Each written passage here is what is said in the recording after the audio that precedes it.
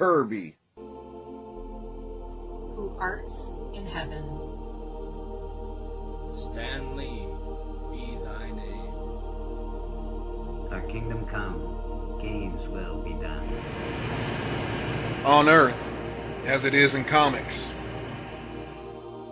Give us this day our weekly pull. And forgive our top tens. As we forgive those who top 10 against us. Lead us not into speculation. And deliver us from FOMO. Hey, put it down. Put it down. For comics are our kingdom. Forever and ever. Excelsior. You're all clear, kid. Now let's blow this thing and go home. I'd buy that for $1. Hey, morning, everybody. And Mr. Rad, of course, hanging out with us this morning. How you doing, Rad? Good morning. Good morning, sir. All right. Sunday, it's Comic Book Church Day. I was up really late last night watching Astonishing Auctions. They had the whale auction on last night. Yeah, I was window shopping on it when I was working.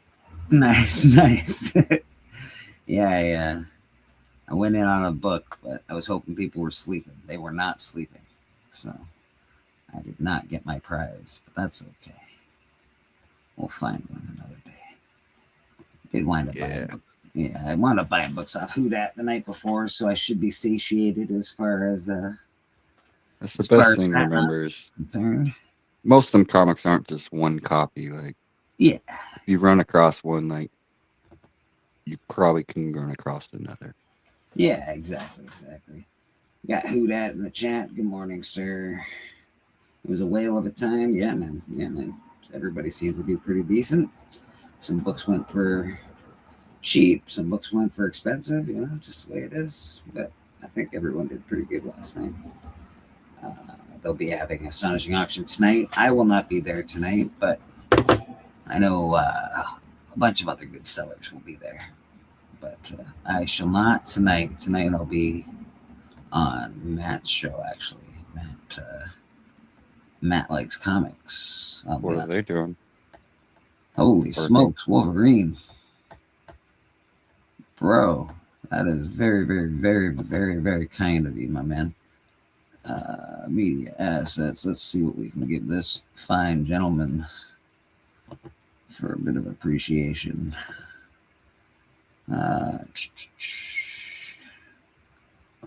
Oh, that's not it. $20. There it is right there. Is it all there? We're short $20. That's fine. Agreed amount or no deal.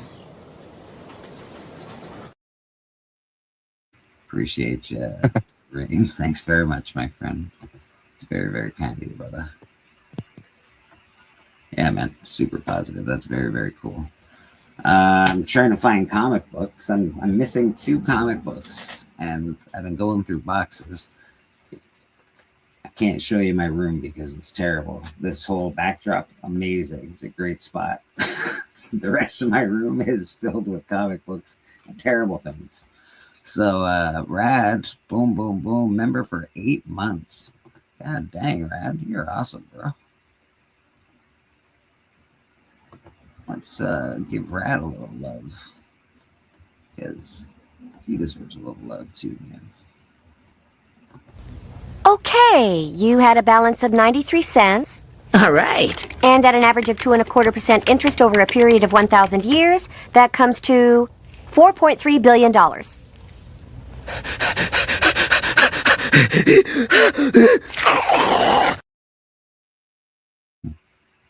Appreciate you, brother. We had the Murder King. We had a meeting last night with the Murder King crew. So that is coming along, which is very, very cool. If you're not aware, myself and Callie have written a comic, rad art, and actual Dracula are doing the art on the book. And yeah, man, we're looking forward to bringing that to Kickstarter. We have had to push back the date a couple of times. You know, life is life. Life happens. People get busy. People got to work. A lot of this project is being done in spare time. So we will get better at dates and deadlines. But this first one, we're really just sort of trying to do the best we can and bring a good product to the finish line. So we're willing to push that finish line a little bit, which I don't mind doing. So we're going to push that finish line a touch, and we're going to keep working. And we're going to bring you Murder King to Kickstarter, man. Can't wait till it happens. The art looks awesome. Let me just say that. The art looks absolutely amazing. So pretty happy so far.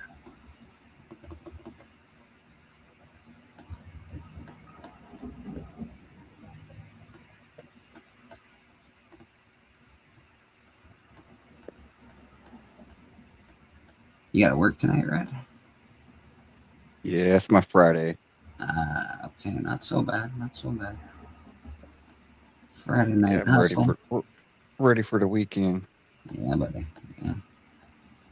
That's nice. That's nice. I get a pretty decent weekend myself. So what do we got going? Oh, are you going to do that today? I was thinking about it. Oh, that's dope, bro. If you're not aware, Rad is a awesome artist. That's why he's on Murder King.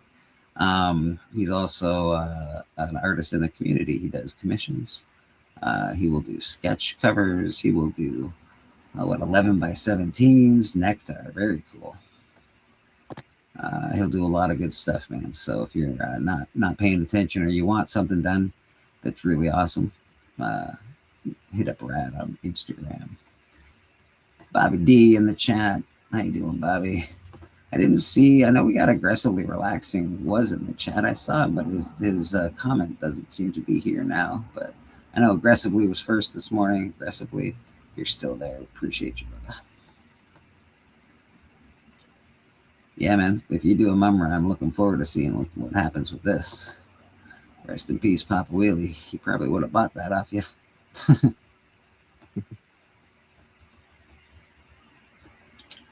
Morning, everyone. Happy Sunday. Missing Mars. Yeah, man. I feel that. Ooh, let's check out the insides of this book. There he is.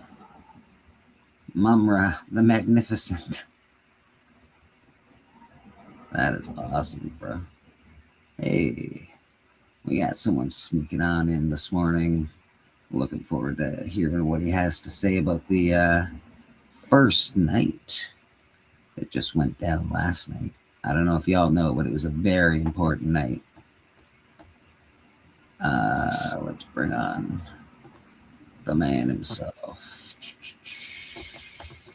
I know yesterday was Superman Day. Yesterday was also WrestleMania. You smell that? Napalm, son! Nothing else in the world smells like that!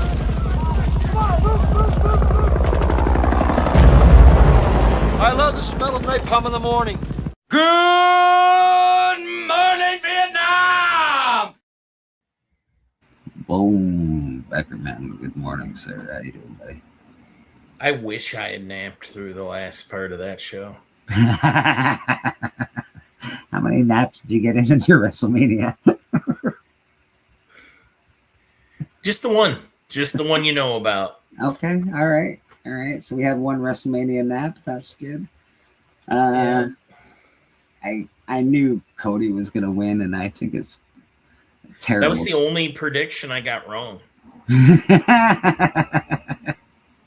I did pretty good for like a not like super duper in-depth wrestling fan. I did pretty good for predictions, man. I'm not gonna lie. For as little effort as I put into it, I did really good. Yeah, I don't know. You should start gambling on that shit. I feel like you did pretty well. I feel like maybe that's not allowed on the gambling sites. Ah, yeah. Due to it being predetermined. Yeah, everything's scripted and all that. Yeah, that's fair. That's fair. Dan's Comic Corner. How you doing, Dan? Dan got his package from us this week, so very happy about that. I know Matt got his package from church this week as well. Very happy about that. Big shout out to Patel. He's been killing it for us lately. He just buying a book and giving it away to the public here on church most mornings, so we appreciate him very much. I was going to play a game with you, Bleak, because I know you watched it. The main event. Yeah. What kind of meal do you think you would have been able to make in the time of those two entrances? Like a burger and fries, like from, you know what I mean? Like put the fries in the fryer, get them. Yeah, easily a quick like bacon and probably French toast breakfast with a nice, maybe a nice thing of like beans on the side, like a good farmer's breakfast. I think could have been easily done. Like that's a 15. Does Canada do beans with? Do Canadians do beans with the breakfast? I don't know if all Canadians you guys do. Get that from the English? I don't know if all Canadians do, but I know my mom that it was when I grew up. Yeah, my parents are I was adopted, but the parents that I grew up with, they're Polish and Ukrainian, so they're European. Maybe it's just a European thing. Nicker donated $100. Holy hell! What is going on? Who donated $100? It says in one of the phone people. Holy smokes! But I don't see it like I would. Yeah. Like I don't see it like neither one of the I. orange ones. No, neither do I. All right. We'll Okay. figure it out. Yeah, Matt likes comics. Good morning, sir. Hey, man. Beans on toast for the Brits. I actually like beans on toast quite a bit. Whether it's for the Brits or not, I'm a big fan. So thank you, Brits, for the beans on toast. Yeah, I'm not into that, but hats off to whoever is. Like, I enjoy it. Yeah, I don't know why it's so good for breakfast, but I really do enjoy beans with my breakfast. Holy heck, though, those were long. That's the point. Is like you could make a reason, like I'm not talking about reheating a Stouffer's or whatever in a microwave. Like I'm saying you could make full on dinner in the time, like a passable dinner in the time they took to get to the ring and get the match started.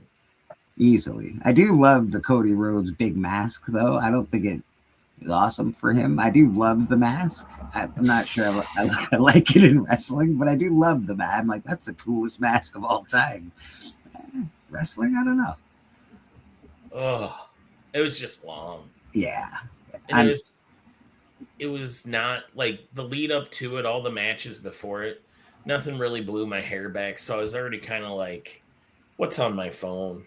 What are people saying? Like, you know what I mean? Like, I wasn't engaged to begin with, but if I had been, that would have taken me right out of it. It's just, I knew Becky was going to win. Actually, did Seth lose? I think did Seth win? Seth lost. I was actually really surprised. I was very surprised that Seth lost. That's the one where I broke away from you guys. I took Gunther. Mr. Gramps Pops. There were more outs for Seth to lose than there were for Gunther. I just figured with Seth being out for so long and him being the masked man that interfered with everybody's matches, I'm like, they're not going to have that guy lose. He's been like, they're building him up for the past fucking 6 months, wrestling with the greatest decisions on the planet. Let's build this guy up and fuck him over. Yeah, but it made sense because it gave you a return, and you know he's going to be in a program with Braun Breaker. They should have been with, but Braun got that hernia. That is and true. if you watched Biggie Shaq's prediction show, I said maybe they'll bring Braun Breaker back early to screw Seth. And that wasn't because I've been reading any like sites that have knowledge to that stuff. It just made sense. I trust you, man. I trust that you would not, use your powers for evil, and you would just make a prediction based on your heart and your feelings, not on the multiple articles that you read of wrestling. I really don't, actually. I really don't. You can. I mean, if you've been watching long enough, you get the gist of it. Yeah, I understand. And that's the thing, as a casual watcher, because I really only watch the big events. That's really the only time I've really watched wrestling. So I don't see the main, the Monday Night Raws and the Saturday Night SmackDown or Friday Night SmackDown or whatever it is. So I don't get to see the build up or the lead up to these things. So what I'm guessing, it really is just based on, I don't think that guy's gonna lose, but. Trollfire, how you doing, brother? Good morning to you, sir. Trollfire, so I can giving out comic books last night on Astonishing Auction. Oh, nice. Oh yeah, it's ridiculous. Some of these books, man, that were so. Last night is the Whale on Astonishing Auction, and most things start at $100 or more. So he started some stuff at $100 that. So whale means that they have a lot of money. That's big books for big money. Yeah. Or is it only fat people are allowed to bid? It's only fat people. Yeah. I will be there next time they have one. Drop the link to me. I'll make sure I'm bidding. Yeah, they were gonna name it the Large and in Charge auction, but we all said whale seems a little nicer. Yeah. Except for maybe the whales. Except for the whales, yeah. Who, by the way, don't have money. Well, sorry. Unless you're Brendan Fraser. Oh, dropping see how Rad brought it all around. He's got the money. He does have the money. He does. Yeah, he's back in Hollywood in a semi-big way. Brendan Fraser, good for you. Welcome back. Apparently the new Mummy, not so good. I haven't seen it yet, but apparently new Mummy, not what people were hoping for. So, yeah, I'm hearing it's not it's not the Mummy that we grew up with. It's not Brendan Fraser's. What are Mummy. we it's talking about now? Lee Cronin's The Mummy. Yes, so it's made by the guy that did Evil Dead Rise. Yes. And everyone says that it's almost an exact copy of Evil Dead Rise, like almost like scene for scene, like you can like see like the same gimmicks being used. That was the biggest criticism I heard, is that it was almost exactly like Evil Dead Rise. It wasn't even like its own thing, really. They said it's more of a possession, exorcism movie than it is a mummy. Yeah. The premise is, well, I can tell the premise after we say hello to Dracula, obviously. Let me explain. I work for Dracula. Count Dracula? It's the real fucking Dracula! Drac, how you doing, brother? Good to see you in the chat, my friend. Sequential Art Overlord, how you doing? What were you saying, Red? There's like a couple, they have a daughter. The daughter gets kidnapped in Egypt. While they're vacationing in Egypt, she gets kidnapped. Time goes by. Then an airplane wrecks, and the daughter's on the airplane in an esophagus, or sarcophagus, excuse me. And no. Yeah, esophagus would be a little different. Yeah, and he's in somebody's throat. She's not the same as she was before she got kidnapped. We'll just say that. Yeah, apparently the whole thing is the mummy. It's like a spirit, and they have to transfer it from body to body to keep it in this esophagus. It's Brendan Fraser's esophagus. It's like the whale swallowing Geppetto, and now we brought it all the way around. Yeah, so it's not the Brendan Fraser movies, and people are pissed. Apparently, they're like, this movie's terrible. especially Brendan Fraser's agent. Oh my god, I don't know. Didn't Tom Cruise try to do a mummy movie that sort of flopped? This mummy movie, I don't think it's going to do well. Like, come on, guys. I'll be honest. I don't even know if I saw The Mummy Returns. I thought we kind of got the message out in the first one. And I liked the first one. I like The Mummy Returns is even better. They like did a lot more CG stuff, but the third one where it really fell off.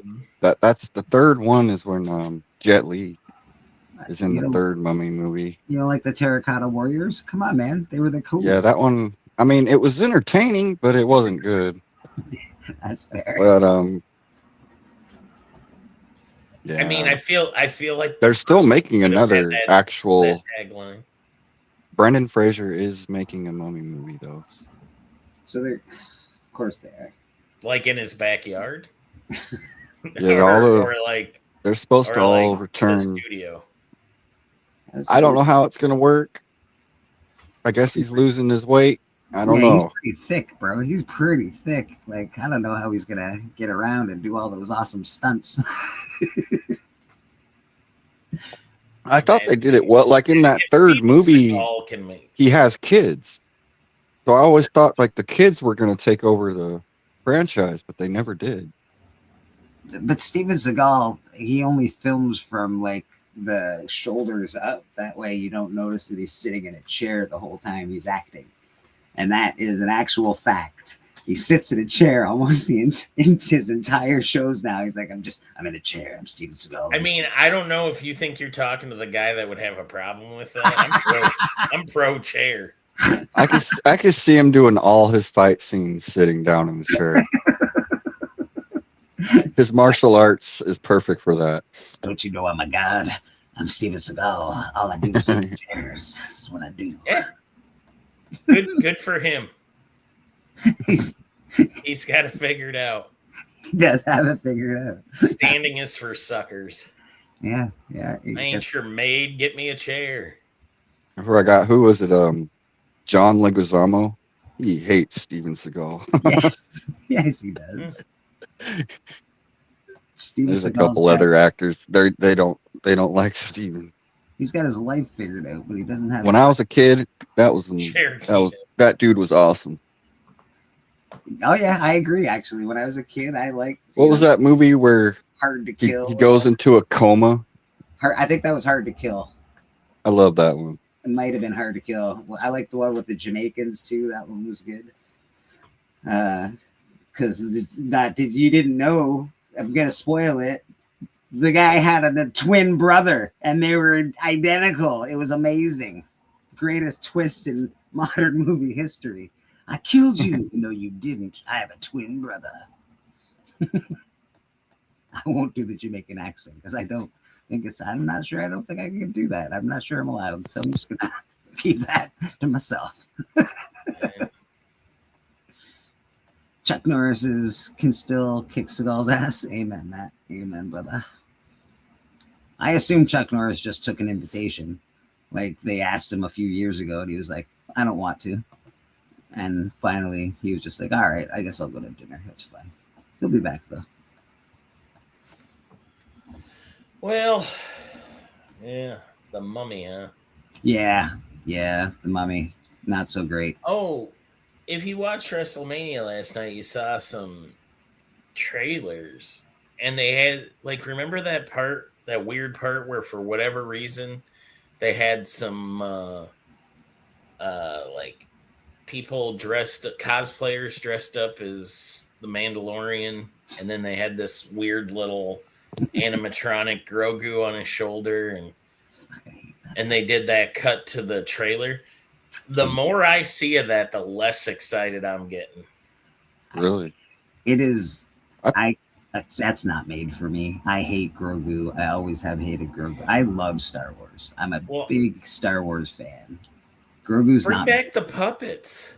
It's made for kids, bro. Look, I wanted to. A friend of mine, not a friend of mine, just somebody I work with. They've got a Grogu sticker on the back of their car. They've never seen Star Wars in their entire life. if you think that this movie is gonna bomb, it's in a very good spot, and fucking kids love that thing. I think it's gonna do all right. It'll do good. I Like think you said, so. it's just not made for me anymore either. They're really aiming for that younger audience. I think you're right. Yeah, man. I wanted to see the. But could we just get puppets? I want to see a bounty hunter in space. I want the puppet to be gone. I was very happy when the puppet. Yeah, when the puppet. I'll be honest. I was What was very that? happy. I'm like, goodbye, puppet. Goodbye. What was that? What was that show they just came out? Was it Skeleton Crew? When it Yeah. was the little kids. Yeah. The little elephant boy. He was like a puppet, right? And I was like, that was the worst makeup I ever seen in my life. Nah, that was CGI. They didn't use actual fucking puppets. I was like, golly. And that's my issue with it. Is that like if you go back and you watch like Return of the Jedi, that whole like Jabba's palace and then later on Jabba's skiff. Yeah. It's bananas how much fun that was. Like Jim Henson workshop was just going bonkers in there. Can't even imagine. The Max Rebo band. You know, That's like you can tell like when you stop using Jim Henson, you're gonna fail. Ninja Turtles proved that. Ninja Turtles 1 and 2, Jim Henson. Ninja Turtles 3, Turtles in Time, was not Jim Henson. That movie failed. I also used to call him Dark Vader when I was very small. Sequential art overlord. And then people made fun of me. Said, it's not Dark Vader, it's Darth Vader. Yeah, we wouldn't have the Ninja Turtles that we have today. I if it thought the wasn't for song Jim was. Henson. I thought the song was Secret Asian Man. I actually, I'm not even gonna lie. I go to karaoke, or I used to when I drank, and there's an Asian who calls himself the Asian. So I'm not doing it. It's not my fault. I didn't call him that, but that's what he likes to be called. I don't know why, but he sings Secret Asian Man, and he does not sing the real lyrics. He sings the ones that we all sing. See, I don't know, man. I just can't do karaoke. I love karaoke, bro. I absolutely. Yeah, it attracts certain types. Yeah. Yeah, I can't. I've never done it. I don't know if I could do it now that I don't drink. Yeah, see. But like even when I drank, karaoke was totally in. I was in for it, like hook, line, and sinker. Nope. Okay. Well, you know what? Karaoke's not for everybody. Not everybody likes to sing. And sometimes I'm not gonna lie, even I have to go out for cigarettes when certain people are singing. I'm like, oof. Although, be in here for this. If I knew what I know now, like if you're a single guy, that's not a bad place to meet ladies. Yeah, it's a good place to meet ladies. A lot of women go to karaoke. A lot of single mothers with baggage hang out at karaoke. That is a fact. Okay, so Bleeker's got the playbook. If you need more information, reach out to him on Instagram. I'll send you the full PDF file. What to look for, warning signs. Yeah, how you know she's got daddy issues. It's all in the playbook, guys. It's all in the playbook. I think the fact that it's probably a Tuesday night and you're all drunk, she has daddy.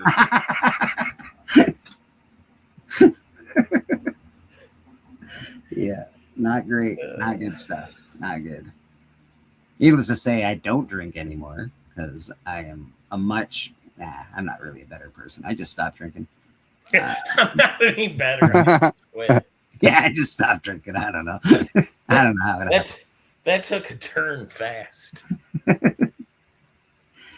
Well, obviously, troll. That's the best time to make decisions is when you're just blasted, and it's 2 a.m. It's the best time to make life decisions. That's when you figure out the meaning of life. That's when you figure out, like, if I sell all my blood and my hair, I will have another bag. Hey, Bobby Dilla, get it. He's got a link. He knows where we're at. Bobby and, is. I know where he'll be at tonight on Magic Lasso's channel. Ooh, Magic Lasso. Very nice. What's he doing on there? Give the plug, Bobby. I did my best. I know you sent me a text about it. Yeah, Bobby, tell us what you're doing. Well, he'll be out later. He's Yeah. usually on today. I believe he said last weekend he was gonna show a lot of his signatures. Oh, well, Is that what he's doing?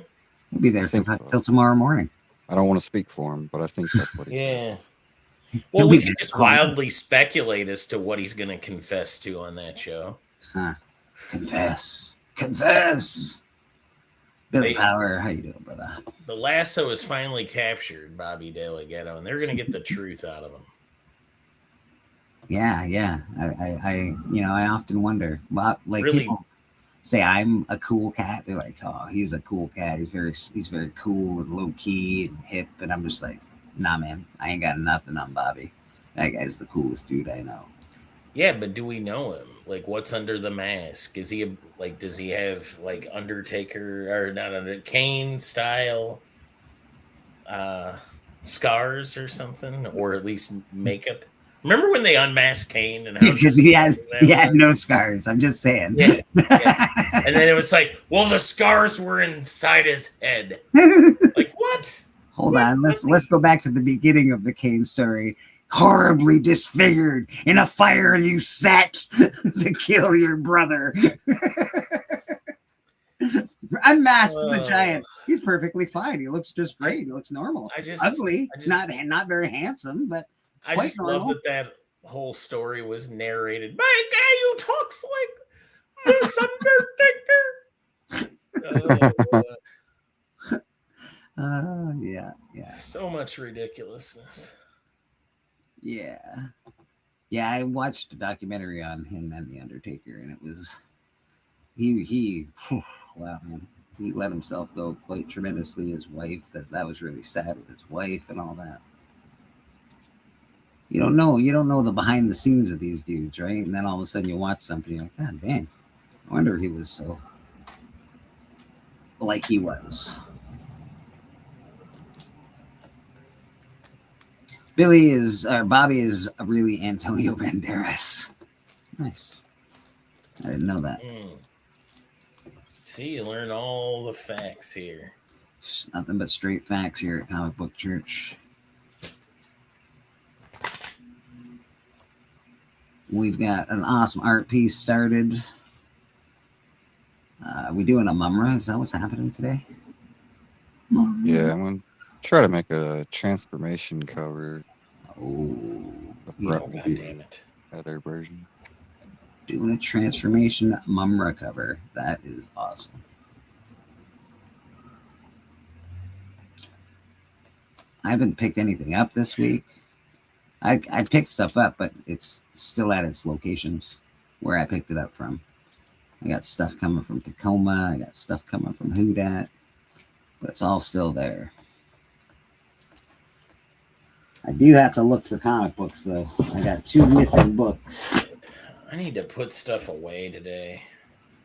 I really have to go through my boxes out here and really have to put, Batman with Batman. I got shit everywhere. It's like this. I'm going through my box. I'm like, I got 2 of these in another box. Why is this happening to me? And I can tell you why it's happening to me, because I go on to the Comic Collector Club and I battle with comic books. And then I get mad at my comic books being everywhere. And then I just put them in a random box. That's why it happens to me. Yeah. And the hunt is, you're not off the hook. The hunt. Constant nonsense. Bobby, you ever show your face? No way, man. He's motherfucking Doom. I've never seen it. Never. I assume that he is horribly disfigured. Mm-hmm.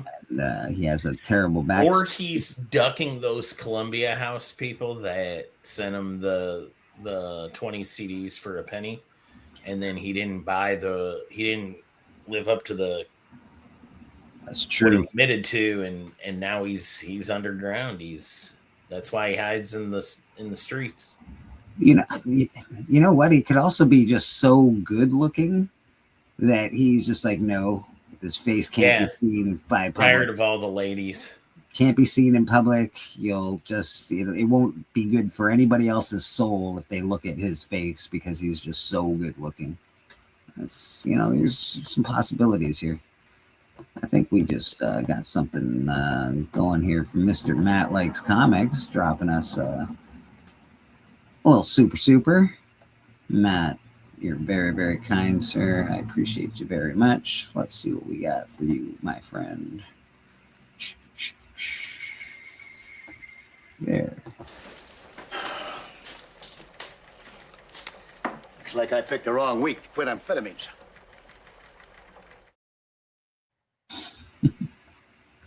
It's always the wrong week to quit amphetamines, just for your information. Do people even do amphetamines anymore? Is that like a thing, or is that do they make those? I don't even know what those are anymore. What is aggressively relaxing doing? Energy drinks. Look at all those words he typed. What a try hard. I don't know. He was saying he was mentioning some stuff about you the other night, and I was like, oh, you got a point. You got a point. I'm not sure Beckerman is as lazy as he claims. He's like, right. I'm gonna go. I'll take a nap right now. Click. Legitimately showed up late to your guys' hangout because I was napping. That is true. That is true. I think Bobby is a former wrestler hiding from the mob. Also, he does look like a wrestler, but he looks like a wrestler, like from a Batman Rogues Gallery wrestler. It's very cool because he does go to wrestling shows and he wears a suit and his mask, and it's awesome. I'm not gonna lie. Don't call me Shirley. I did have a point, didn't I? Yes, you did. I know. On top of your head. I just was musing the point over, and I'm like, it's a bit of a point. I can't remember the point, but there was a point. I tell you when he tells you. So, have you done any good specking lately? I know you got your dork spec all squared away. Well, I bought all those copies of that Dungeon Crawler Carl free comic book day from Vault, the $10 one. Yeah. I bought 3 copies of that, and they haven't even arrived yet. They just started shipping them out, and people are already selling their pre-orders on eBay for like anywhere from $80 to $120. Like, what the holy shit? I what the fuck is going on? I understand they're fun stories. I understand. I don't even know if it's actual FOMO or what. It doesn't seem like it can be. Is it just the secondary market guys just driving up these prices? Like, people. Are they all just selling them to each other? Right? Like the whole spec. Is it really just the spec game that's driving this? Because I hope Murder King reaches fucking $400 off the fucking line. That'd be nice. I was thinking about that. What is the name? When religious people were more fun and they would like approach you out in the streets and they would give you those little booklets. What were those called? Were those called tracks? Oh, I don't remember what the little booklets were called. So I remember there was a couple that would hang out down by the comic shop that I would go to. And they'd be like, "Oh, you like comic books? Here." And you'd be like, "Oh, cool, free comic book." But it was this like rectangular deal. Like it was bound, but not like kind of cheaply made with little cartoons, but it was all about Jesus. Oh, I remember the cartoons. They were like comic books. I remember some really vivid they were shaped like this, like almost like a coupon book or something. Yeah. But I think they're somebody had it. Thank you, Click Tracks. Thank you, Apex Comics. I thought it was called a track. You should do, since it's Bleecker Street Comics and you're known for church. Yeah. You should do an ash can track of Murder King. That would be fun. That is fun. And we were talking about doing an ash can last night, in fact. So we'll do it up like one of those. That's interesting. I saw in one of those tracks, I actually read the story of when Russia drilled a hole into the center of the earth and they heard the demons and people screaming. Not true, by the way. Nobody's ever. They do have a hole. Nobody's screaming out of it. But there is there is a big deep hole in Russia. But nobody's screaming. There is no devils in there. It's fine. Everything's okay, guys. They call it the hole to hell. Yeah. I read a couple of weird stories, like weird Christian. They did. Crazy. They sent a microphone down it, and there was weird sounds. Well, yeah, and then weird they sounds capped it down there. off. In a big dark cavern in the center of the earth. I assume there's going to be some sounds down there. Tectonic plates moving and the like. Do you know those church click tracks? They did one of those for Rick and Morty before the comic books ever came out, and it became collectible because technically it's the first comic book for Rick and Morty. They made it the Good Morty from that episode. Interesting. Not a lot of people know about that, but they did that. But I was thinking about that. I was like, you should do that because of the whole, and it could be like brought to you by your friends at Bleecker Street. Like you could give a little ad on the back for church hangout. I think there are some interesting ways you could make that fun. I dig that, actually. Aggressively says, oh, hey, Boston. It's convenient. They're vague about what they were screaming in that Russian hole because I heard it was, hey, what are you doing to the roof of our goddamn hole? Or maybe it was Nia Jax screaming, oh, my hole. Just over. I'm very lost. Yes. Well, we're talking about holes. You've come to church to get found. I guess so. It's John Jesus is in the chat. We're always We're talking about holes and not the one with Wicked. See where they said Beckerman? Look at him. What? John Jesus? Go back then? Fuck no. You know what's funny? There was a guy that looked very close to you in the crowd at WrestleMania. I was like, oh my God, it was like Beckerman. And you weren't in the crowd. Yeah, I don't have WrestleMania money, my friend. No. Who does?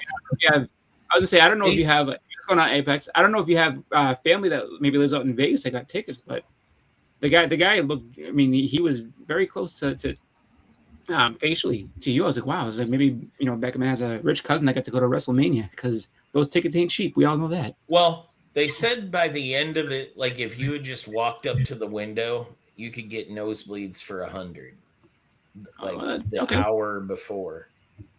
Wow, that says something though. That they still had tickets the hour before the show went live. That's insane. Yeah, that's not good. That's good. How they filled it in. That's how they filled in those upper seats, though.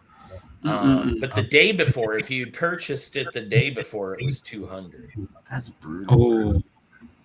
So I'd be a little salty if I was sitting next to a guy like, what'd you pay? $100. What'd you pay? Well, fuck, I paid $200 yesterday. When'd you get your ticket though, bro? Oh, I just got mine today. What? Yeah. 15 minutes ago, dude. I just walked right to the window. Which, I mean, there's no way you walked right. I mean, he was probably in line for like 7 hours to try to get that $100 ticket. But it's like, yeah, I just got mine at the window. It looked full, is what I'm saying, but I don't think it was full.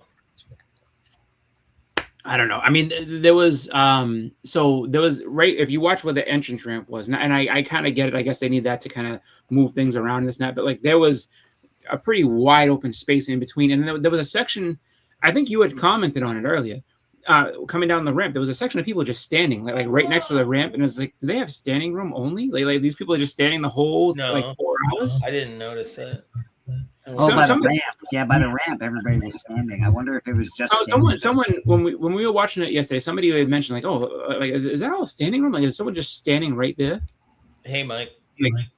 And it looked like a standing only section. I mean, of course, it was an entrance, so people are standing up anyway. But I mean, if you have to stand for like 5.5, 6 hours at WrestleMania, that sucks. It's a pretty long show. Mm-hmm. I got sort of it. I watched most of it. I don't think I saw the beginning. Biggie Shaq shared a link out, and then Boston came in with the link afterwards as well. And so I was sort of watching the last match while I was talking to the boys from Murder King. And then as soon as I picked up the phone to say, oh, did whatchamacallit win? My phone died. Literally, I'm like, yeah. Oh, okay. Phone died. Perfect. No, I mean, overall, night one was decent. It wasn't spectacular, but it was decent. There was some, there was some decent matches that did well. I thought that the Seth Rollins and Gunther match was very good.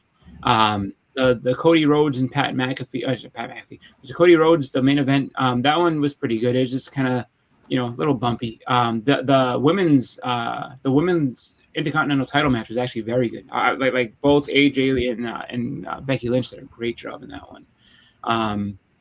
But then the earlier ones, I saw the Jacob Fatu and Drew McIntyre, which that was it was a spot fest. It was pretty good though.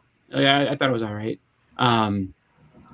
My weakest match of the night is the one that Beckerman said who cares to, which was the women's tag match, just because it just I don't I get that they were excited that Paige came back and she won the title instantly just from coming back and great and and she's the Bella Twins were gonna win that no matter what, which I think is ridiculous. They're relying too much on the returns to be we're gonna let you return and be a champion. Don't do that.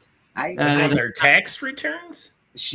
I'm okay, and I hate that, but she looks like she's got a coke problem, man. That girl's she's thinner. She's thinner than she was before. I think what happened is that when she was in AEW, she actually got a little. She loves her Coca-Cola, folks, is what I'm talking about.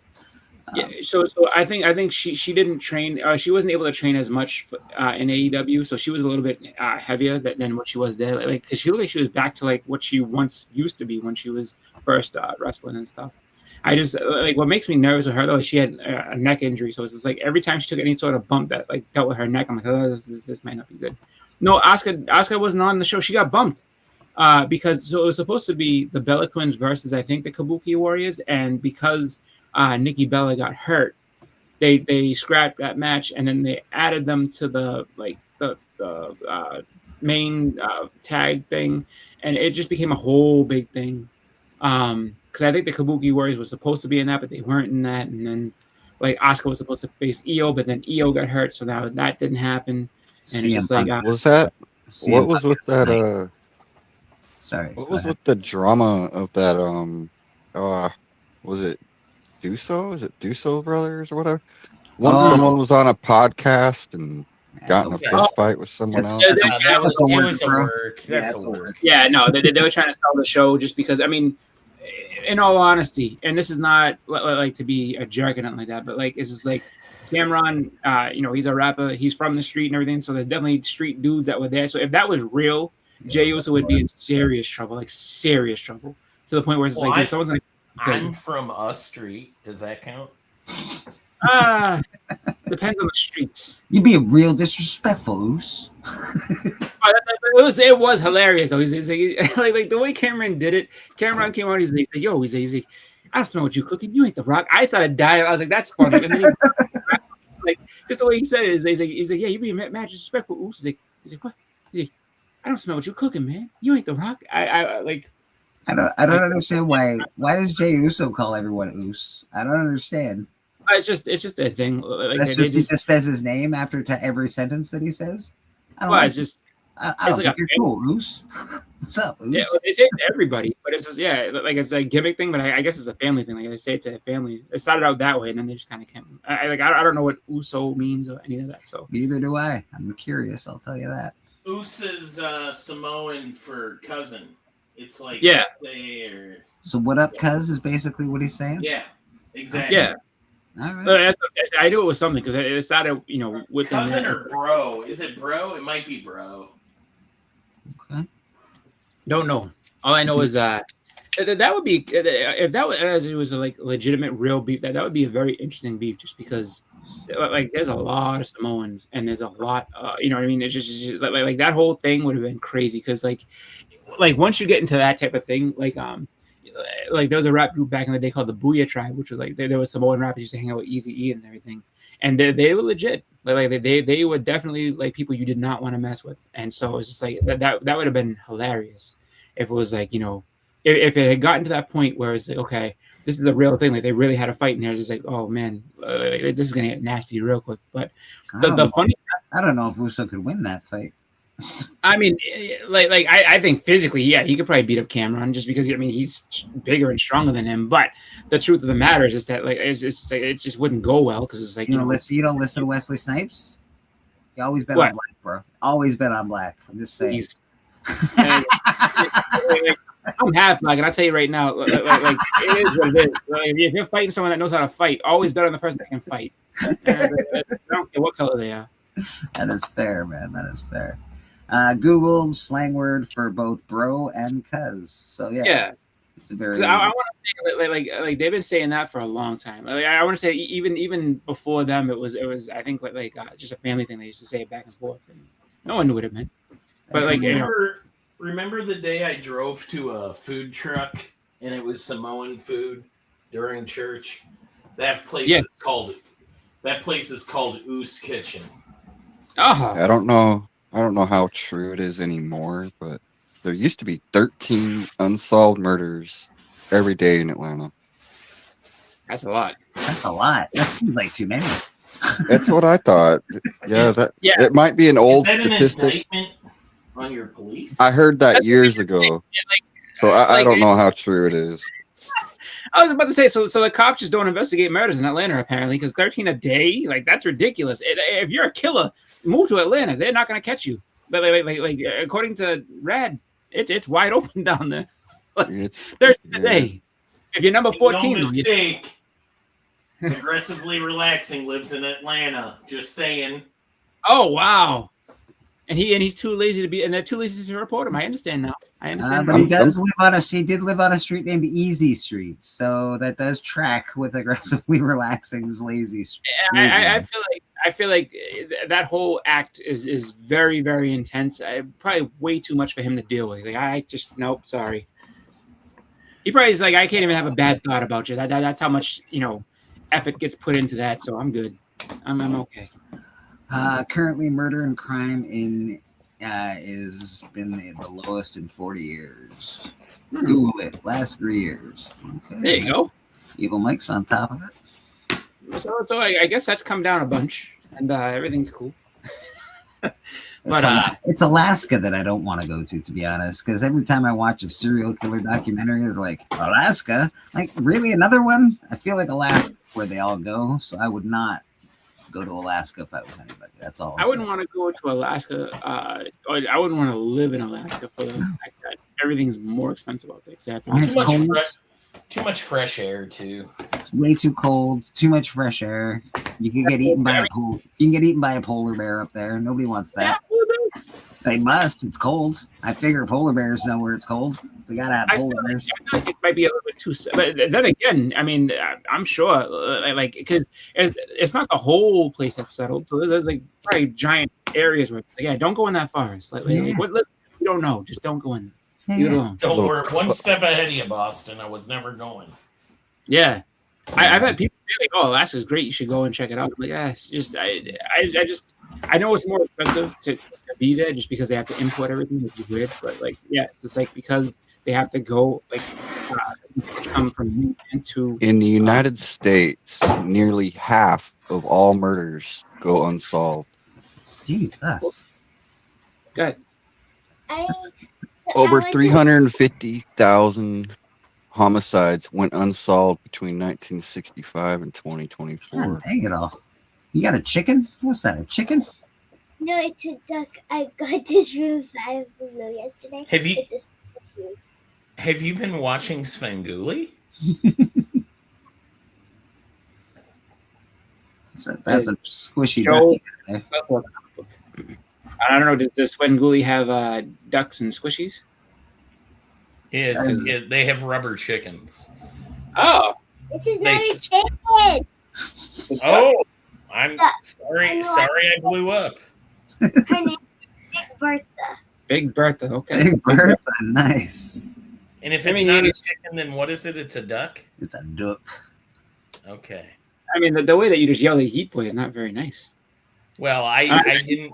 It was my fault. I came into her dojo. I don't know. And called a duck a chicken. Well, just Your breath smells. It smells like chocolate. Yeah, no, like I'm sorry. See? Now she got you apologizing. That's Well, that blew my mind right there. a big air bubble, and then this is all the shaving cream. What? It's filled with shaving cream? It's like shaving cream, but it's slime shaving cream. Oh, great. Well, we can, not keep that happening. Yeah. You guess the #1 city for crime? Not murder, just crime. I'm gonna have to say Detroit. Saginaw, Michigan. Ooh, I like that. That's awesome.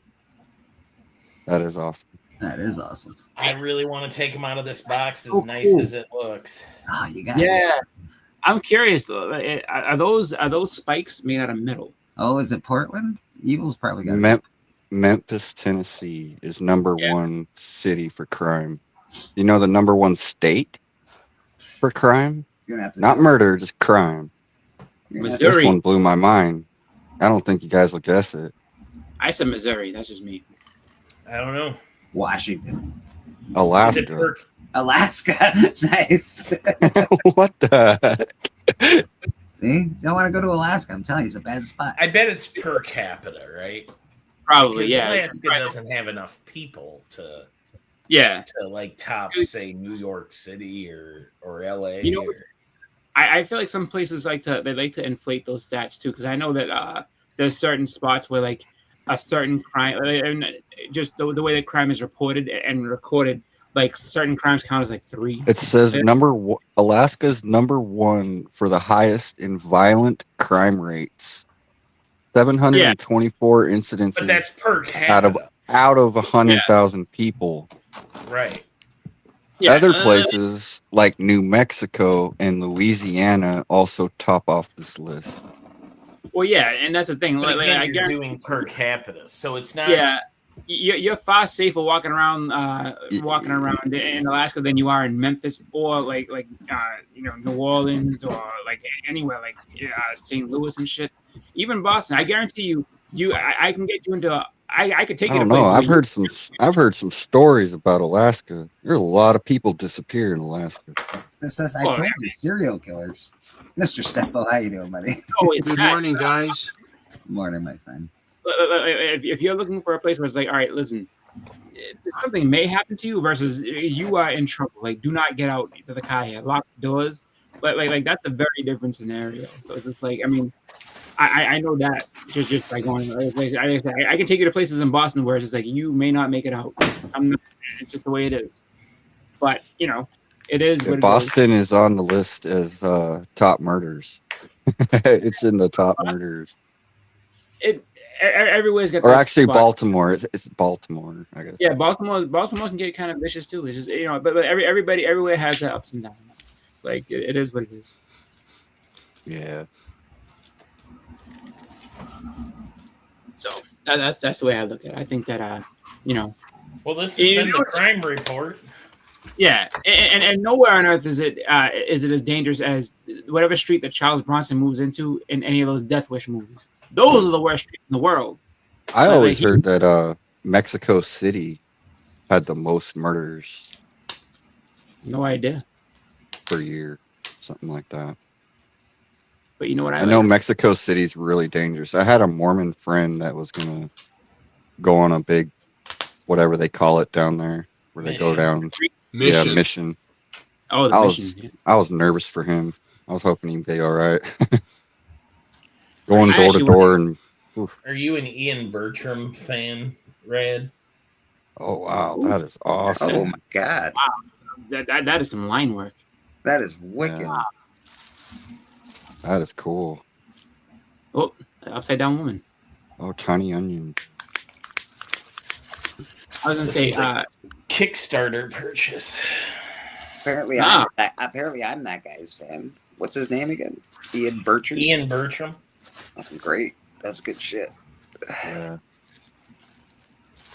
The Steppo, Scrolls. good morning. You were up very late last night, as I was as well, watching the astonishing auction. How'd you do? Sometimes I'm too smart for my own good. Uh-oh. What'd you do? Well, if a book was way too low, what I'll do sometimes, not all the times, but I'll bump a bid. And then if I end up winning it, then okay, so be it. But, you know, if they're like half of the value of what they're supposed to, I mean, of a book that's supposed to be $700, $600, almost $700, and it's limping at 3 1/4, then I'll come in, I mean, at half value. But I was trying to be a buddy with, well, long story short, I bought a 8.5 Conan 24, the nice cover that he had that as an 8.5, and I went in too strong, and then I was left holding the bag. Now it's a nice book. Don't get me wrong. I overpaid about $40. In the greater scheme of things, I'm glad it went to him because, you know, he's trying to, you know, make money and his goals. So he says, well, what I can do is like what we did with that when you bought the first Iron Fist from me, Marvel Premiere 15, is I'll send it to his guy. I can't remember the guy's name. Have him clean and press it and then submit it, because he says it'll either bring a 9 or a 9.2. He said, but I would be shocked if it doesn't hit a 9 anyway. So okay. I'm not hurt that much, but for some reason sometimes stuff doesn't go. The best laid plans of mice and men gang afterglay, but I did get some very interesting stuff from MT and the guys, so I did okay. It was actually, I believe that it was the best whale show for sales that they've ever had. I think they only had, out of all of the lots, they had, I think, only 1 or 2 that didn't sell for the entire night, and that was only till the very end. I mean, every lot sold, which is quite something. I did buy one that I'm looking forward to getting. I have one that the Jackal, Edwin Price, had. And he showed it on the Thursday show, and it's the first appearance of the Shocker, ASM, what is it, 46? Yeah. And it's like it's a high 8 anyway. A beautiful, beautiful, supple, glossy cover. And I got it perky, even perky. It was perky. That's the first thing that comes to my mind when I see Aunt May is perky. Anyway, so it was I landed that, and there are a few others, so I did okay. But I just sometimes I do it more and I enjoy it less. I guess I'll put it that way. You know, that's cool. So a great time was had by all. I was gonna say, if it hurt you that much, if that Shocker hurt you that much, I mean, that's been on my list for a couple of years. You could just throw it this way, and I'll just be like, hey, listen, I don't want to see you hurting anymore. No. I was very happy to get, and then he had a Batman 423 that was nice. And that needed a press. It had a couple of wows in it, but it was a very, very nice, you know, mid 9s copy of that book. And it went for more money than the Shocker. And he was going, I can't believe that a Bat 423 aces out the first Shocker. That's insane. That was MT that said that, right? No, this was the Jackal. Edwin Price was selling that, and Tacoma Comics was selling a lot of the, you know, first Gambit, first Spidey 300, and a lot of the Bronze Age keys. There was quite a bit of bronze. I bought a beautiful Airfighters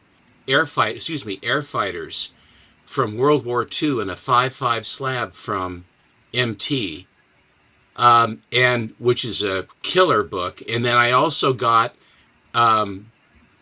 it's a which one was it? Well, I think one of the early Marvel Monsters. There was I'll tell you what it was. It's the one that has the tryout for Doctor Doom. I think it's Tales to Astonish, whatever. No, Tales of Suspense 34. I think something like that. But it's Doctor Doom on the cover. It literally is Doctor Doom. Yeah. And it was one of those ones where he goes, well, I don't know if I want to sell it. I don't know if I want to sell it. Yes, you and do. I said, well, put a price on it. And then what happened was, I said, well, I direct messaged him. I said, well, put a price on it. I mean, what's the deal? What's the drill? You know, here he is. He's got it on display. It's ready to go. But then he does this, I don't know if I want to sell it thing, which is I want to sell it, but it's a good pitch and it works on me. So he came up with a price. It was like $400 and fairly priced at that. It's an expensive book, the first Doom, especially in light of with Doom coming. So he said, okay, Steppo bought my Air Fighters. This book I will put up at $400 for him. And then some guy came in and bid $400. And I said, and I had typed sold and hit the send button, and it took a while for the send to get there. So then they're throwing all these red flags, and then he says, look, I said to Steppo I was going to sell it to him. He asked me for a price. He cajoled me into a price. I gave him the price. And then they were saying, boy, that wasn't handled very well. And then I said, well, look, I said, if there's a problem, I'll back off. Let the other guy have it. I don't want there to be a problem. And MT was saying, I said that this was for him, and I told him the price, and I had first right of refusal. So, but the wags that are in the chat, the fine people in the chat. Mike, you've seen the fine people in the chat before, I'm certain. Anyway, that's what happened. But I got sorry, it. I was muted and I had to get my mouse back around. I keep hearing about I keep hearing about these guys, and I don't know a lot about them, I'll be honest, but every time I hear that you get jerked around like this is people whose business it's not even. That's what gets me mad, is that it's just people clucking about a situation that doesn't even involve them. There does seem to be that they take great joy. There's Troll. They take great joy in stirring the pot. I am absolutely the opposite. I don't like fractious Just friction. worry about yourself. It didn't involve you, so stay out of it. All right, we got something going on in the chat. We got Can. He's buying books. We're doing a giveaway. You should have sat there and been like, as soon as it's like $400, you said, Boulder Dash, buy 50. Just Balderdash. It was offered to step. Oh, I know. Price. Yeah, If the guy really said, "Hey, this is for you, Steppo, at this price. Do you want it?" and Steppo responded, then yeah, I don't care if he came in first or not. It was an offer just for him. He was not competing with anybody. There was no. I know. It was as plain. It was a very, very plain, straightforward transaction. And MT wasn't having any of that. What and I then the people that wasn't handled very well.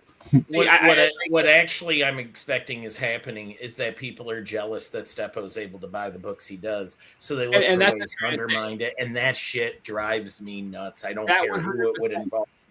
All right. Well, before we go any further with this conversation, we're gonna get hashtag Tan the Man in the chat. We're doing a giveaway. Patel has donated some books to the chat, so. Let's see what we got today. So we've got a near mint copy of Darkhawk #1. We have a facsimile of Conan the Barbarian #1. We've got a Star Trek #1, and we have a Marvel Tales Spider-Man, the reprint of AF-15. And that is the giveaway for today. So hashtag Tan the Man in the chat. That'll get you some books. Evil says it's mine. Nice. All right. So put hashtag Tan the Man in the chat. You'll be up for some books. We'll get the... Yeah, get in there. Everybody throw some Tan the Man in there. Let's go. Tan the Man. There we go. There we go. Does anybody know the connection of Darkhawk and Invincible? No. Enlighten. So does anybody know the characters Rick Sheridan and his college roommate Chris Powell in Invincible? Okay, well, Rick Sheridan was the alias of Sleepwalker, and Chris Powell is the alias of Darkhawk. And it's just because Robert Kirkman grew up in the 90s like I did and loved Sleepwalker #1 and Darkhawk #1. So that's his little tip of the hat to the 90s. Very good. I never would have made that connection. And Very if good. you want to go even deeper into it, when Robert Kirkman briefly worked for Marvel before they had a major fallout, they offered him any characters he wanted, and he put together a team with Darkhawk, Sleepwalker, Speedball. Like right here, I love you. I love you, Robert Kirkman. Brilliant. It's brilliant. he put together the Beckerman team, and I was like, you know what? We had enough of your shit. They were appropriately named the League of Losers. Oh, I got something special happening this morning. At least I hope it is. We'll see what happens. Someone is on their way currently bringing me a box of comic books. So, someone who's on their way to bring you a box of comic books? Yes, they are. Yes, they I mean, are. I didn't realize that they had home delivery in Canada. Listen, Steppo, I'm a special case. I'm exceptionally lazy. Beckerman knows this, so things come to me. I don't go to things. Things come to me. No, it's a lady from church. At church, actually, that my old boss. She's like a deacon at a church or something, and they have a box of comic books that was found upstairs, and she was like, I know where this is going. And so I'm hoping it's good. It might not be. It could just be all 90s nonsense, but I'm hoping it's good. I don't know. That's nice. That you could be looking at something that was there for like the last 60 years. I know. I got the tingles right now. I'm like, tingling. I get to look through a box of books that hasn't been searched in a while. Like somebody like in 1964 got caught with those. Give me these books, and they put them away, and they've just been sitting there this whole time. Could you imagine? Can you imagine? No, I don't even want to imagine. All right, what do we got? We got hashtag Tan the Man in the chat. We got 10 entries so far. We got 18 people watching. I'll give a few more minutes, and we're going to run that hashtag Tan the Man. Yes. I was looking at Tan. Tan was on Matt Atkinson's show. Nice. And as a matter of fact, speaking of Matt Atkinson, Bleeker and I will be darkening his doorstep. Hello, TM. Darkening his doorstep tonight. Where we're going to talk about superheroes, because he went away from Superman because only that. There's Sue. Hello, Sue. So it should be, Bleeker's going to wax me with his comic knowledge big time. Oh, I'm sure. And Matt and Mr. Atkinson will be going like this the whole time. Yes, the Canadian connection. Yes. When I'm hanging out with you guys, I just sit back and learn, my man. I am not ashamed to admit I do not know nearly as much knowledge about comic books as other people. I do love comic books. I do love everything about it. I don't know everything about it, so I love listening to you. I've learned a ton from you, Stephen, honestly. Yourself, Doc, you guys have really, I don't know, you taught me really like a different way to collect. Let's put it that way. And it's I've moved into a different way to collect, and that is directly because of your influence. And I say thank you very much, sir. Well, thank you very much. I hope I didn't do you dirt. you just made it more expensive, but it's fine. It's fine. No, I love it. I love the way my collection is looking. Obviously, I don't have a ton of money, so I can't buy books all the time. But every book I buy is pretty darn good, man. I'm pretty happy. Well, I saw you in there pitching at the auction last night. Hi there, madam. How you doing? Hi, madam. How are you? Oh, Madam on the road. Madam on the road. I'm out and about. Out and about. All right. Good enough. Good enough. Good to see you, madam. You look like a movie star this morning. Oh, thank you. Who you? I wonder why I come on this show. Everyone's starting to say hello. Hi. I can't see the comments because I'm on my phone, but Patel. I just want to check in and say hi. What are you guys talking about? We're going to run an auction. We were talking about last night's auction with Astonishing, talking about different ways that we all collect, you know, the good stuff. Mike Pope, how you doing, buddy? Hi. A lot of people jumping in. We have Travis in the chat, TM Nerdy. Hope you're well, brother. Good to see you. Wellboard is hanging out with us. Evil Mike. All sorts of good people are hanging out with us. Aww. I got to refresh the app. Sorry. Give me a second. Choose a live stream. Comic Book Church. Tan the Man. Hashtag Tan the Man. And we're going to start collecting. We've got 11 entries. I'm going to do this draw because I got to go downstairs really quick. Oh, fuck, am I missing a giveaway? You are. Yeah. God damn it. All right, we got the draw coming on. Can someone enter for me? If I win, I'll give it to you, madam. How's that? Oh, I bet you will. All right, there we go. Okay. I'm actually pulling for Evil Mike here. I don't know why, but I feel like Evil Mike needs a win. Oh, who dat? Who dat? He's fun with that. Who dat comics? The big win, man. Good job, That's their Who Dat. fun anyway, right? It's such a rig. Congrats. Wow, who dat got in like Obviously right at rigged. the last minute too. Did he? Nice. Nice. Who dat for the win, man. Good job, Who Dat. I will be sending you some good books, some cool books, my man.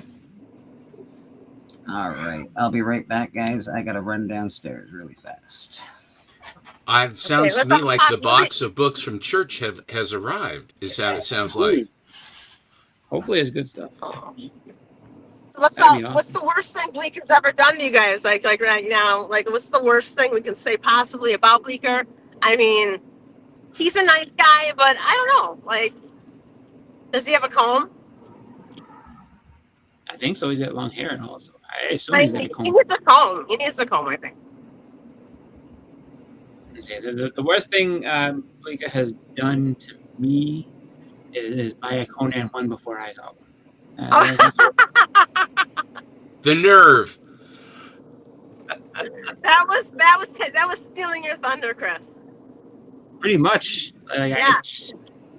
It's a book I want, and I just have to keep waiting. But there's other books I want ahead of that, so I'm just kind of. Actually, I saw one at a shop yesterday, and I didn't end up getting it just because I have I went to a convention last week, so I'm not really in the place to be dropping tons of money. But there was a She's Josie #1, which is very early appearance of Josie and the Pussycats. Josie. I was under the impression that Josie was on a vacation far away. No, it's different Josie. Oh. But I want to say that I think that She's Josie #1 is the first appearance of what's her name, the other girl, Melody, and I think that's when I think that is where they start to form it, and then I think Josie #45 is where they officially become Josie and the Pussycats. That's when Valerie becomes part of it. But I saw it, and it's a book that you really don't see often or anything else. And it was a good price. I just didn't have a chance. Like, I should have asked him to take it down and look at it, but I didn't. So I was like, all right, I'm better off not doing this because this is going to get expensive. So you got a box. A newish box. Oh, I don't think anything good's gonna come out of this box. I can already tell. As I say, the book looked too new. I was hoping to see a little fading. I think it's not gonna be anything that's amazing.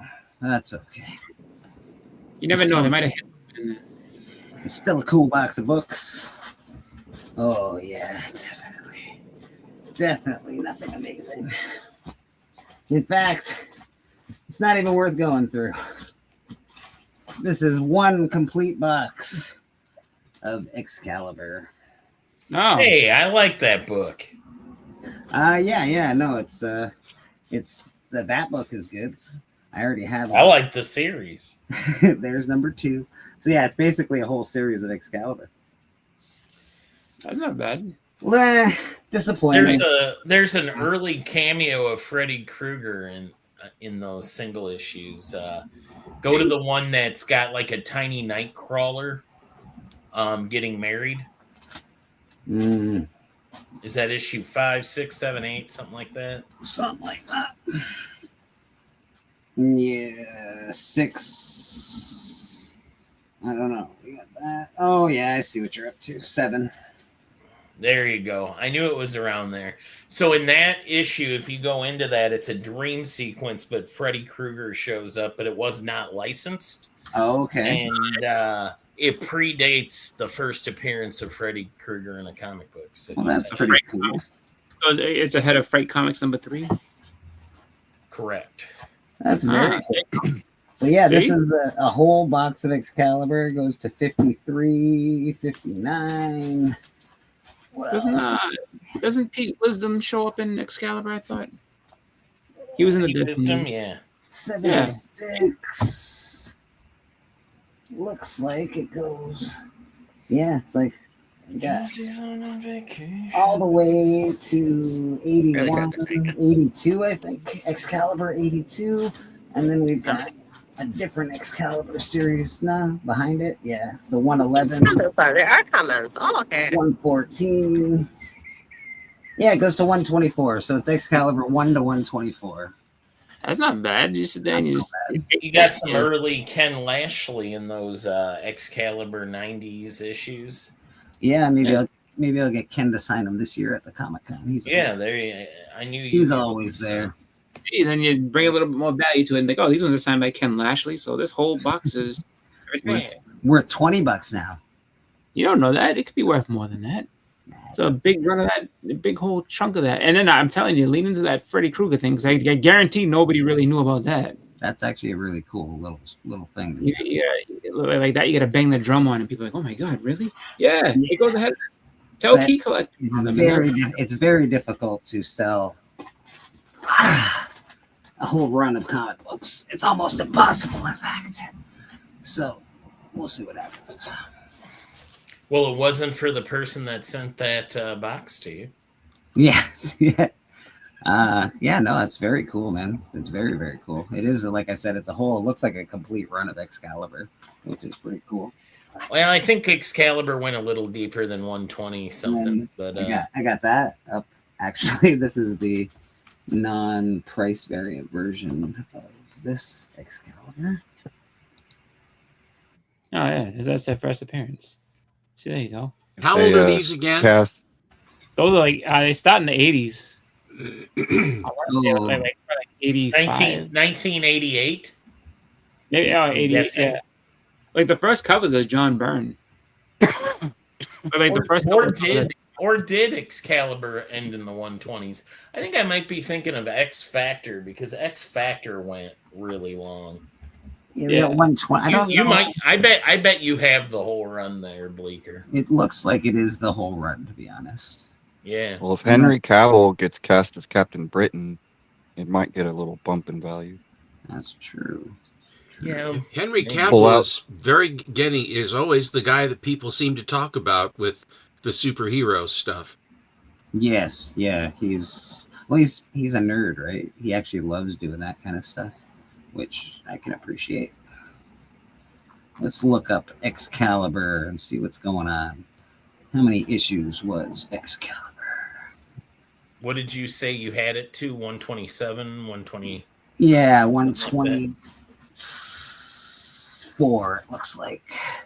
Looks like it goes to 125. So you don't have the last issue. I'm missing the final issue. Bastard. That must be the money one. Yeah, that must be where all the cash is at. Let's see. Yeah. We'll go to page All that 3. mad fat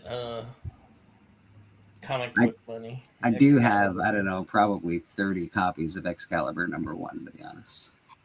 Great book. I have mine signed by Alan Davis. I can't. So yes, last one is 125. It looks like it's a marriage cover. Oh, Marriage of Captain Britain and Megan. Yeah, Wedding of Captain Britain and Megan. Megan with 2 G's. Yep, Megan. Megan gets married. Okay, all right. See, and I do not have that issue already, so now I got to look for Excalibur 125.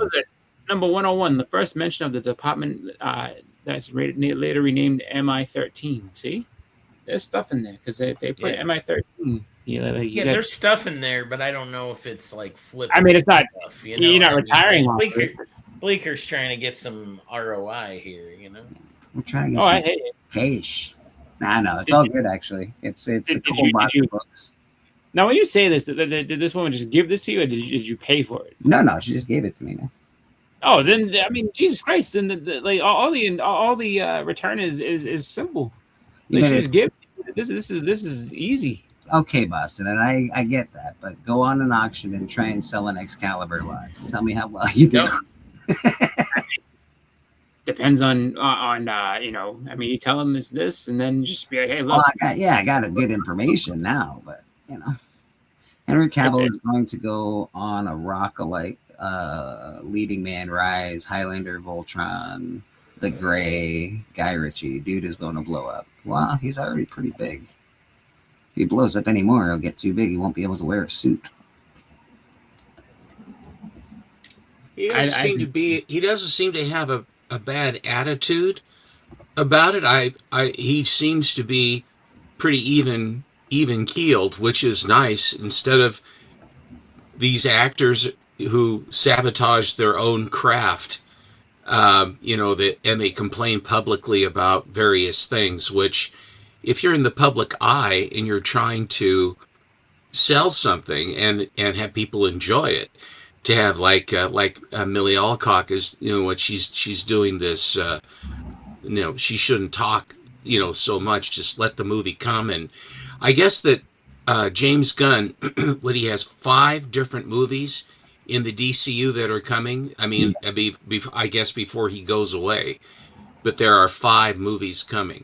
And that's, of course, a rumor. We don't know if he's actually going to go away, but it is likely. It's very likely, but we can't say that for sure, but it is highly likely.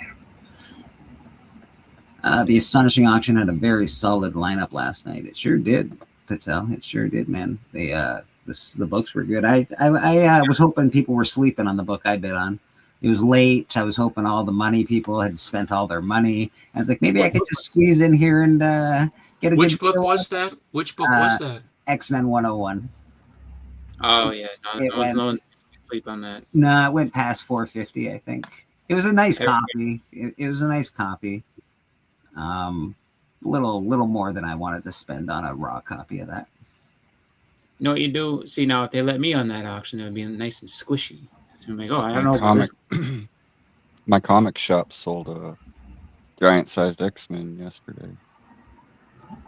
You're actually on the website. Morning, Biggie Shack. Wait a second. Do they not let you on Astonishing Auction, Chris? Because maybe I'm. No, I never asked to be on. I changed my opinion on them then. Good folks.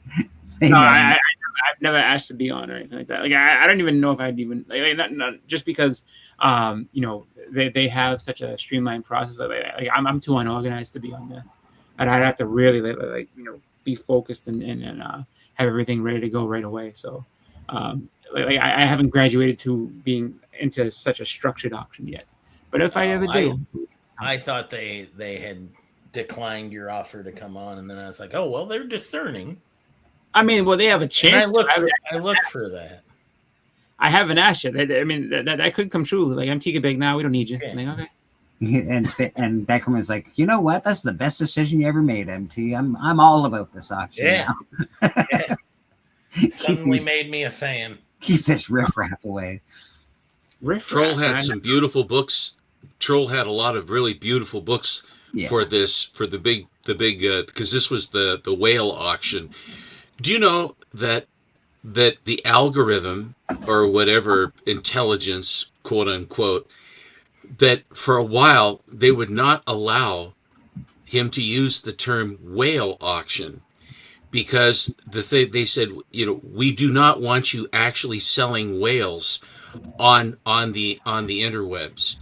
Yeah. And he says, you have got to be kidding me. He said, and so he had to change it to like the big auction for a while. And finally, somebody somewhere said, no, if you're saying it's a whale, they're not actually selling whales. Like, how can you sell a whale, I would have leaned into that easily, but look, that's all I have, and I'm trying to get SeaWorld's attention, so I'm selling goddamn whales. Steppo, you don't have a whale monger? Doesn't everyone? We all can't be connected to SeaWorld, all right? Stay in your lane. Let me deal with the SeaWorld folks. I suppose you just go to the store to buy your blubber oil, huh? Like a fancy... Yeah, come on! Rube. Like a pleb. Get out of here. Yeah. That's funny. Yeah, I ain't Troll is a great seller. He has some beautiful, very beautiful books. He's got a good eye. Does this then, if this thing's kind of like scanning and trying, does it think of pop-up auction? You're selling pop-up books? Like, oh, they take it back to the 80s. They're selling all these pop-up books and everything at this pop-up auction. Like, come on. That's ridiculous. Yes. Trollfire does have nice books. I bought a book off Troll recently. I bought a nice 9.6 New Mutants 98 off of Troll, which was an excellent purchase. Very happy to do it. He's good to deal with, good to work with. So. Yeah. Thank you, Troll. I appreciate Exactly. See, Evil gets it. I'm not going to a different person for my Scrimshaw and a different person for my whale oil. Like, no. I go to one source. I buy the whale and I do the rest myself. I'm not paying retail. Let's see what's going on with Rad up here. I was wondering what that was going to turn into. I like it. It is the comic as well, Boston. So it's a blank. Mumra is about to be extremely petty and ruin the Thundercats, whatever they're trying to do today. If you're gonna play a game of volleyball, not when Mumra's like, oh no, Thundercat, there will be no volleyball today. Like, he was the best with that. He was the pettiest and most just angry villain whenever the Thundercats didn't do anything. He could not wait to ruin it. He'd sit there, and he had that ill laugh, like, well, now you think you're gonna eat your supper with this? I'll give you a toothache. Like, he was so mean. And he was, it was as a kid, I hated him as a kid because I was like, oh, he's evil. But then as an adult, I was like, dude, he is the most funny villain in the world, because it doesn't matter, no matter how small of an achievement, no matter what it was, the Thundercats wanted to do is going to make their day better. He would not stop until it was ruined, and he'd make sure to do it. And then even if they started, he'd be like, I still broke your toy, didn't I? And he'd walk away. He didn't give a shit about anything. He was the greatest. My dude is specific, just sperm whales. You got to go deep for those. See, he's an aristocrat. He's getting sperm whales. Well, the sperm whale is the only toothed whale.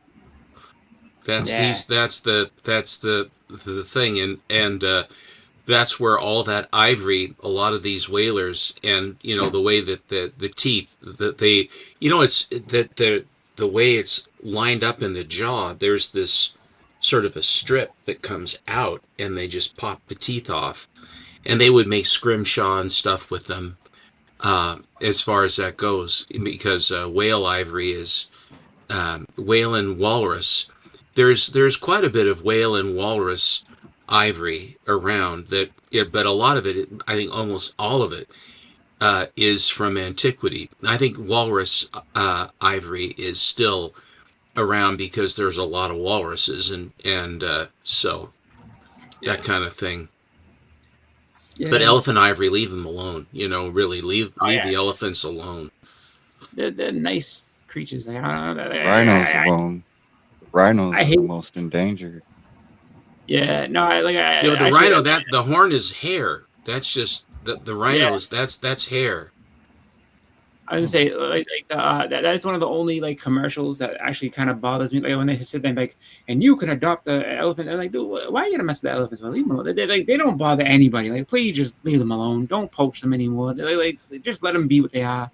Like, there's nothing wrong with that. There's nothing sadder than seeing like when they used to like have people like, oh, go ride the elephant, because there was one that was the Topsville Fair, and this poor elephant just looked so sad, like they're just like trotting it around, like dude, like it should have been free. That was really just mean. So elephants are good people. Circuses are passe and past. They're gone, really. I think. Yeah, I just think that like as far as elephants are concerned, like that just like big mighty creatures that like deserve their freedom to like do what they gotta do, and they don't hurt anything. Like they shouldn't be trophies. It is the way I look at it. They shouldn't be trophies. They shouldn't be pets. They should just be allowed to roam and do what they do. Like leave them alone. That's my feelings on elephants. I'd have to agree with you, Boston. They're a very majestic creature, and they're not doing that. They eat plants, for Pete's sake. Leave them alone. Yeah, I didn't know sperm whales' teeth are ivory. That's cool. And leave them alone too. They've earned their ivory. All right, I'm too contrarian not to start sticking up for the poachers. They're such lovely people too. Always the best. Just think of all the good they've done for the economies of the places they go. And you know what? Poacher tourism is keeping some tribe. I don't know. Go poach back in there. I give up. I'm just. I was literally like in the other room listening to you guys on the earbud, and I was like, I don't know, maybe I'll go pro poacher today. Just putting on my pro poacher hat. Let's go. Let's get into this. Be one of those safari hats. Listen, these guys got to make a living too, guys. Yeah. I mean, I'm sure that there's somewhere else they could make a living. What else is my dentist supposed to do for enjoyment? Yeah. How else are we supposed to have nice dinnerware? Come on, guys. Do you know that I want to say, was it in about a month or so, is my wedding anniversary. Isn't that fun? Actually, a month and 2 days. The WWF is watching. The real WWF, Worldwide Wildlife. Yeah. I just wasn't it the WWF? Wasn't it the WWF? Wasn't it like 3 W's? At one point, yes. Well, Vince McMahon Sr.'s company was WWF. Yeah. Okay. And then when Vince basically forced his dad out, he dropped a W, and then was like, "Fuck that fun! It's all about wrestling." And then somewhere like the later part of the '90s, the World Wide Web. Want to be the WWF, the one and only, and they're like, all right, fine, we'll be the WWE from now on because we're about entertainment. So I don't know. Congrats, Boston Chris. I'm not sure why, but congrats. Well, I said a month and 2 days is my wedding anniversary, which is. I just looked down and I saw it. I was like, wow, it's like that's kind of smart that you have it written down. Way to go. That's yeah. Oh, it's not written down. I remember that day. It's a good day. You got anything planned? You got and our deepest sympathies to Chris's wife. You got anything nice planned? I never said I was pleasant to live with. I do my best, but No, we never assumed that either. Yeah, that's right. Shouldn't. No one, But I don't know. I haven't thought of anything. Chris, I love that you just ignore all my attempts to. I mean, if I let it deflect. get through, then I'm gonna be a very depressed man. And Beckerman said this about me, and he keeps talking shit, and I don't know what to do. Like, well, I told you, my rogues gallery needs a third member. That's fair. That's fair. Steven, I know you usually bring some comics to show us at church. Did you happen to bring? I brought some. I did bring some. I didn't know if you were going to do the top 20 or the whatever it is. follow the rules of the ringmaster. Maybe we'll let you do half, do a top thing, and we'll let you do another half. Who knows? All right, fair enough. Throw it out. Oh, Jim Balent. Oh, you know, I buy that book a lot. I buy that book, and I've sold it a lot, actually. I buy that book every time I see it. So. Jim Balent, so he came and did a Terrificon, and he was doing sketches, and I don't know how many people got the sketch of that cover over and over again from him. He was doing it for free, which is awesome. You saw that Adam Hughes has colon cancer. Yes. Oh. Pretty horrible diagnosis for the poor man. That is not good. Yeah.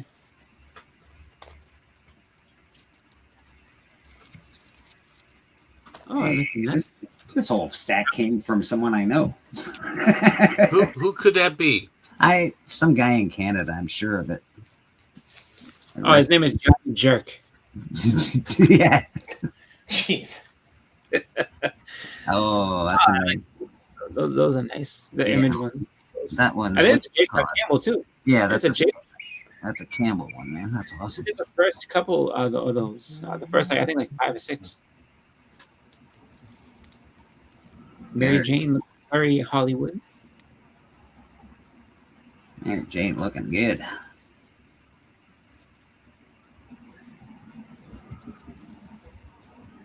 Oh, yeah. J. Scott Rogue. And a Tyrannosaur.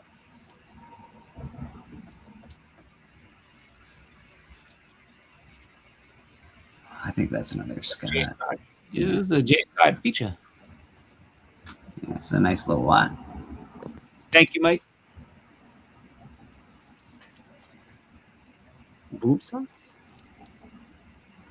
Oh, that's cute. Another J. Scott. It's a J. Scott heavy lot.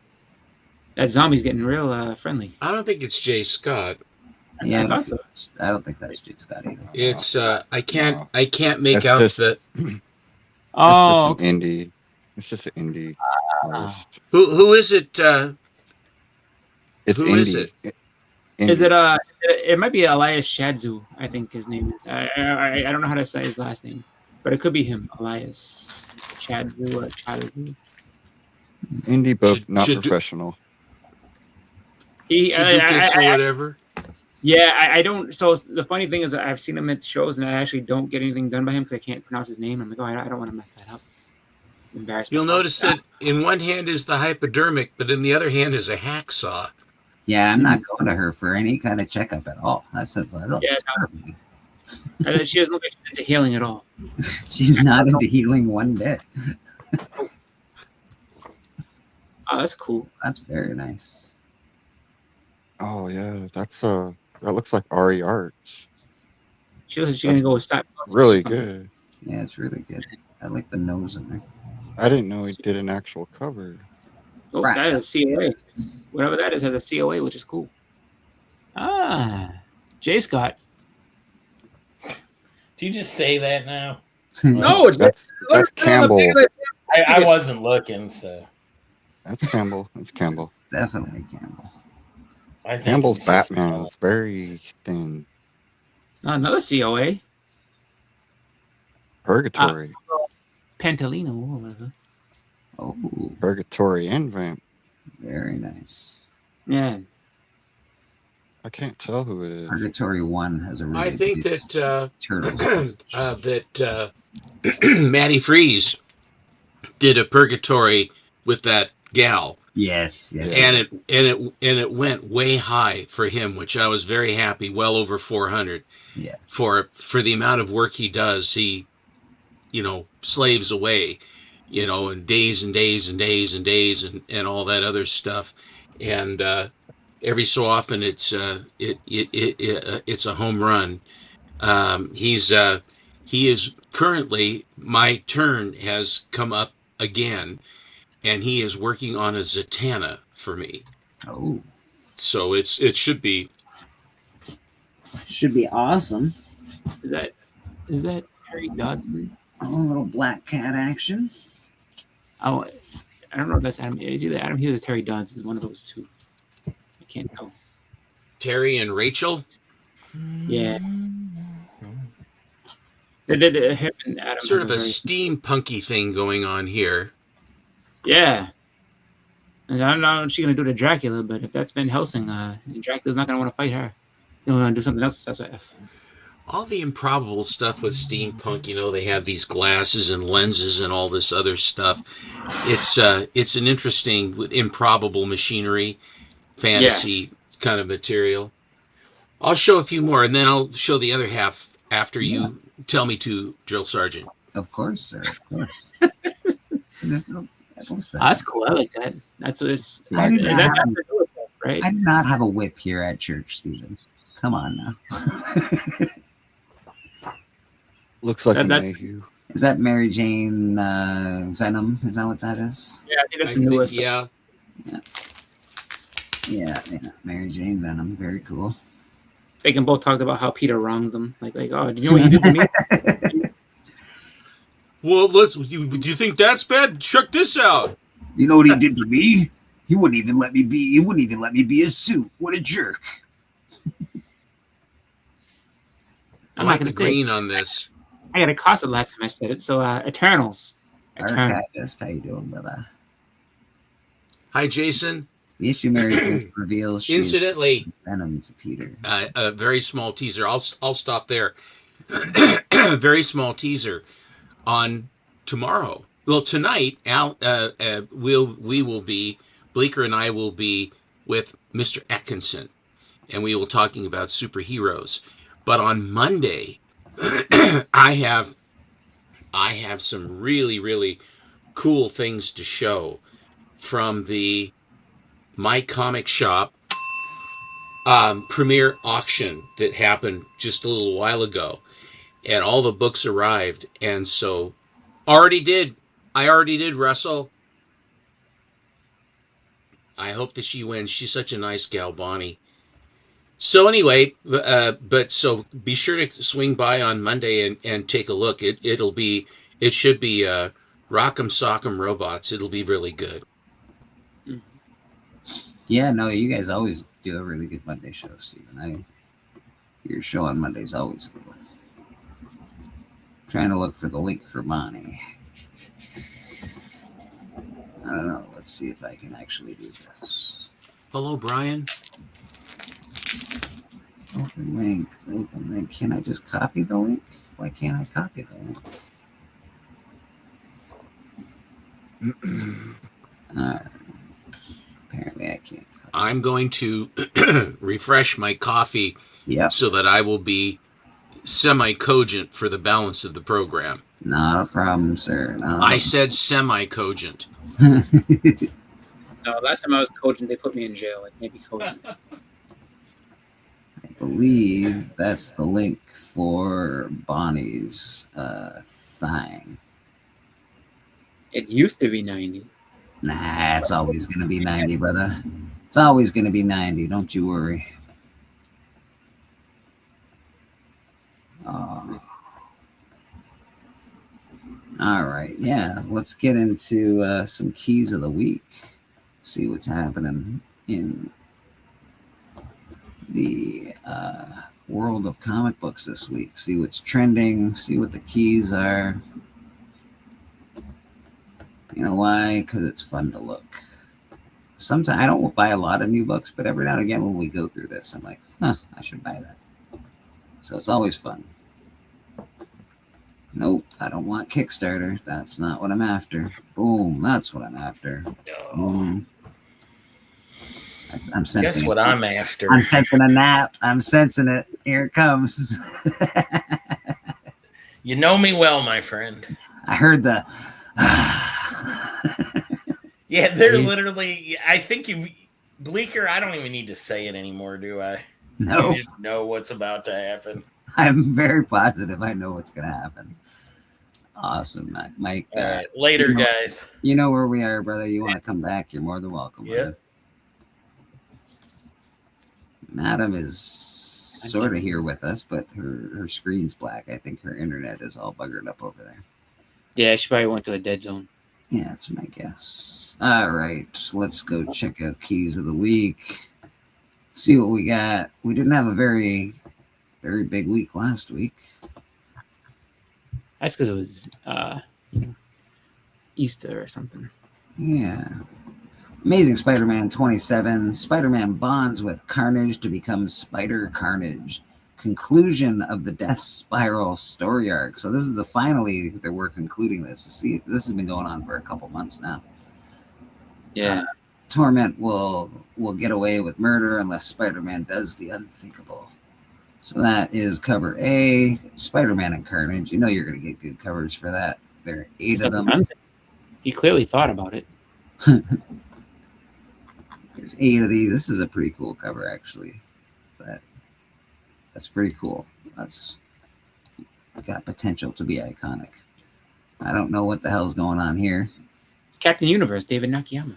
Captain Spider Universe. Oh, Captain! You never seen him as Captain Universe? He did that in Equinox. All right, David Nakayama, pretty awesome. Oh, this looks really nice. Norman Rockwell. 1 in 100. What is this? Liber Mijo or something? What's going on here? Who did this?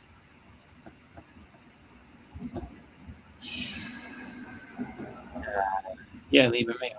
It is Liber Mijo. Nice. God, you got a Norman Rockwell feel to it. Even I know some of the art. Look at that. He uses color pencils, not paint. This is amazing. This piece of art is it's a really amazing piece of art. That's beautiful. Yeah. Color pencil master. That's pretty awesome. Amazing Spider-Man 27. Amazing. We got the Ultimate Farewell. We've got he's got a little skull head behind there. That's pretty cool. Skit, they call it. Yeah, so some pretty cool covers in here. I like the Bermejo cover. I also like the David Nakayama cover just because it's Biggie's backstage. Interesting. Nice. Let's get Biggie in here. There is Mr. Biggie Shack. How you doing, brother? Pretty good. We're getting up there close to that 1,000, man. 1,000. It's 1,000 issues for Spider-Man. We're like 990 something. It's getting there, and you know that everybody's going to be like, there's going to be 17,000 copies or variants, and everyone's going to be like dying to get into Spider-Man, even though they all talk shit about it.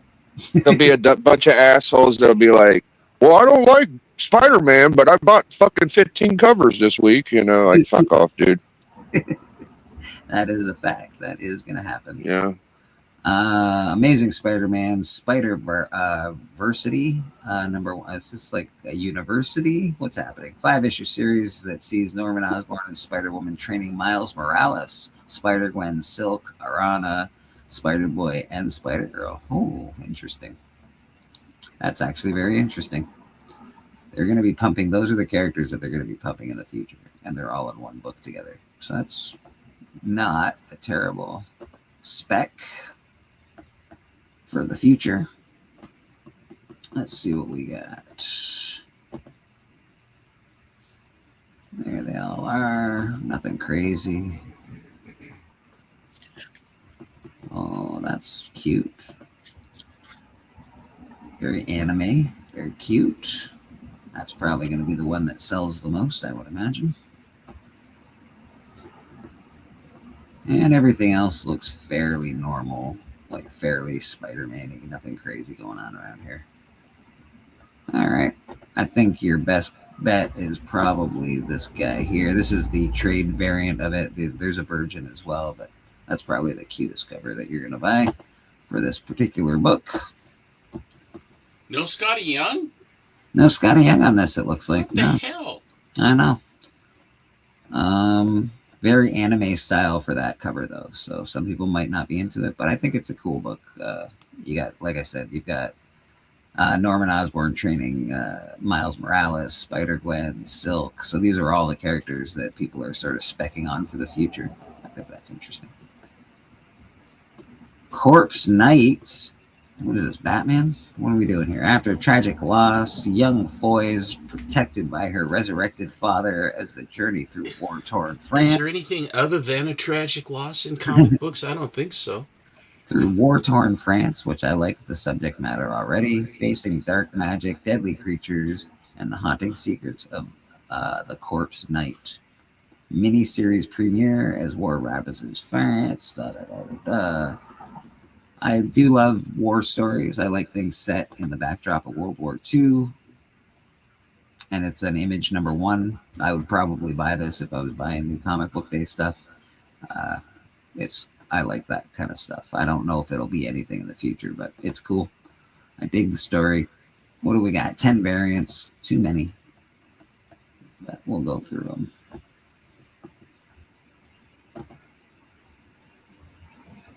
Okay. We got a link on the front of that one, apparently.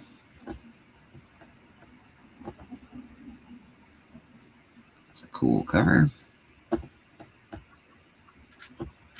I'm not seeing anything. Oh, we got a Spider-Man homage, it looks like.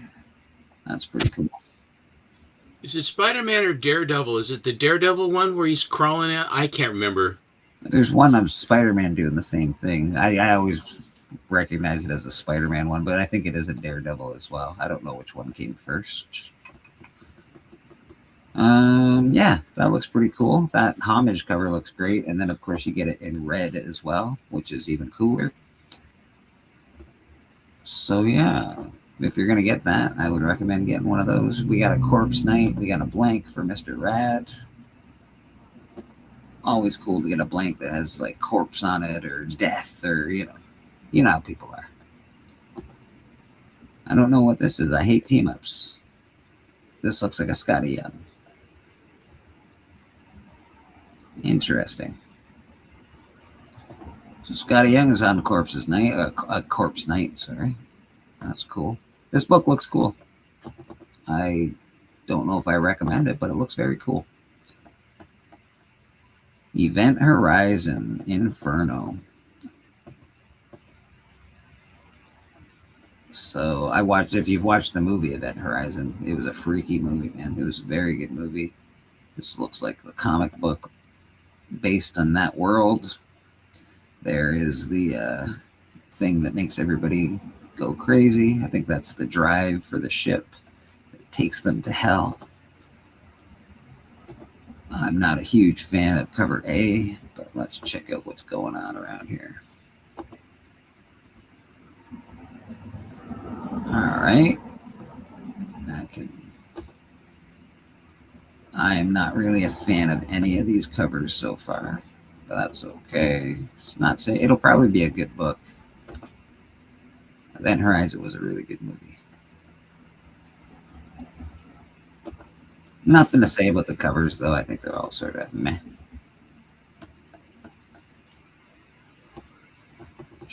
G.I. Joe, Real American Hero, Silent Missions, one-shot issue featuring Copperhead. Okay. We got 3 variants for that. If you like G.I. Joe, I know Boston Chris likes G.I. Joe. I don't know if he's collecting G.I. Joe, but I know he likes it. That's a cool cover.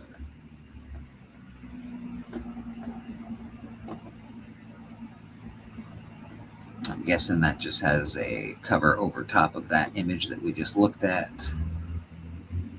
Probably like an acetate thing, and then you get the black and white cover for it. I like color on my covers, so this doesn't appeal to me, but I know some people like black and white stuff.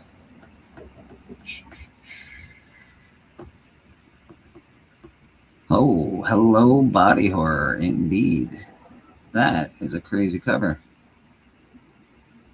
That God is insane. Really? Jenny Prism. That is awesome. All right, that's crazy, Jenny. That's all right. This is crazy body horror. Some of these covers may be too much. Let's see. I bet her breath is terrible. That is amazing. I know it's hard to look at, but it's really amazing. That's crazy. That kind of art. Whoa. Back up. Let's see that second one. You want to see the second one? What's the matter with you? All right. You make us look at all the guts and stuff. This is, yeah. Who's that? I don't know who it is, Stephen. No, I mean Lady the J. artist, or do you? I don't know. Oh, Yeah, I'm not sure who it is. It's number one. Hello, Who- Body Horror. Who did it?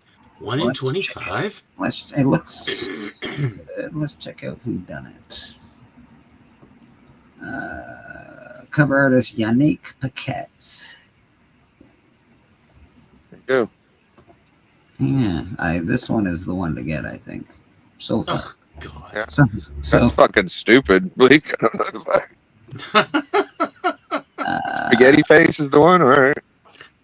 Boy, we had a Friday show with Biggie Shack. If you haven't watched it, it was great having the Astonishing Boys on. It was a lot of fun. Yes. Yeah, thanks, man. This is a That's fun. fun. They all wanted to be on Biggie Shack's show, and I like that. This horror stuff's pretty good. There's another version of the Jenny Frison book. Oh, for God's sake! I think that one's the one, Bleak, because That might be the one, actually. Yeah, I mean it's gross and kind of cool, you know. Like, Yeah, and it's Jenny Frison, right? So, and then we got a polybagged variant. So there's a Black bag variant. So Yeah. even something premium horror, Yeah. premium terrible there for you. Yeah, if you Get really yours want to- today. So that looks like it's going to be fun. Hello, Body Horror. If you like horror, if you like stuff like that, this looks like it'll be fun. I still think Jason had the perfect expression that is, I bet her breath is awful, terrible. Blech. Infernal Hulk number 6. Man, Hulk's looking huge. yeah, my shop that I'm pulling this one issue 6, and I think she only gave me one. This is. Do you usually do, how many do you usually do on the ones that you kind of spec on, Biggie? Do you like do 2 or 3 or? No, I just asked her to. Well, every night. I mean, if I think it's going to be like a knockout, I might get 2 copies. But I'm just happy with the 1 copy. I told her to pick up this run, and I've only got 1 issue. I didn't know how far we got, but yeah, just maybe I'll double back and get the second prints. I don't know. What do you think about that? I mean, if the second print is there are less of them and it has a different cover, there are times when the second print is more valuable than the first print. I mean, like that. I don't know. So every now and again it happens. I'd rather have the A cover myself. Well, that's but I'm with you. I mean, if you can't go wrong with the A cover. I mean, generally Right. speaking. Like I just can't play that game where it's like, oh, there's 35 or there's 35 prints. I won't do it. Which one's the which one's the one do you want? I just rather just get cover A right off the hop. I'm with Biggie on that. I just don't know why she would get me the 1 book and be like, oh, she'll probably think I only wanted that book. I want the whole stinking run now, you know, like, yeah, keep them coming. It's all part of her evil plan, Biggie. I don't know. I'm have to We got have a Marvel little talk. DC Spider-Man. So is this the Marvel art of this one, right? Because they did the DC one Marvel version, a yeah. couple weeks ago. Holy shit! There's 39 variants of this book. God, Oh dang. Lord. God dang! All right, let's go through this one. That's what you I get. don't like that style. I never liked that half the cover. I feel like I'm getting gypped. If half the cover is white, I mean, and it's just blank, there's no art on it, and then they wrap it around so you have a backing board, unless it's clear, you never can see that. I don't like it. And it's a 1 in 25 too. I'm not loving that. Not loving that. They're all going to be pretty regular covers. I think that's a nice cover.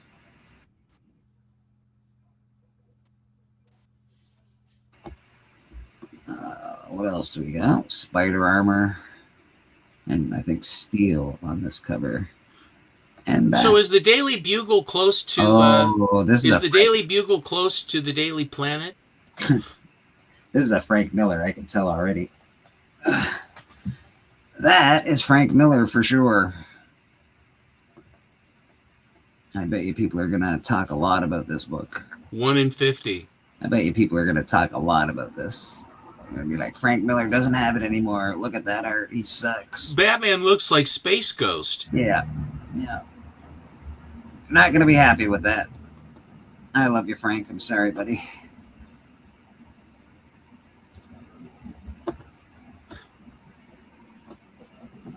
there's some decent one. There's a Silk and Supergirl. That's cool. That's cool. I like the perspective. Yeah, I like that too. Got a black. I bought a book on my comic shop, and they have it's Superman Day. Okay. And so they had all these Superman Day variants that they gave away for free. For every $10 you spent, they gave you one for free, and there were like 6 different covers. Mostly Supergirl, and then a couple Superman, or Superman, and then sort of a compendium one. But they'll do that every so often for that, which I think those are ones that go to the LCSs. I think I haven't seen any of the covers for them. Maybe we see some of them here. I don't know. Maybe this is a Peach Momoko. Do you like the next one coming up? I think it's got a good, interesting perspective. I just think that's pretty cool drawing. That's all. What else do we got? There's a lot. I'm not gonna click on all of them, but we have a lot of variants. Oh, we got a Thor. Let's check out Thor. See what's going on with Thor. Thor, Steel. Looks like Gobs in the background. That's Steel in the front? Yeah. What's with his? I don't understand the perspective too much on that one. His left leg, is that like he's walking towards you or something? His left, it looks like it's like sort of behind him a bit. Like his bottom leg is right leg is in the front. His left leg. And who is this? Who is the metal guy? Steel. Steel from Superman. And he has the Superman. I don't know who he is. You didn't read the Death of Henry. He's Henry Jack Irons. He's a construction worker that builds a bodysuit out of steel and tries to be Superman when Superman dies. Yeah, he's Superman. There's that with it. The trade dress doesn't look so bad on that. There's a version of this and a trade dress. I think the trade dress actually looks pretty good on that. It doesn't hurt. They were careful with the trade dress. We gotta get Stepper one of those big thick books to have the whole death and the whole reign. Like you could just read Superman 500 and catch up with the reign of Superman. It's Biggie. I actually do have it. I never really glommed on the whole 4 of them thing. Which one would be Superman? And because we were talking about the art, the price of the art that went sky high. Remember, for the Death of Superman, that the artwork and stuff was like $1.8 million or $1.6 million or whatever it was. And Shaquille O'Neal also played as Steel. It's true. That is true. This looks like an homage to Infinity Gauntlet. Pretty cool. I like what they did with the spider webs there. I think that's neat. This was a Spider Noir and Superman. That might sell. I did buy a Spider-Man Noir cover. Nice. I love that. The black and white one with him kind of crouched. I like that enough to actually go buy that one. I think it looks cool. Yeah. So again, there's some cool covers for this. Pretty normal stuff. This is the Marvel version of Superman and Spider-Man. That looks like Jim Lee. It does. Yeah, and that's nice. Nice piece of art down there. And at least there's more. Did you say 25 of these? 25 of what? Covers? Yeah, no, 39. 39. I apologize. 39. That's so. What was I thinking? That's cool. Now, see, that's fun. Yeah. That's a poster, though. See, that would be a cool poster to have. That's definitely a wrap around. It's pretty cool. That girl, she does work on X-Men. That's nice. I feel like Perez is back in town or something. There's so many characters on the cover. I feel like Perez had something to do with this. I know he didn't. I get it. I like the Vulture. I like the look of the Vulture. The Ditko Vulture, I thought just looked so cool. The wing structure. Yeah. All right, so Spider-Man and his spider armor. So yeah, this is. I think we're done going through all these dang covers. It's too many. That's too many covers, Marvel. I'm sorry, buddy. But it is the Marvel version. If you picked up the DC version, you're probably going to want to pick this up. So you can have them side by each. They can sit in your comic book boxes. That first Superman Spider-Man Treasury Size is still such a cool book. It is a cool book. Planet Atmos, after heist gone spectacularly wrong in an intergalactic pharmaceutical stronghold, a ragtag crew of thieves must survive as their fates collide with the legendary pilot Pesh, chosen forever changing Planet Atmos. Ragtag. Yeah, doesn't quite do it for me. Your Skin. Obsessed Bollywood fan Priyanka seizes the chance to step into her idol Aisha Sen's life after a disastrous meeting, and the star's retirement announcement unleashed a twisted journey of identity, desire, and celebrity obsession. Not buying it. No reason to really spec on it except for it's a new book. Yeah, it's an Image #1 that's probably, it might be a movie. It sounds like it's going to be a TV series, to be honest. A lot of this Image stuff, if you read the synopsis and see what it's about, they all sound like they're like, I'm going to write a thing for TV and I'm going to get optioned. And this sounds exactly like what they did with this. I think they're looking to sell a TV show. I wonder, with a Bollywood spin. Yeah. It's an interesting, Bollywood is a very, interesting thing. This is an actual first appearance. We have a first appearance here, people. Sorcerer Supreme #5. First appearance of Blazing the Hound, a creation of Dormammu. There is the hound on the front cover. It's a little hound dog. It looks like a basset hound or something. It does look like yeah, it's cute. All right. It looks like the hound so far is only on cover A. And if it's the first appearance of the hound, you should probably get cover A because you're getting the first cover appearance as well. We're showing a lot of, what's her name? Cersei? Yeah, this is a hot cover, actually. So the Scarlet Witch has Doctor Strange's amulet now? Yeah, she's the one. I don't like it. Cersei was the Sorcerer Supreme. She was the Sorcerer Supreme, her right there. Yeah, but I think Scarlet Witch is taking over. Yeah. That's Doctor Strange's wife. I really like this cover. The Scarlet Witch is his wife? I thought Clea was his wife. No, that girl next to Scarlet Witch. This one here. That's Doctor Strange's wife. The one with the Clea. That's Clea, right? Yeah. Okay, I like Clea a lot. In the first when Ditko drew her, she was quite wall-eyed. If you've seen that, she was quite wall-eyed. I'm blanking on the actress that played her. I liked her. Oh, why am I blanking on her name? Russell. She was in Multiverse of Madness or whatever. Yeah, I'm terrible with actors' names, buddy. That is not my forte. I do like that book, though. I like the henna. I like the style. She's the girl from Fury Road. Okay, yeah. I liked her. She was good in Fury Road. She played Clea? Yeah, she played Clea. And she played Clea in what? Multiverse of Madness. Doctor Strange, I think. Okay. I'm drawing I love Doctor Strange, and I'm drawing a complete blank. It was a quick scene. It was at the end of the movie. Okay. Star Wars, Galaxy's Edge. What do we got? Luke Skywalker. There you go. Can't say I dig Mark Hamill too much. Weazened up piece of dry bacon.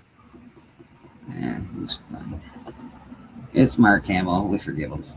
He plays the Joker. He'll be all right. Yeah, decent covers. I'm not really picking up any new Star Wars stuff. I think besides Darth Vader, I haven't read any good Star Wars stuff from Marvel. So disappointing. Maybe it'll be good. Maybe it won't. I suspect it won't. That's a cool cover, though. But again, I've seen this cover 100 times. I have this cover done by different artists. So nothing spectacular there. But if you Tacoma says he'll be selling a full set of Reign of the Supermen tonight.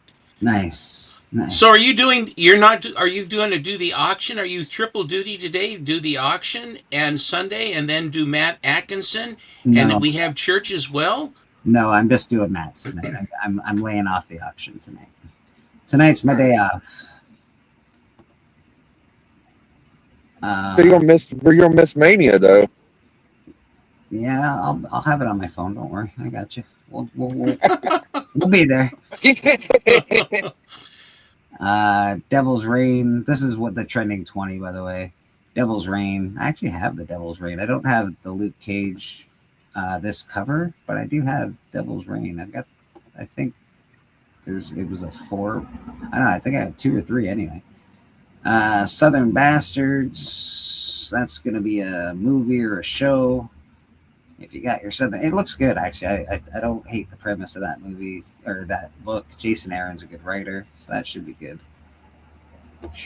I Hate Fairyland #1. Biggie, you got a copy of that, don't you? Hey, I've been waiting on that to pop. There you go.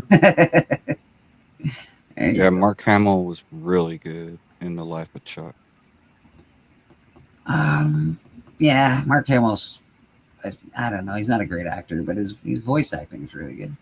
I would suggest it. Like, watch The Life of Chuck and tell me he's not a good actor. Okay, that guy's a good actor.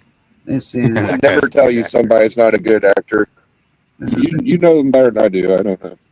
Yeah, this is the Death good. of Electra, I believe, 1982. We got The Boys #1 popping off. The Boys season. It's the last final season's here. So if you haven't got this book yet, I would wait. If I were you, I wouldn't buy this right now.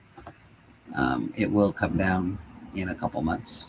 As soon as the show's over and people forget, it'll come down. So I would wait on that one if you don't have it already. I just sold this book. I should have waited. Dang it. Firestorm, Nuclear Man, first appearance of Firestorm. First appearance. Cover. Yeah, Danton Black later becomes Multiplex. Weird name for a villain, but that's cool. Ordained. That's going to be a TV series. Oh, nice. I have this book. I really like this series. I enjoy Steel. Yeah, I enjoy this series. It's called Dark Knight Steel. It's like the DC universe back in like medieval. Oh yeah. 12-issue Elseworlds format story with characters from the DC universe in a medieval setting. Introduction of the Kingdom of Storms. First appearance of Batman as a Kryptonian. Good God. Yeah.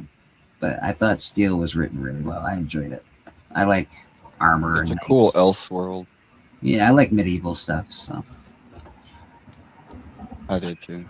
Ooh. I have a slab version of #1. Detective Comics. What Detective Comics is this? Detective Comics 1006. This is a variant art by Dan Quintina. I don't think I have the book. I just don't think I have this variant for that. Dead Mall. Didn't this? Oh. Nice. Dead Mall's, I don't have this, but I would like it. I think this looks like a really fun book that I didn't get to read. For a group of teenagers, a night of exploration in an abandoned mall becomes a shopping spree from hell. Optioned for film by Not the Funeral Home Production Company with Michael Varrati, the Bullet Brothers, Dragula writing the screenplay. All right. I don't know if that'll do well, but that's fun. But that's why it's popping off. Battle Beast #1 is popping off. I actually have that as well. Nice. Good job. That's popping off. It's in high grade. It's worth $4, folks.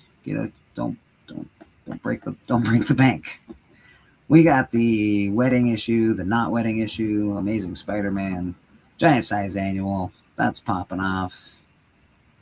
And of course, we got Gobs is popping off. I sold this book. I didn't have the tattoos in it. I do want it back, though. I like that Spider-Man book. I love the cover. It's one of my favorites for Spidey. Absolute Batman Annual. God dang. All these Absolute Batmans are just crushing it, dude. People have been messaging me to read Batman, Absolute Batman number 19. I'm on issue number 11, and they're like, you just gotta skip ahead. It's amazing. I'm like, I'm not gonna, but I appreciate the Batman 298, cameo of Venom, 299, first appearance of Venom. This is popping off. Pretty much the same stuff is popping off. Batman Deadpool number 1 popping off. Nice. I know Biggie just got another. I know you've got a few already, but didn't you just get a Batman Deadpool variant, like a Tyler Kirkham variant or something? No, it was Wolverine Deadpool issue 1. Just that Campbell. Okay. Amazing Spider-Man 546. I actually have this book. Nice. Oh, you got that one too? Yeah, I got this book. Yeah, nice. Yeah, me too. Yeah, I don't have this. I sold this book and I regret it. Godzilla number 1. I regret selling you. I'm sorry. King of the Monsters. If I ever get you again, I'll keep you. I promise. Godzilla's popping off. I think if you go watch Legion of comics, he loves Monarch, and I think they're coming out with another Godzilla movie. So Godzilla's really been hot lately. It seems like the last year and a bit, Godzilla's been traveling through the Marvel universe. He's been fighting Boston. He's been fighting Kansas City. He's been, so Godzilla's been everywhere lately. So do you think Troll is saying that Absolute can't keep the Absolute thing can't keep going, cannot keep going? I think as they reintroduce more and more of the Rogues Gallery, depending on how they do it and how striking they make the covers, I think that it's a winning franchise for them, and my guess is that they're going to expend the necessary creative juices to keep the thing going. I don't know if it will be all of a sudden it just drops off a cliff, or if it will just sort of peter out, if it will, as you would. They're ending it at issue 15, I thought. That's what I heard briefly. I don't know if that's true. I heard they're ending it at issue 15. I think they could keep going for a little bit. I feel like they could, because there's a lot like they could do. It's Snyder writing it. He could do all of the stuff that he did in the New 52. Like he's sort of been taking bits and pieces from that story and adding it to Absolute Batman. But yeah, I think they could keep going for a little bit. I don't think you can keep adding character, like it's everything issues a key, which is why it's such a big deal right now, especially for flippers. But that's only in the Flipperverse. People actually like the story. I've heard people are really enjoying the story. Are they enjoying it because the books are worth money? I don't know. Are they enjoying it because they're like, yes, I got in on the ground floor and my book's worth? I think it's definitely. I think it's all of that. I think it's a majority of they're worth money too. Like if they were like the other 20 Batman titles, they probably wouldn't be singing his praises as much. You know what I'm saying? So I don't see any other guys going, well, this Batman series is better than that one. It's just fucking Absolute's number 1 right now. That's all you hear. Issue 20 for Absolute Batman has more hype than issue 1 and 2 had. Let that sink in. Yeah, I agree, Mike. I was on the fence when it started happening, but like it just keeps going.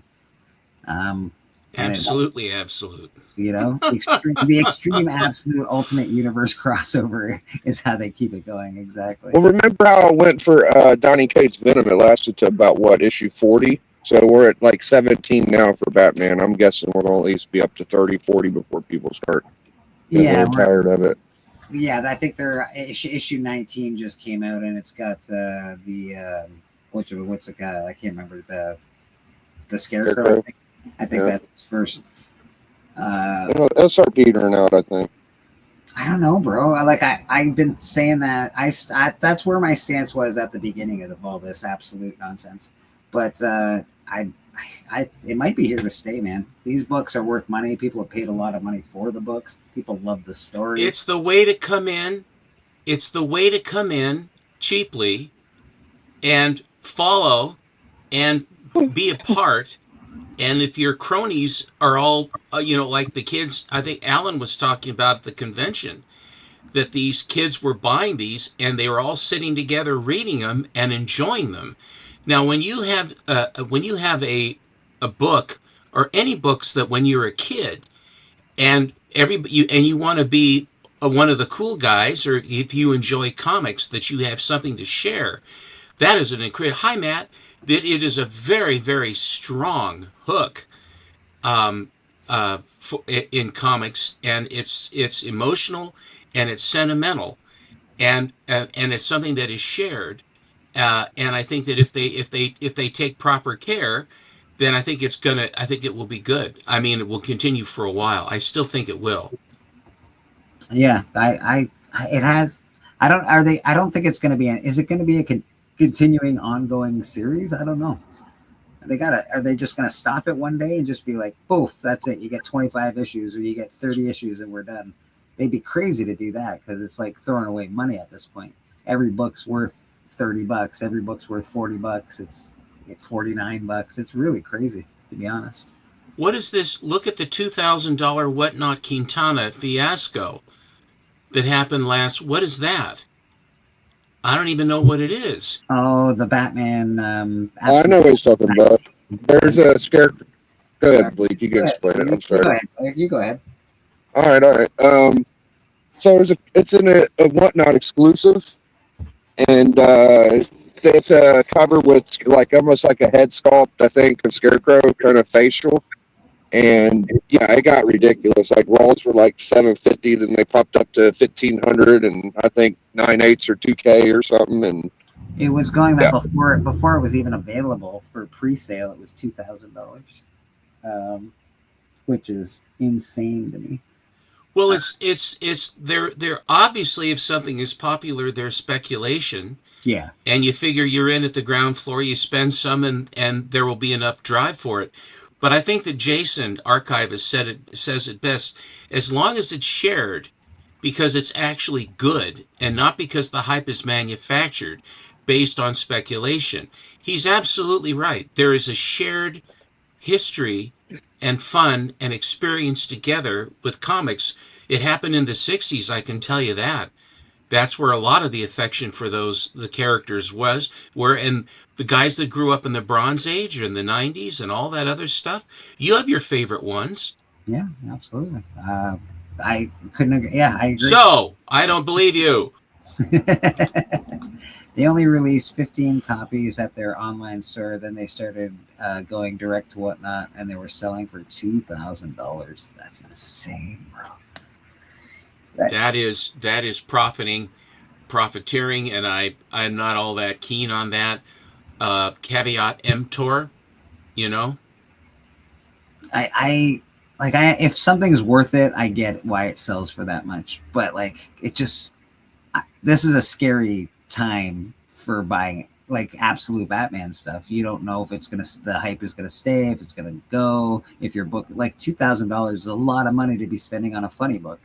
If it's a funny book that is like one of Steven's funny books, like a Air Boys or one of that Schomburg cover, that makes a lot more sense to me than an absolute Batman book. But I'm not saying I'm right. I'm just saying it makes more sense to me. No, you're right. You're absolutely right. You know what I mean? If I'm gonna invest $2,000, but that being said, these people are just enjoying the book too. They're not investors. They're not speckers. They're just enjoying comic books. So you get 2, 6, 7. I think it's all good. I mean, if they find value in that, if they're speculators trying to turn a buck, then I'm and as you put it, flippers. I'm not. If they kind of get zapped a little bit, I'm not that concerned about that. I mean, that's the risk you take if you're a flipper. If you spec. But I mean, and that's speculation in anything. But I think but when you talk about Schomburg as an illustration and you park $2,000 there, there's a very good chance that the 2,000 will still be there. Yeah. And there'll be a certain level of appreciation depending on, each individual book and what have you. And because the supply and the history are all there and have withstood the test of time. The amount of time that this will go. I don't think this is going to be a Beanie Baby kind of comic. Or a Pog kind of comic. I don't think so. I think I'll be back, guys. I got to charge my phone. I'll be right back. Of course, man. Cool. Yeah, I don't hate the story. I like what they've done with Batman. It's not exactly my ideal Batman. He's a little too beefed up. He's a little too, raw on steroids, but it's cool, man. It's dope. Like, it's fun. I'll give you that. It's like, Batman just run amok, which is cool. All the characters reimagined are very cool. Yeah, man, I don't hate it at all. I think it's pretty dope. Is the hype gonna last? I don't know. It has so far for already a year, like Mike has pointed out. The trade that they printed is the one that consistently sells out. So who knows, man? And if that's just a trade that's consistently selling out, that's people reading. That's not people specking. So I'm confused. When things go this much, when new things go for this much, it confuses me a little bit. And I have to hold on to my shekels until I can figure it out. And then pay more for it when you finally figure it out. Yeah, exactly. What a great system. That's the one. That's my system, too. Yes, it's perfect. I think I better buy it now. It's $400. I should probably buy it now. That's a great idea. Sequential Art Overlord says, I'm so over Mark Spears. I think overexposure. I think that he is overexposed.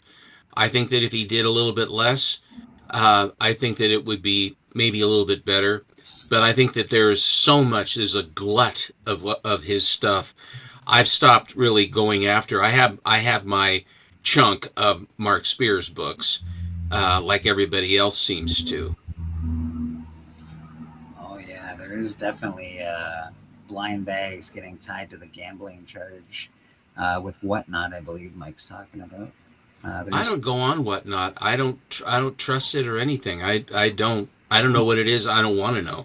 It has more to do with the card industry than the comic book side of Whatnot, but it is a big deal right now. There's like a big lawsuit. I was always on the side of people hated me. Everybody used to jump down my throat. I'm like, Mark Spears isn't that good.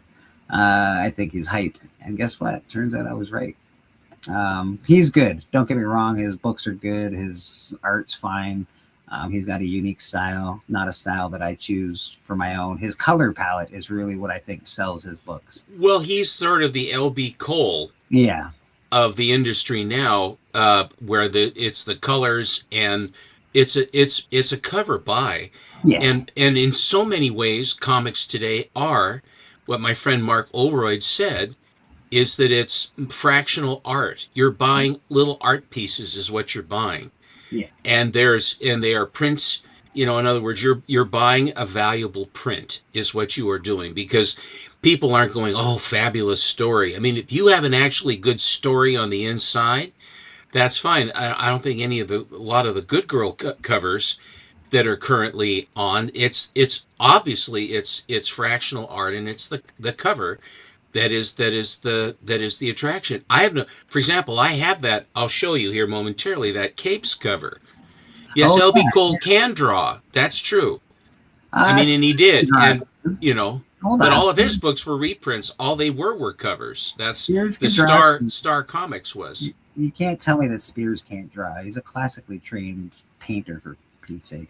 The problem with Spears is the way he does his books now. He's got no art to show for it because everything's digital. He does it's like a light boxing rotoscope hybrid. What he does, like he'll create a 3D model of something and then put it underneath put it underneath a light box and then paint over top of it, basically, which is fine, but it's not the kind of art that I like. It's not the kind of art that does it for me. I like I like looking at art and knowing that it's done by a real person. Pen and ink always for me is the thing. I agree. When they have AI comic books coming in where, Haven't heard one person talk of the story from Mark Spears' Monsters. Not one fan talked about the actual books. It was all FOMO driven, and the masses fell for it. I agree with it. well, if it's a good cover and there's buzz and you like the look of the cover, no one's holding a gun to your head to buy the thing. Yes, awesome. This is coming out great, Red. Yeah. I don't know, because I also feel for Mark, though, because I know he tried very hard for like 10 years to get into the comic book industry. He finally busted in with something amazing. It was selling for big, huge bucks. But then I really do think that he sometimes, all in isn't the best way to go. You got to learn how to step back a little bit, enjoy your success, and then go in for some more. If you're just like, you want to get the hot pan effect, you're going to burn out. Everybody's going to get this, everybody's going to be, Mark's nothing anymore. We got a new guy. So Shavina, she's the one now. And the next one will be coming around the corner any minute. So I don't know. It's a hard place to be, I think, as an artist. And I do feel for Mark. I hope he is continuing to do well. And, he is starting with his own properties now. I believe he's doing his own book with his own property. At least I hope. Yeah, he was very smart using Universal Monsters. It's a great subject matter. Everybody buys it. Universal Monsters and old 60s horror posters. Everybody likes that shit. It's just what it is. I have a few more to show if you wish. Yeah, I'd love to see them. Let's check out Mummer real quick, Stephen, and then we'll sure. Yeah. This would have been on Papa's wall if he was still kicking with us. Rest in peace, Papa.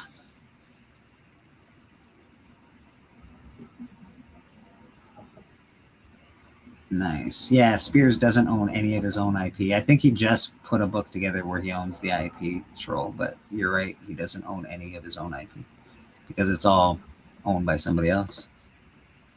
Boom. Well, it's the money is green. That's all I know. Yeah, that's it. Sveta Shabina. There she is. That must have been an expensive book, Stephen. Nope. That one is that particular one seems to have been around a lot. I mean, there seems to be copies of that one around. Right. More so than others. I have a few of them now. I do like the Ghost Who Walks. The Phantom? Mm-hmm. Nice. That is such a bizarre cover, man. Isn't it weird? Yeah, it's weird.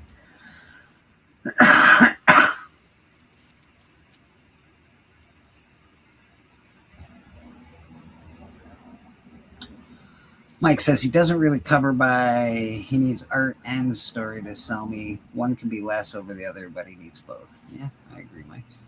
Oh, geez Louise. This is She-Ra? Uh-huh. She-Ra's looking like she needs something. I don't know what she needs, but she's looking up at me like she needs something. I've showed these, but they're so pretty. This is not Michael Turner. I got these from Houdat, but that is a Benitez cover, I think. They are pretty. Yeah, J. Scott Campbell discovered Benitez. Everybody's liking the She-Ra, I'll tell you right now. She's like, damn, girl. Hello there. That's Michael Turner. Yeah. Here's another Turner. That last one was Ecos. I love that. That's Kira. Bobby has entered the fray. How you doing, Bobby? Good to see you, buddy. Hi, Bobby. Howdy. This is a Jimenez Pride variant 1 in 50. That's nice. I don't care for negative space. You're so negative. Here is MJ and Black Cat Beyond #1, Peach Momoko, 1 in 100. Oh, see, that one does it for me. I love motorcycles. That one does, and I don't always love Peach Momoko. That one does it for me. That one's a great cover. Wow. You didn't use These all came from Whodat. This is the one. This is the book that got me on the set. This is the one that I really wanted to get. This Turner cover. This is Wizard exclusive. From April of 2007. One of the Wizard World Los Angeles. Oh yeah. Soul, yeah, Shrub. Soul. She's from Soulfire. That was literally one of the last things he did right there. Oh, is it so? Yeah. I know that when he knew that when the writing was on the wall, he cranked up and made as much art as he possibly could to support his family. Till his dying day, he was. Yeah, he was cranking it out so that his wife and family could survive. And terrible thing. Here is a Black Cat exclusive sign, and here 'tis. Hey. That's very cool. Yeah, that's the kind of negative space I like, to actually put something back there. This is these came from MT from an astonishing auction. Silver Surfer 5. Good shape. And Silver Surfer 8. Wow, that's popping. You know, I always see the first 3 or 4 of them, and you never really see much after that. It's nice. Yeah, they're good. They're nice covers. Yeah, it's nice to see the after. The only person I know that collects Silver Surfer is G-Man. Oh, G-Man has 2 copies of the whole run. That's awesome.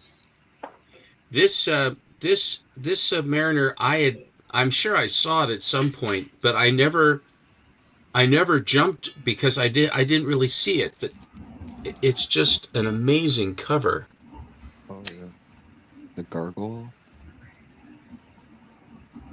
Dragon. Yeah, Dragon. Isn't he like a robot? Dragon. This one came from Edwin Price, the Jackal. Oh. And it's a beautiful copy of Defenders #4 with the Valkyrie. Jackal, is that the guy with the white hair that was crying about his car? I think it broke on him. Yeah, don't you know who it is? You're always over there on Astonishing. Of course you know who Jackal is. I don't pay attention. First of all, I don't pay attention. You don't pay attention. Names are really. I don't really names biggie for some reason unless I hang out. Used to call him back in the day. I think we used to call him the Silver Samurai, but that was a while ago. Never mind. Yeah, I just met him too. So this one I got from Slabbed Addict, and it is a very, very high grade copy of Crypt of Shadows #2. Oh, that's nice. And this one is even more so because it has the National Diamond insert. Oh, fancy lad with your diamonds. Nothing can stop the monster at the door. Yeah. That reminds me of a Stephen King book. There's the Dark Tower. There's a part in the Dark Tower where the house is a monster and starts attacking the people inside. Like, that's what that reminded me of. This is this hot book right now. This is Capes #5. Oh yeah. The Invincible Universe. I think it's going for like $50. Just raw. Yeah, they're now trending up towards 60. Yeah. Yeah, we screwed up. Didn't get that. Got the underboob. Collecto did it in It's good trading. An embargo. At least they filled the negative space with Cape. Gotta have Cape. This is an MT book, and it is Spider-Man number 38, and it is the Pence copy. That's nice. Great book, man. The last Ditko of the run. Very cool. Oh. This one I got from Troll, and very nicely sent it in a top loader. Troll has got beautiful, beautiful books. Here's Captain America 110, the Stranko cover. Yeah, Trollfire, I think, will be on Club Friday too. So. Oh, that'll be good. Yeah. I'm hoping. I don't know. He messaged back, so I'm assuming that's what that meant. That's a big old Hulk. Great and cover. This is another Troll book. This is a signature book, Swamp Thing number 10, which has been signed by Bernie Wrightson. Great books. Yeah.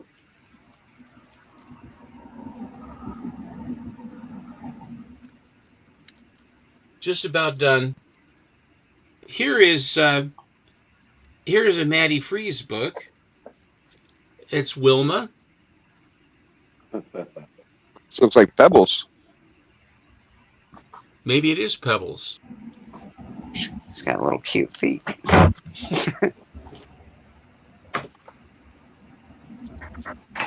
Pebbles is growing up, boy, let me tell you. Flintstone Wilma, he says. It says Wilma on the back. Wilma! Wilma! Definitely Wilma. Here is... Before she got married. Yeah. I just picked this one up. I love that. I love that cover. Oh, yeah. Keon, or whatever you say. I can't say. The hell is that? Oh, is that the It's Absolute Satana? Satana. Yeah, Absolute. Yeah. I signed that up. Artist is taking off. That artist is really blowing up right now. Biggie, But- Jack, I got a question for you in the chat. Biggie, where Bam Bam at? Does he no longer collect books? I don't know who Bam Bam is, but Talking about Darth Lopez. okay. Yeah, he's doing his new YouTube channel. You can go check him out on Bam Bam. He streams about every night. It ain't hard to find him. And that is painted. It's not digital. I thought it was digital work, but then I looked at his Instagram, and everything he does is painted. If he collects or not, I think so. There is the Zatanna one in Absolute Wonder Woman. That really cool cover with the buttons down her leg and what have you. And I like that one enough. I saw that Mr. Atkinson had it. I think Alan showed it. And then what I did is I went ahead and I bought I coughed up for the 9/8 slab.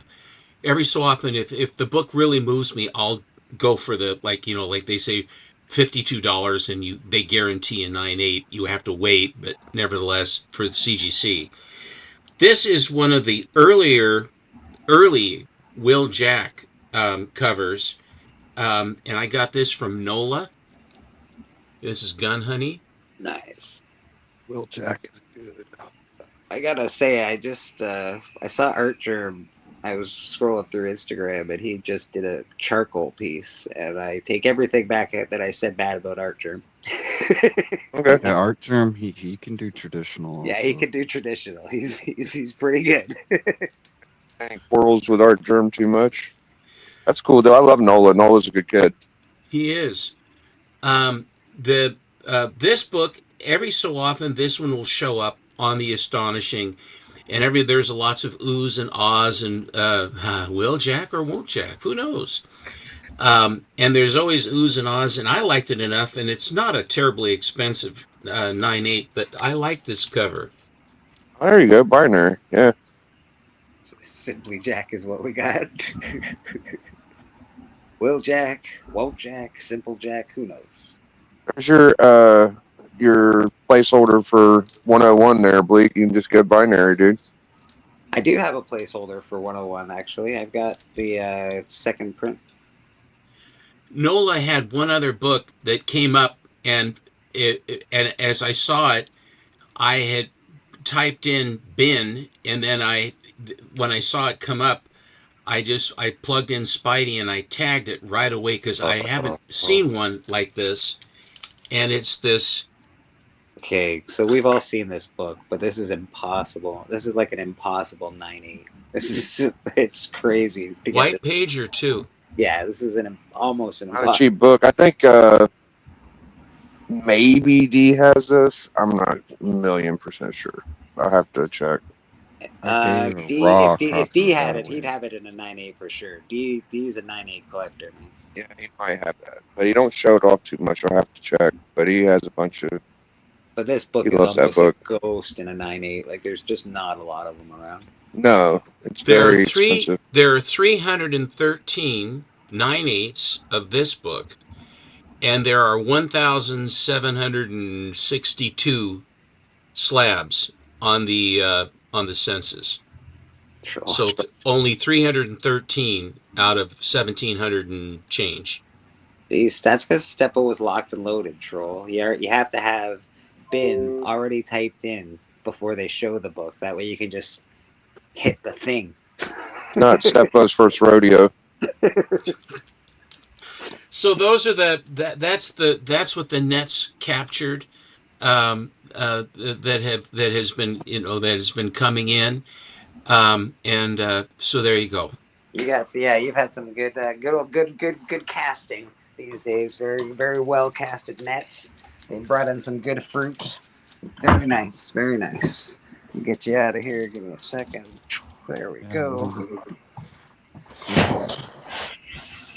We got Bobby with us. How you doing, Bobby? Dude, Bobby, I was trying to remember your Gmail last night, and I sent you a link through Instagram for the WrestleMania hangout. Just thinking you might pop through. Biggie, there it is. I was at my brother Joe's, and I went over there and watched it. Last night. I was over there partying. Look at you. Nice. That's my placeholder, Biggie.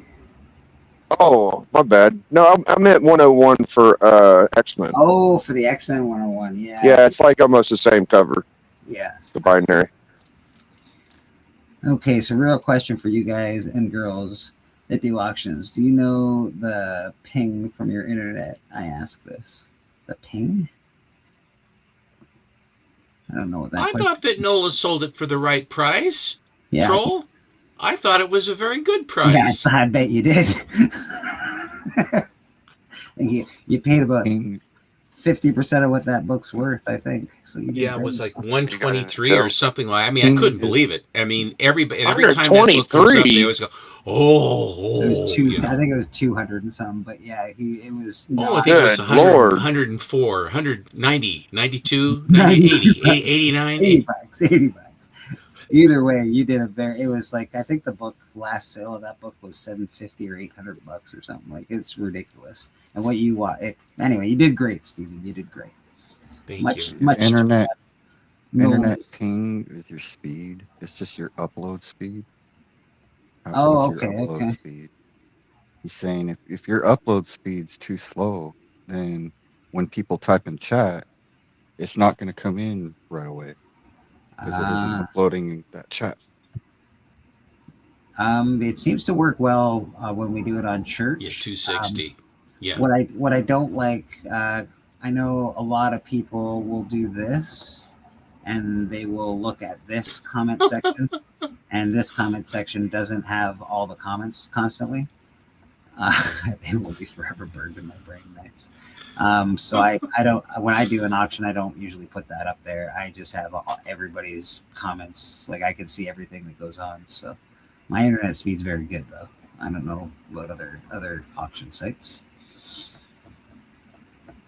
Yeah, that was a great buy. Great buy. Very, very good for you, Steppo. I bought some books off of Whodat last Sunday, and then I beefed them up because, you know, you buy one book and you get a good deal on the one book, but Whodat's from the US and I'm from Canada, so I like to beef up. Yeah, make the shipping worth your while for just one book. It didn't cut.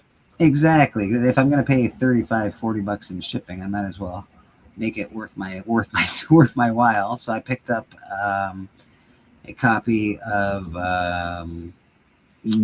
Marvel Spotlight #1 in a 9.0, 8.5 to 9.0 range. And I also picked up a copy of Jungle Action. There's a 4-banger set where Black Panther's fighting the Klan. I have the one where he's jumping off the cross and he's fighting the Klan. I think I got, and that's number, can't remember, 122 or 20, I can't remember, but I got the one before that. So now I need 2 books to finish off that little, it's like a little side quest.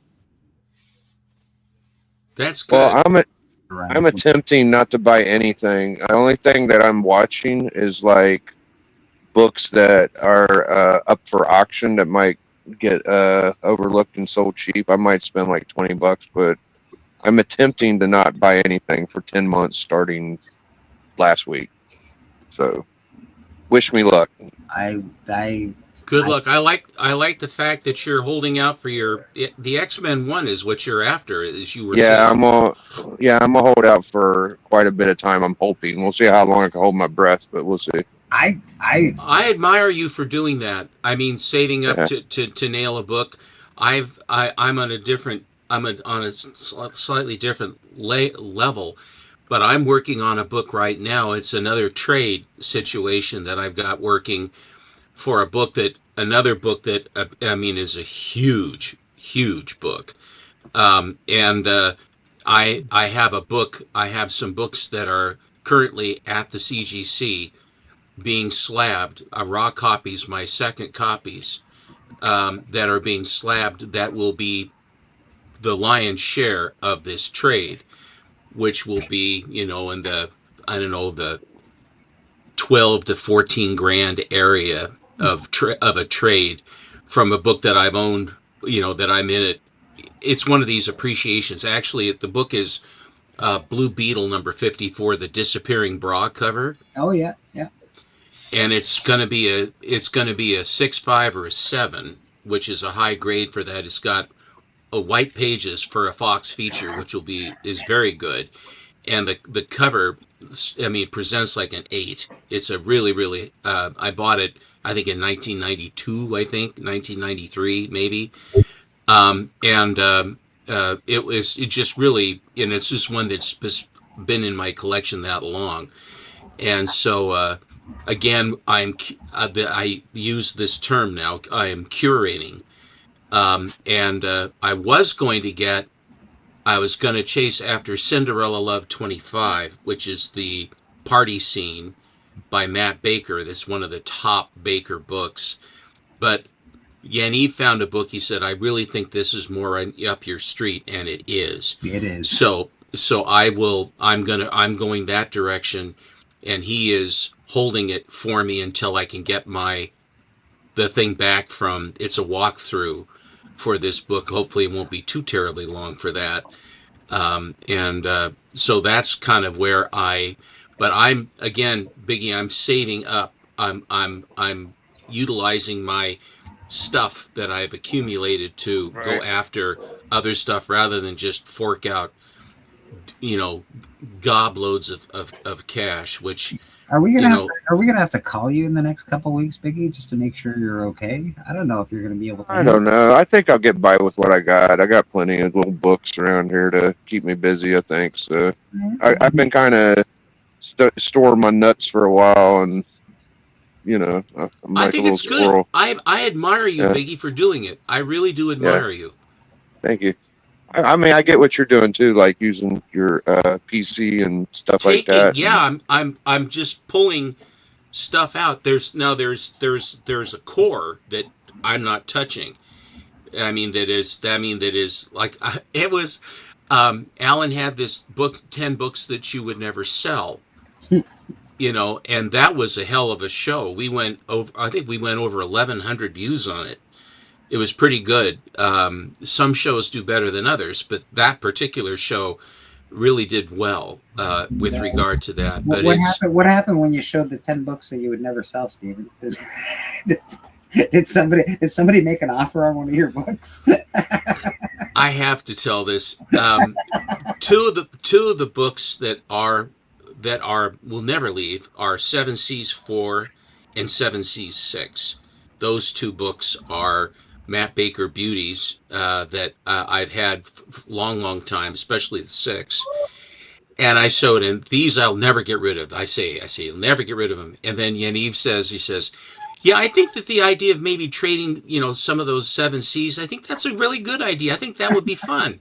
And I said, where in the world did you get the idea that I was going to trade my 7 Cs? He says, I thought. So there was a little bit of inveigling going on there.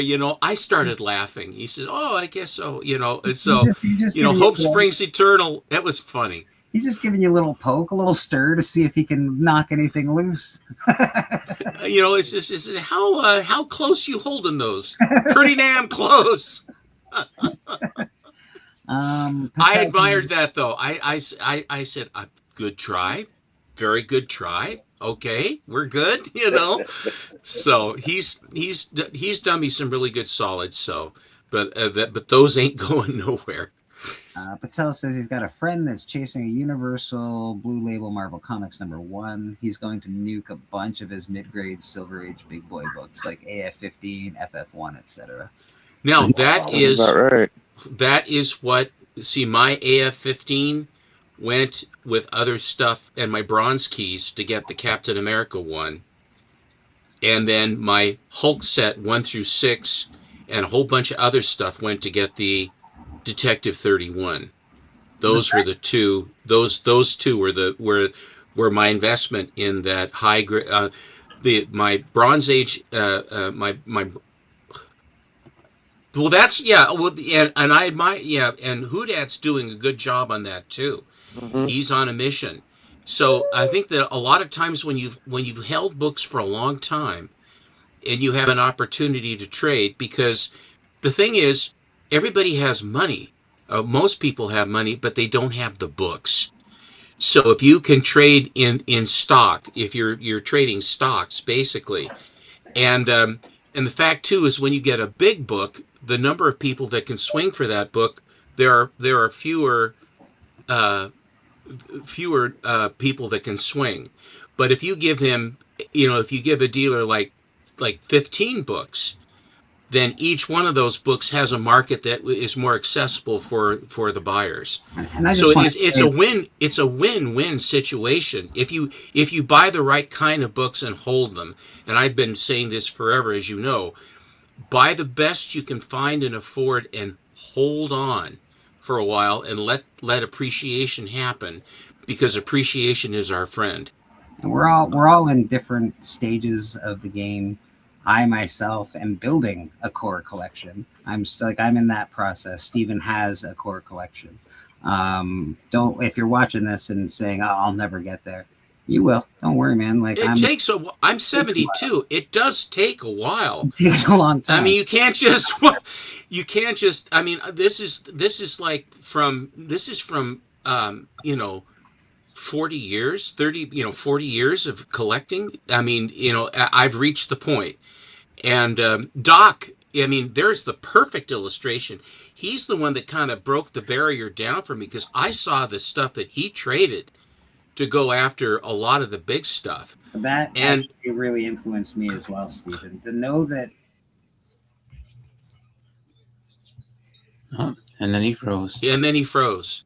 I was gonna say, well, to your point, I mean, I know a guy who just recently got a box of Excalibur comics. Now he sits on those for a while. I think that it bodes well. It's funny. I was being nice and saying, "Hey, man, there's more in there that you need to think." And I mean, I don't know if anybody's gonna sit there and want to buy a whole run of it. But then again, who knows? Maybe someone's like, "Yeah, like if you get the right price, go for it." We all pick up little tricks and little things that we learn from our little collecting buddies. I think that's what's special about. We're not afraid to share advice. I was talking to a guy last night, and I'm not going to say who it was, but he was just kept harping on how, like, he was kind of an opportunist. Like, I buy collections, whatever's in the collection, that's what I get, Mm-hmm. And I'm kind of the opposite way. Like, I'll pony up for what the book goes for just to have it. Like, I'll get other books that I'll get on a deal and maybe flip those. But whenever I'm going after a gold book, I'll pony up. I don't care. You know, I'm that guy. I don't have to wait 20 years to get it. I want it somewhat quickly. You know what I mean? Oh, I do. Believe me. That's and the other thing, as a collector, the drive to go after things at some points is almost, I won't say it's like pain, but it's you just want to get that book.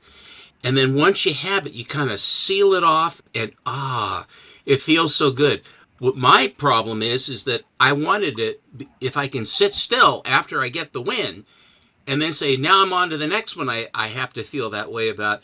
Just stop for a while and smell the coffee. You get such a high and low from a big purchase like that, from like something you've wanted for so long, so you finally got you've dealt, you've looked, you've studied, and then all of a sudden it all happens. And you're like, all right, on to the next one. And it's such a bizarre thing that it only, the feeling of joy and gratitude lasts not as long as you want it to. I can tell you that.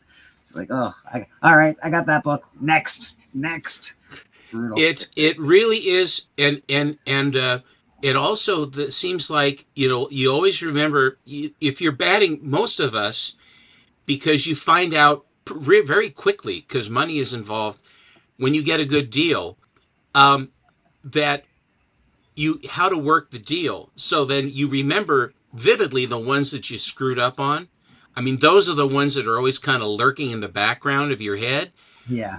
But you have if you're batting 995, it's that whatever it is 0.5 that you always will remember. Because you want to be careful not to, take the wrong move, because there is money involved, and affection for it, and of course your changes. And that's the other thing too.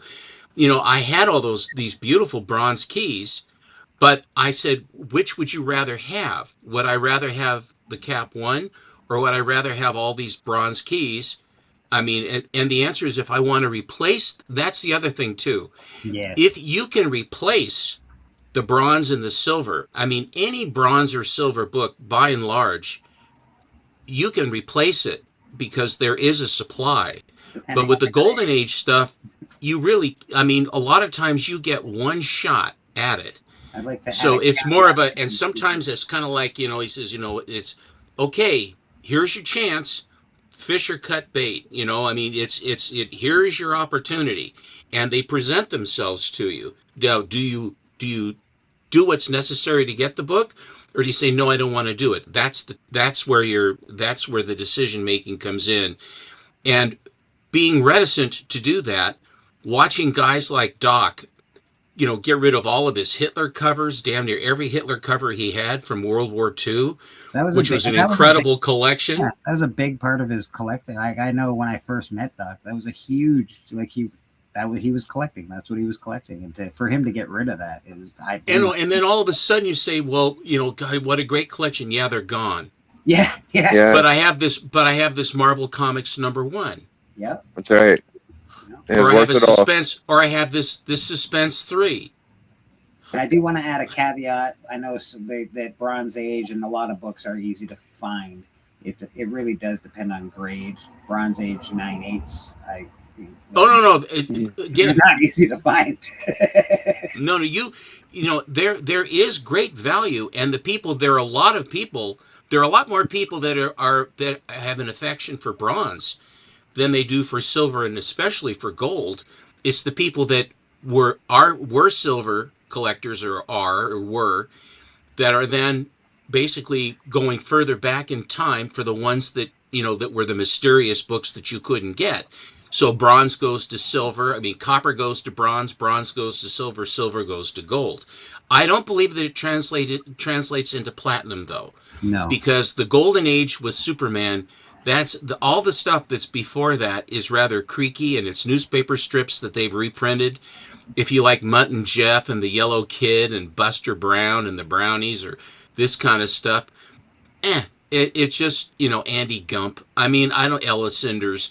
It's just creaky stuff that really does not translate. Superman Action 1 changed everything globally, you know? What is it, Chris? You're busting Chris's butt over there.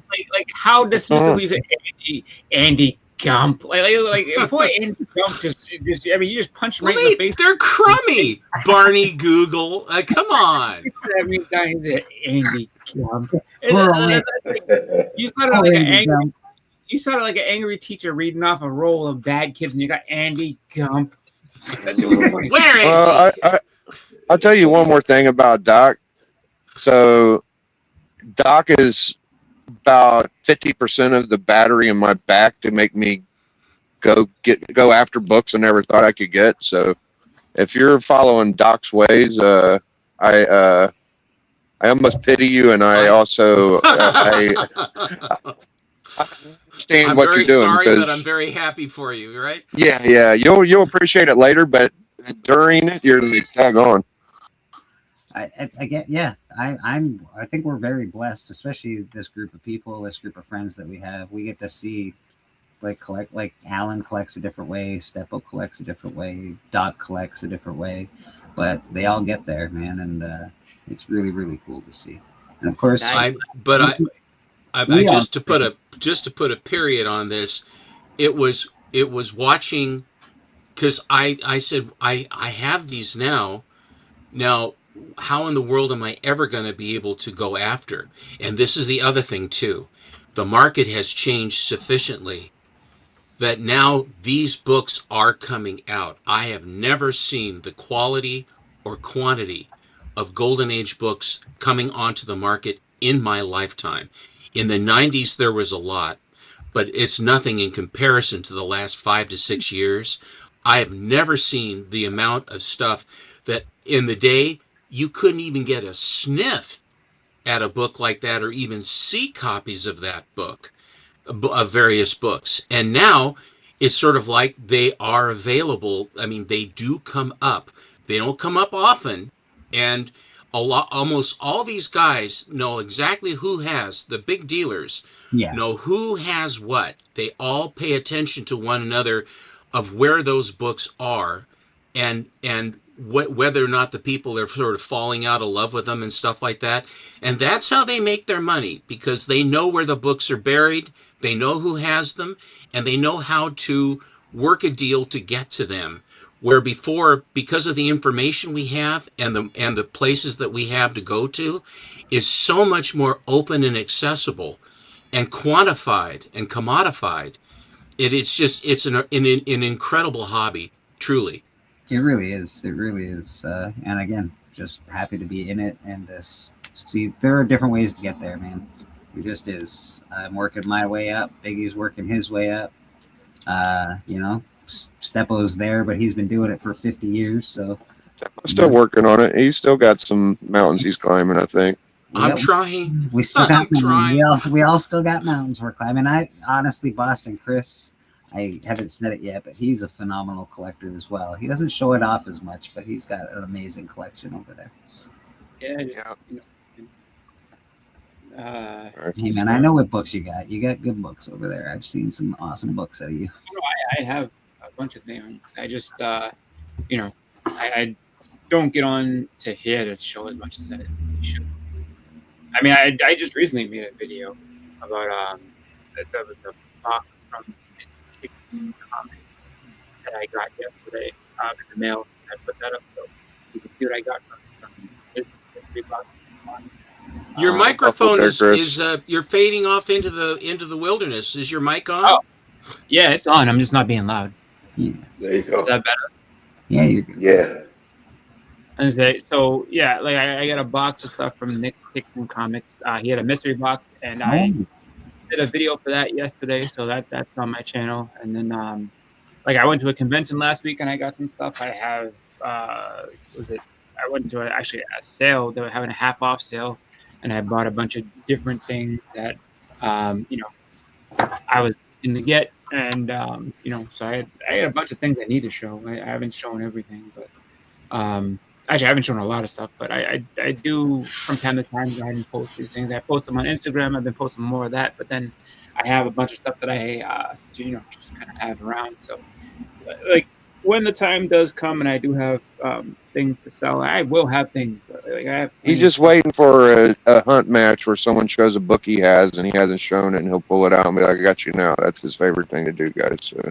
Oh no! I have so much stuff I can. I do like to do that, but I will say that it's a lot of it's just getting organized. Just because that's the biggest problem that I have with me. Like I have a lot of things, and organization is just one of the tough things. Is like putting this here and making sure this and that. Like I know that I have books that I can give you an example. X-Men 97.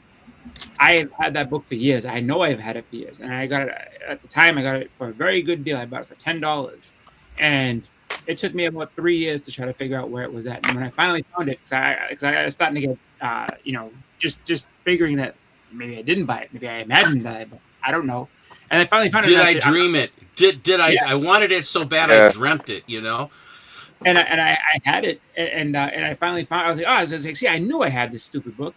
And so I was excited because at the time when I had bought it, it might have been like 2015, anyway, from 2015 to 17 is when I got it, and it was only $10 at the time. And now because of this show and everything, like the X-Men 97 show, that book got real expensive. So I started questioning myself, like, did I actually buy this book or did I just think I bought it?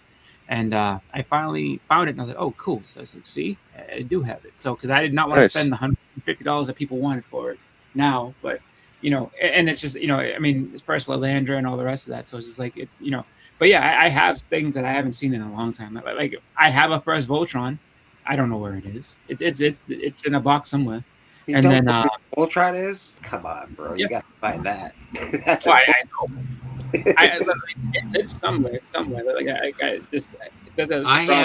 I have books that episodically decide to. The Gremlins come, the comic book Pukas come, and they move books around just to keep you honest.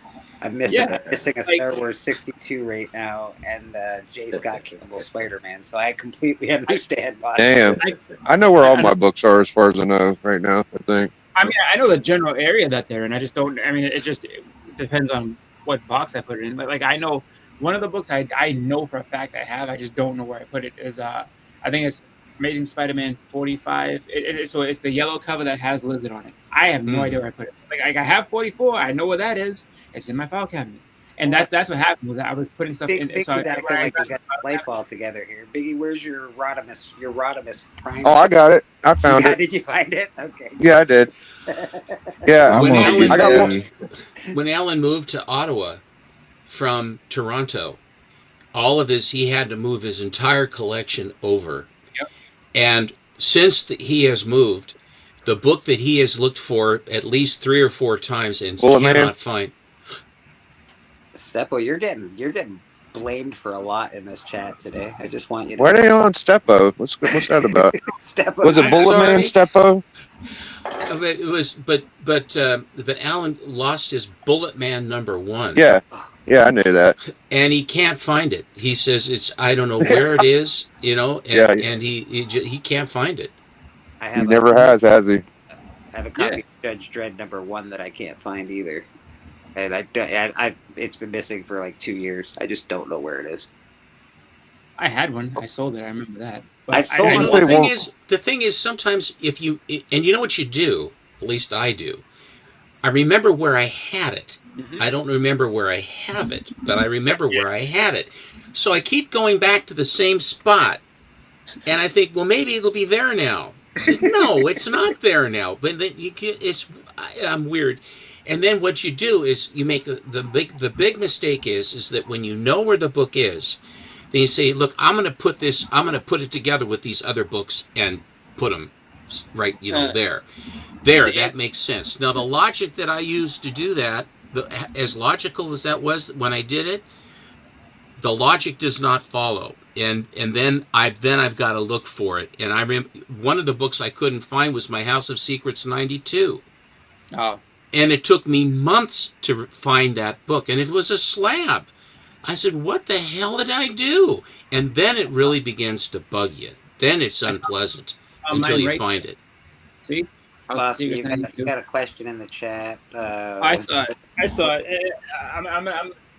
I can't wait for this because I'm going to tell you my honest opinion on this one. So, it's Demolition all day. Demolition was the better tag team. The Mega Powers were not a good tag team. They were a time bomb. Oh my goodness!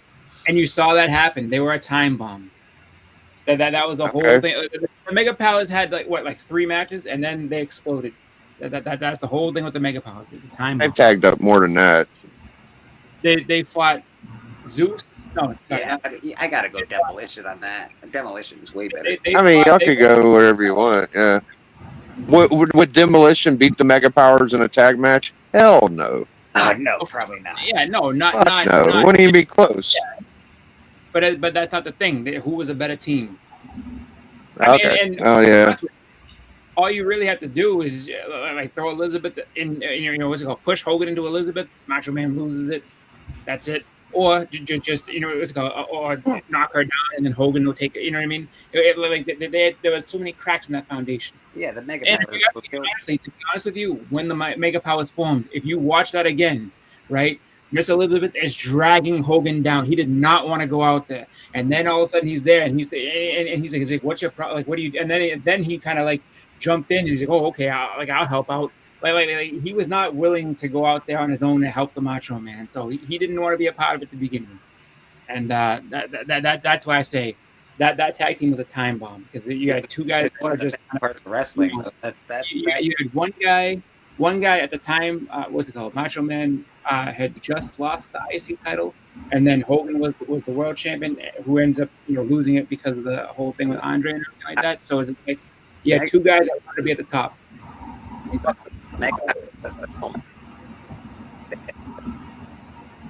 There's different ways of judging good teams, but I'm not even going to comment on it. I like to follow the trends, and me and Bleecker have talked about like stuff that we noticed that Alan, Steppo, and Doc do, and right now, I'm not putting words in her mouth. It's just my opinion, but Alan doesn't do the high grade books like Steppo and Doc might, and like there's a trend of Bronze Age horror with DC and Marvel. People are getting high grade books in that. And I think right now is the time to be looking at the superhero, like 20-cent Bronze Age high grade books, like even run filler stuff. So just a thought I wanted to put out there. The 20-cent era of comic books was a really good era. The 20 centers, I thought that the quality of those books when they came out, I really enjoyed the 20 centers. Fun, good covers. You got people, Plug, you got Neil Adams working on that. Like, there's some good artists in the 20 centers. That's a really good era. And the Bronze Age horror, both DC and Marvel, DC horror in particular has been really, really hot. I've sort of stuck my toe in, but I mean, I'm not going to go full bore, but I stuck my toe in. The problem with the ice cream cover, which is cool. You got that ice cream cover, which is awesome. The problem with all those is that for a long time, and that's what I'll say. I think everybody who had kind of a spot for that, I mean, just because for years and years and years and years, like they weren't that expensive. Like you could have gotten those. Like, I mean, I remember people having like long boxes of them for like $4 or $5, all varying conditions and stuff. Me too. Now when you go in and you see those, like if it's not $4 or $5, beaten to absolute death, or it has like water damage or something stupid, and it's just like, and it's all because I think the DC ones do better just because I think that they have more titles and longer runs. I think the Marvel. Well, I don't think they were collected as Marvel books. People went after Marvel. DC, after the Silver Age, just has always been sort of trailing Marvel, and that's just the way it is. And the Marvel books would bring more, and the Marvel books still bring more than the DC books by and large. I will say that, like, when I go to shops, I do try to see, like, if I can find, Bronze Age horror stuff that if it's in good shape and it's not overly expensive, then yeah, I'll pick up what I can whenever I see that there's something going on. Like, but like for the most part now, it's just like it's getting the respect that it deserved from back in the day. And I think part of it too is that I mean, it's a trend now that people just want to jump on it and grab it. But the thing is that like what people don't realize or didn't realize is that you had a lot of really big name artists at the time work on a lot of that stuff. So it's like, you know, I remember I ended up selling a group of them that I got, but like there was like I think like 4 or 5 like Mike Kaluta covers in a row in this thing, and it's just like wow, like you know, like he just, if you look at a run where it's like oh like this is like going for like $3 and it's all Kaluta, and here's a bunch of Neil Adams, and here's a bunch of this one, and here's a bunch, and just because they would just do those kind of books when they didn't have anything else to do, or if they just wanted to, you know, do something different, take a break from heroes and be like, oh, let me draw some of these. And now it's just like, you know, people know that, you know, that those books didn't, like there's probably a lot of them that are in good shape, but I know that they didn't have the collectability that everybody, you know, had back in the day. So, you know, that's why you're seeing a lot of people being like, hey, like you know, these are starting to get, these have now become, you know, just the books that people are seeing. So now they're getting graded, they're getting sent off, and you know that's why you're seeing a lot of 9.8s and stuff like that people are having. And yeah, it's like it's getting expensive because of that. Like it's just, you know, and it's not a bad thing. I don't think it's bad at all. There you go. You get seriously. First appearance of what Agamemnon. Those are tough to tell because I like there's a lot of appearances in all those. Yeah, I love Trolls, Dagger Cards. How you doing, man? Good to see you. Or Dagger Comics. Good to see you. Yeah, like Eternals. That whole run got smashed to pieces because the movie didn't go well. But they're still good books though, and that's what I would say. Like, I just have this one, but it's pretty cool. No, they're good. Story's pretty decent. It is the Night of the Demons. It makes sense that it's in my collection. I'm like, oh, demons. I just think that if you if you like or if you were a Kirby person, or if you liked Eternals, or like have a couple of them, read them and thought they were all right, like go back and get the rest of them now, just because like nobody's pricing that to be a super expensive thing. And I'm not saying or anything like that. I'm just saying that like if you wanted to get that story and not pay a fortune, go for it, because you know that's the one piece of advice I can give everyone. Everyone's looking left, look right. Everyone's looking left. You know, like you want Bronze Age horror, this and that, go for it. I'd be like, you know what, that's fine. And I look and see what I can get for myself. Like, oh, this is priced well. But other than that, I'm not worried about it. Can't remember who I saw showing off. I have number 1 of this. I don't know what I did with it, but I can't remember. I saw someone showing off this the other day too. That was cool. Little Flash Gordon action. Flash. Oh. And he's coming to my Comic-Con. I have number 1 of this. I might get him to sign it, to be honest. I don't know how expensive he is, and I just came across this, which I thought was awesome. Very cool. Yeah. Actually, I know what run I can. I know what run I need to. Like, what do you need? So apparently, I got West Coast Avengers upside down in this box.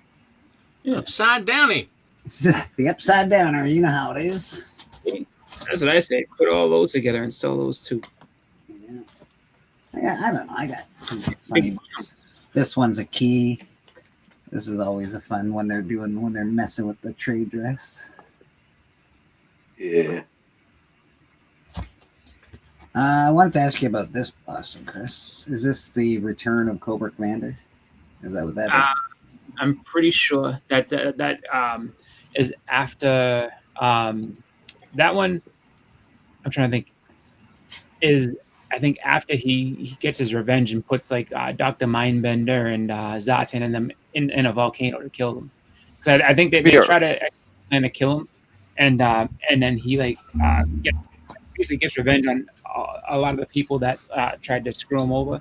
And I know that the only one that makes it out of that volcano, out of the people that are in there, was Firefly. Everybody else dies in there. Like it's Raptor, Dr. Mindbender, and Zatan and Firefly are in there. And I think Firefly is the only one that gets the Dominator.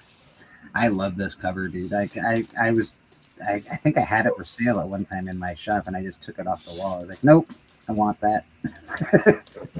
You can't have it. It's mine. That's Todd McFarlane. Is it Todd McFarlane? That makes sense.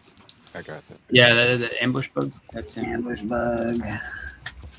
We got some Captain Planet. Come on, everybody loves Captain Planet. Hell yeah. We got, this is probably shouldn't be sold, but that's fine. It's got a little too much there, I think. And that guy, Alex Ross, Spider-Man.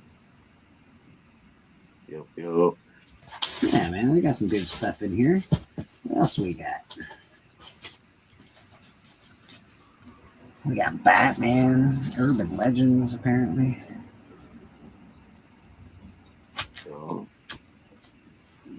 Batman, Fear State, #1. We got all of the Avengers, the Silver one, the... Well, what I was going to say about that G.I. Joe Bleak was that might be one of his first cover appearances with that mask specifically that way. Like the thing was very. Yeah, I mean, that's also like special because issue 100. Is Cobra Hydra? I mean, for practical purposes. Not exactly, but kind. I mean, they have more of a. It's weird. Like, there's a lot of ties to like Vietnam and everything like that. But It's funny you say that because before G.I. Joe got started, Marvel was going to make the series Nick Fury, is the way I understand it. So, yeah. Really? Well, they got it from they got it from Action Force. That was the original of G.I. Joe was Action Force, and there was like Baron Ironblood and a bunch of like basically. So if you go and you look up Action Force, it's like a British comic. That was the precursor to G.I. Joe. That's where they got like most of the whole thing from. And then when they brought it over, Larry Hama was the one that was writing it all. So, and he's a Vietnam vet, so that's why he put so much of Vietnam in there. So there's a lot of ties to Vietnam and all. Like Cobra kind of comes together as like a terrorism organization based on a bunch of different events and everything like that. But I guess it's close to Hydra, just not exactly. I think Hydra's a little bit more in depth into what they do.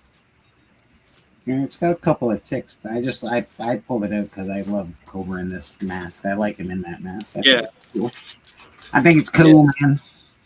Tried to send you a video, Evil. What else did I miss? What's going on? Somebody asked if we saw Evil Mike asked if we saw the trailer for Ice Cream Man with Eli Roth. It looks just like the comic, and it's not based on the comic at all. So I didn't. I'm curious as to how they're going to get away with that. If they're going to be able to, like, is Ice Cream Man done now? Will they be able to put out a movie? Probably not. Depends. Because they won't be able to call it Ice Cream Man. Why wouldn't? I mean, is it? Because that's the name of this movie that just came out, called Ice Cream Man. Literally, Ice Cream Man. Eli Roth is like some weird serial killer in an ice cream van or something like that. I don't know the whole premise, but it's very similar to the books. Yeah, but the ice cream. If it's a different story, like, because you can make a whole nother story based on like a similar character if it's not the exact same. Because the Ice Cream Man itself in the comics is more of like I guess he's kind of like more like the Mothman than anything else. Yeah, he's more of an entity than anything. So it's a whole different I mean, because if it was something where, like, they absolutely could still do it and just be like, well, this is from the comics, like this is some other random thing that you did, and they can have the same name. That wouldn't be a problem. It all just like if there's crossover and like how things are told, then whoever owns that.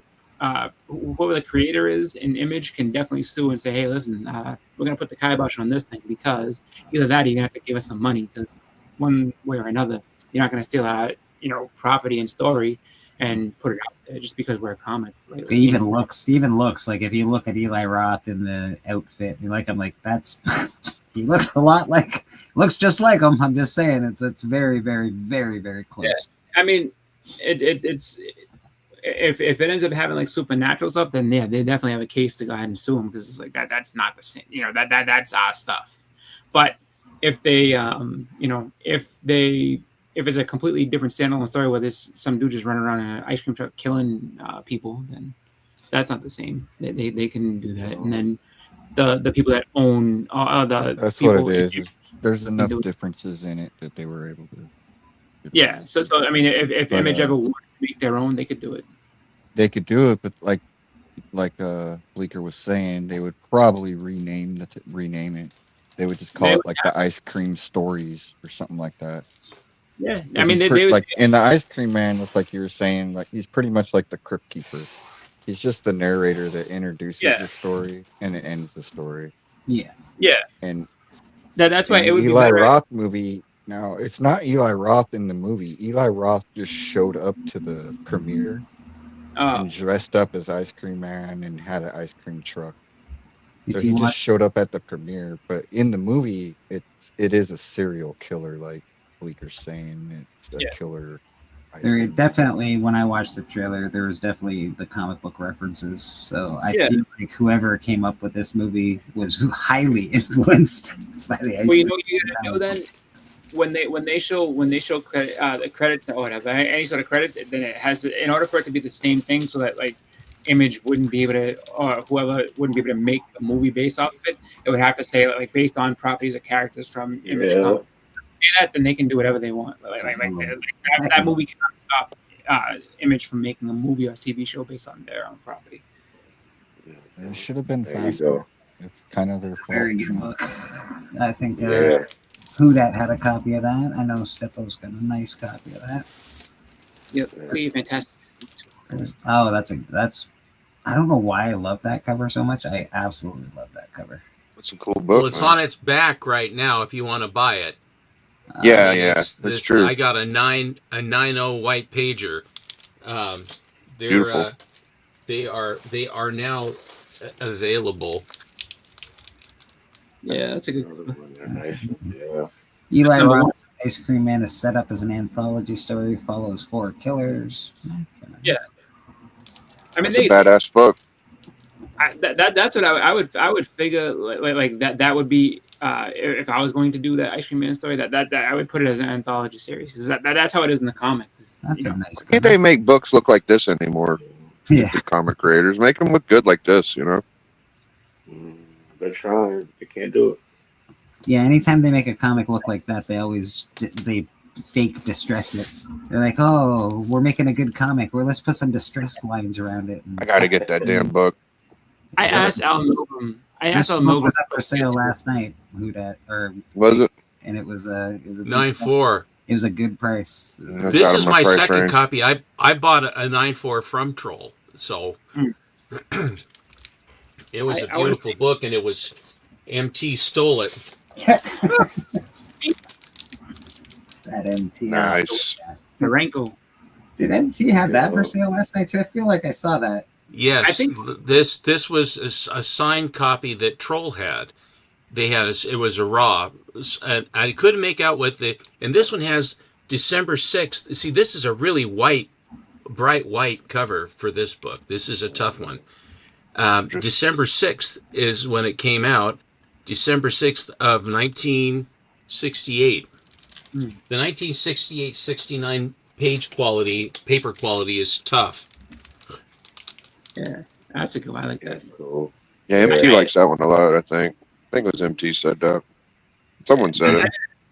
I'd asked Al Milgram like why it is that they don't have him do like more variant covers and stuff and that older stuff, and he basically told me he's like they don't like that anymore. Like they just like they don't want covers to look that way. I'm not sure why. They just it's just not the way that they're doing it now, and they're just like nope. Hi, Man Cave. We got Doc in the chat. How you doing, Doc? Good to see you, brother. You got some books. He got some books at the Whale. Nice. Any whales?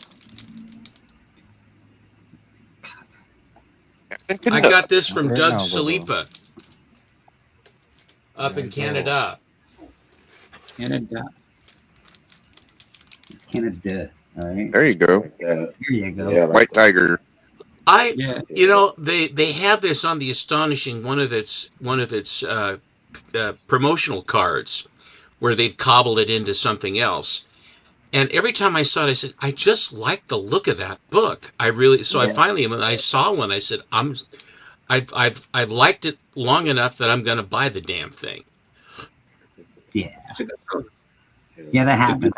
That's the way to buy a book. I have to buy the damn thing. You look at it long enough, and you're like, all right, I'm buying it. I've had enough of this nonsense. This one sold last night, a raw copy of this. I think that Houdat had in a group.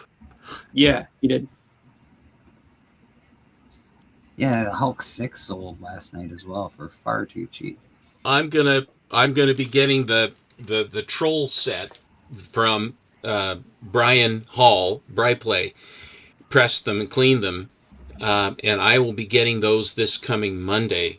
The Hulks from 104 or whatever up through, just a string of them, and the Rhino cover, where the Rhino is the battle, is I guess a very, very high grade copy raw.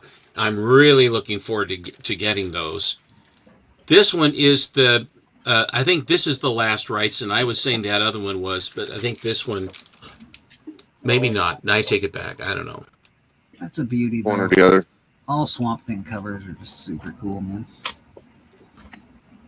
At the convention I went to, somebody had it for $40, and I just I had to go look at something else, and I'll be back, and then it was gone. And it wasn't there when you got back. I love that book. It's a great one. Romita Senior. I love it. I picked it up finally a couple years ago, but I always wanted this book. It took me the longest time to warm up to this book because it was Doctor Strange, up to 168.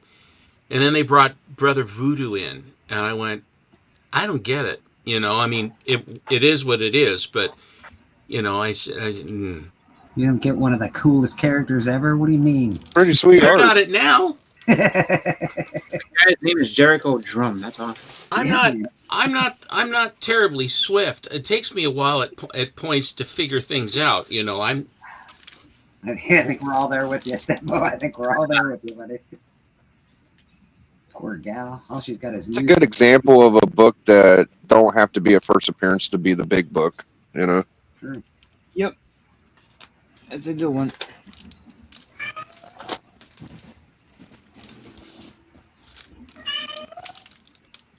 Hey, I love that book. Yeah, it's a pretty book.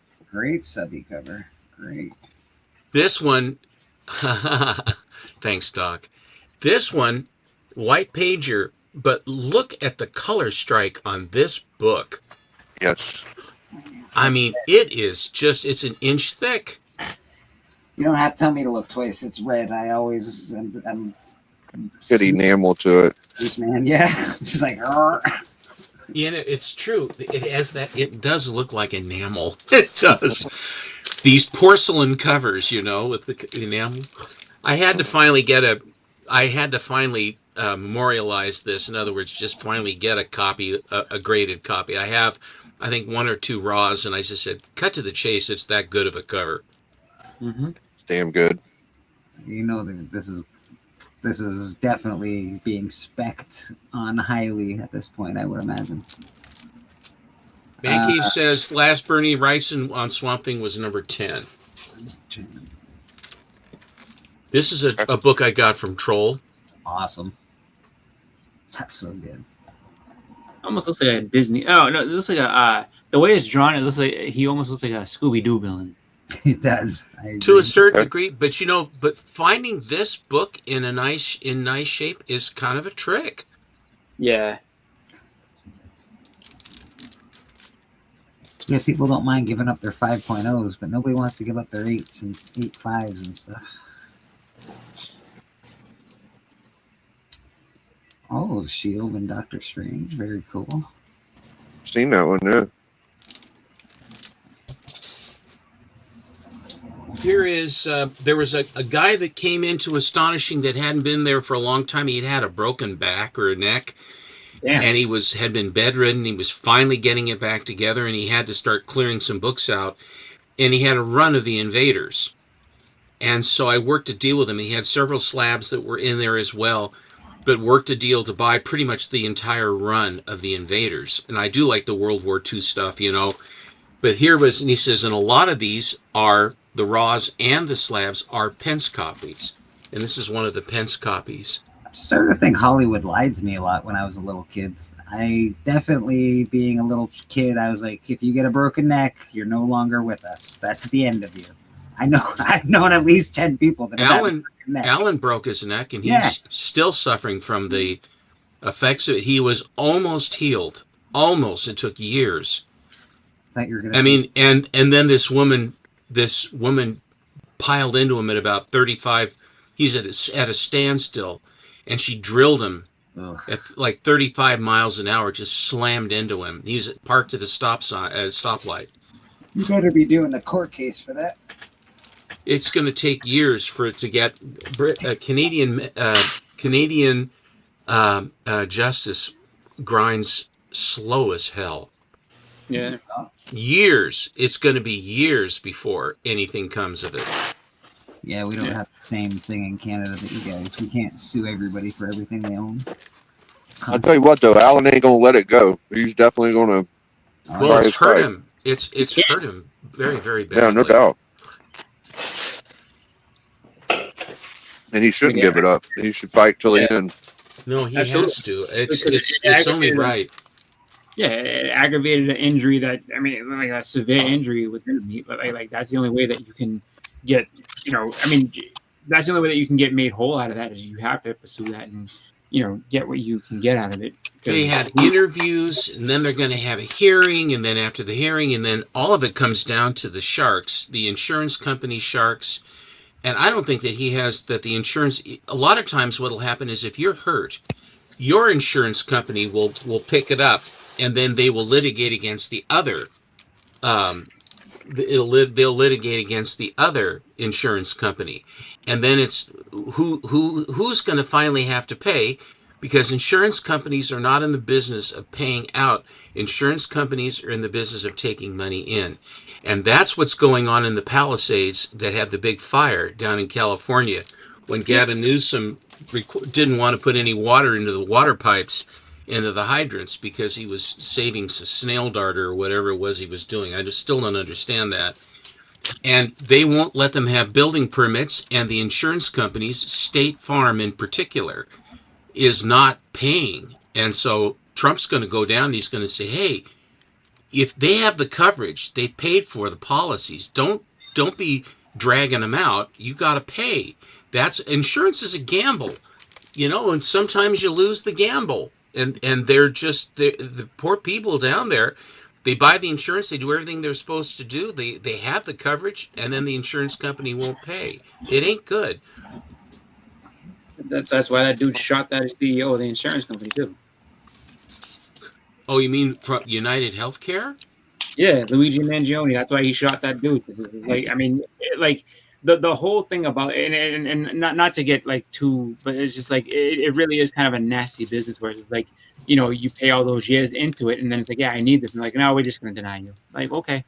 I didn't know that he had any kind of a situation where he had a medical thing that prompted him to kill a fellow that he didn't know and had basically worked his way up through the ranks and father and shot him in the back, and then went up and shot him again. I think that guy should be hanged by the neck. Yeah. I don't think there's any justification for what he did. I think that his reasoning for it was because the insurance, how insurance companies work and people. So because it's like, you know, when it comes down to it, and you have something going on, 3 of them, and you know, you have a family member or somebody else that like needs something, and then the insurance company just denies how, you know what I mean? It's just like they're basically in a way just saying, okay, well, this person, especially if it's something that's life-saving, they're like, yeah, we're just going to deny it. Well, then you condemn that person to death. That's kind of fucked up.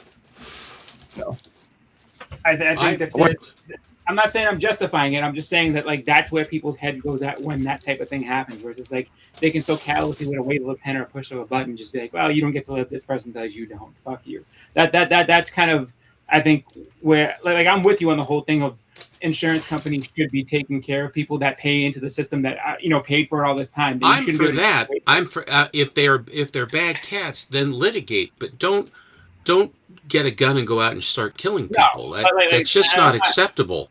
Yeah, I'm not advocating that either. I'm saying that I'm just saying that insurance should do what you paid them to do, which is when you need them, you got to take care of the people that paid in, because that's what they did. That's what they paid for. That's Just gonna have to, I'm gonna have to ask that we change the subject.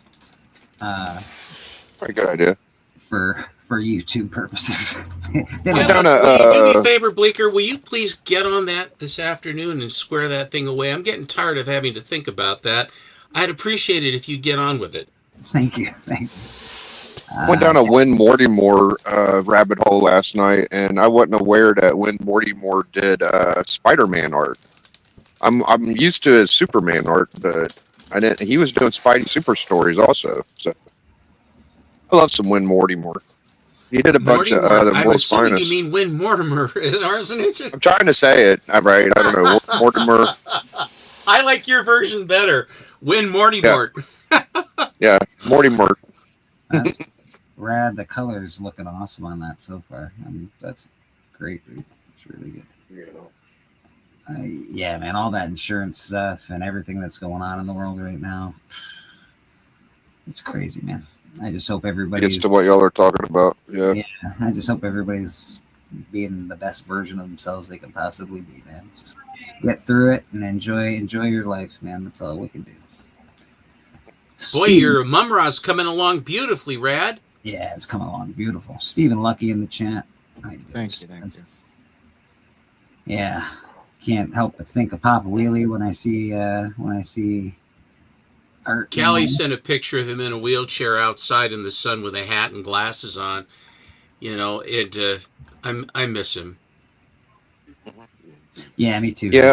He's missed here on church a lot.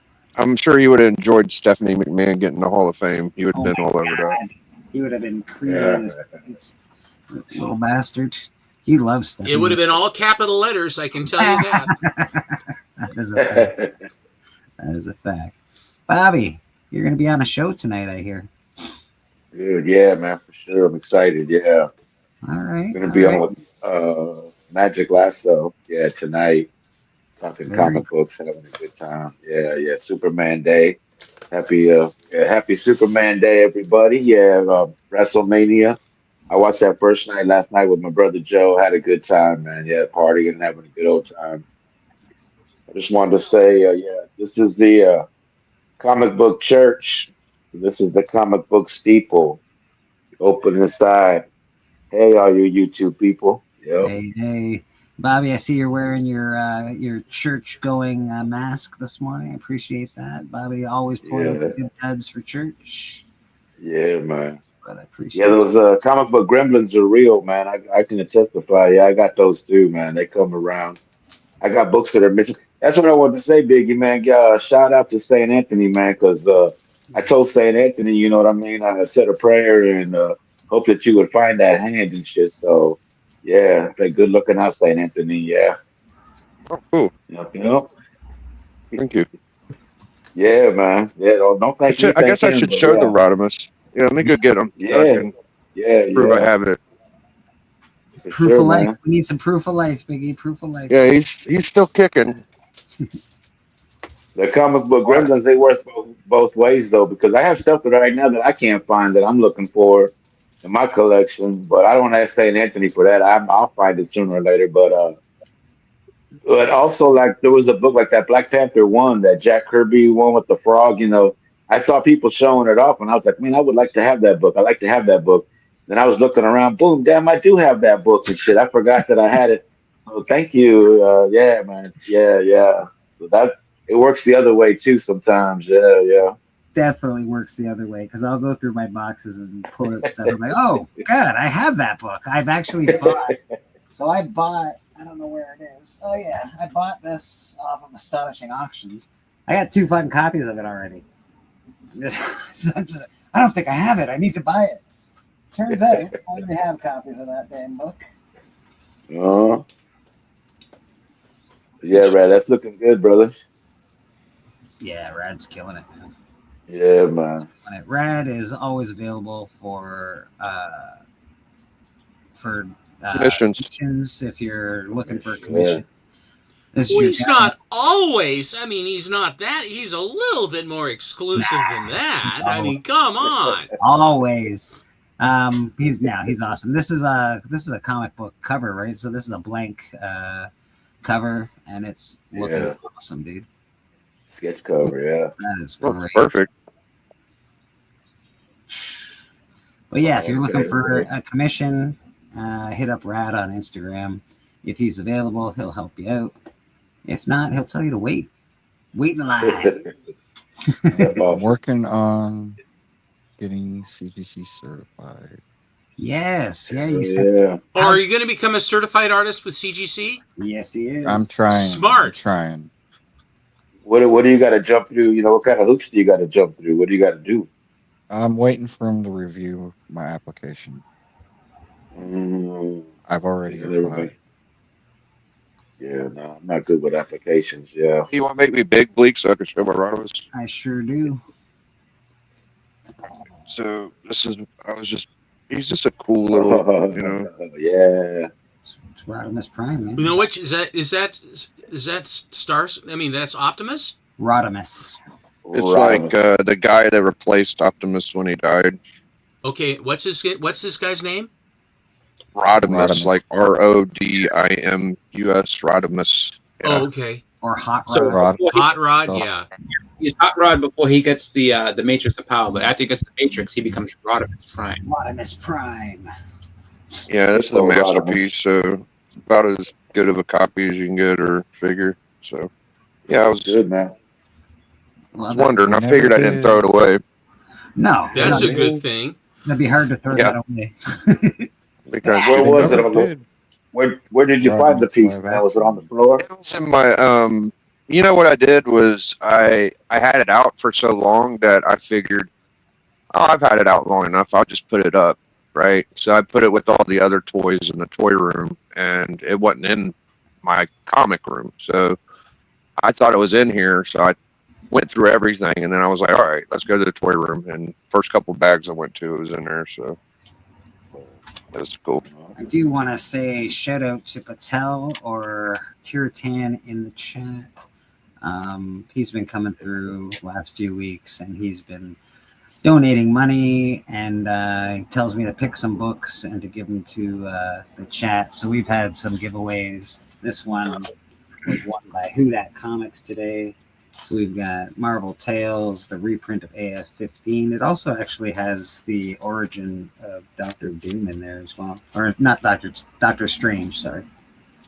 So there's an origin of Doctor Strange in there, which is really cool. We got Star Trek #1. We got a facsimile of Conan. And then we've got Darkhawk #1 for Who Dat. So.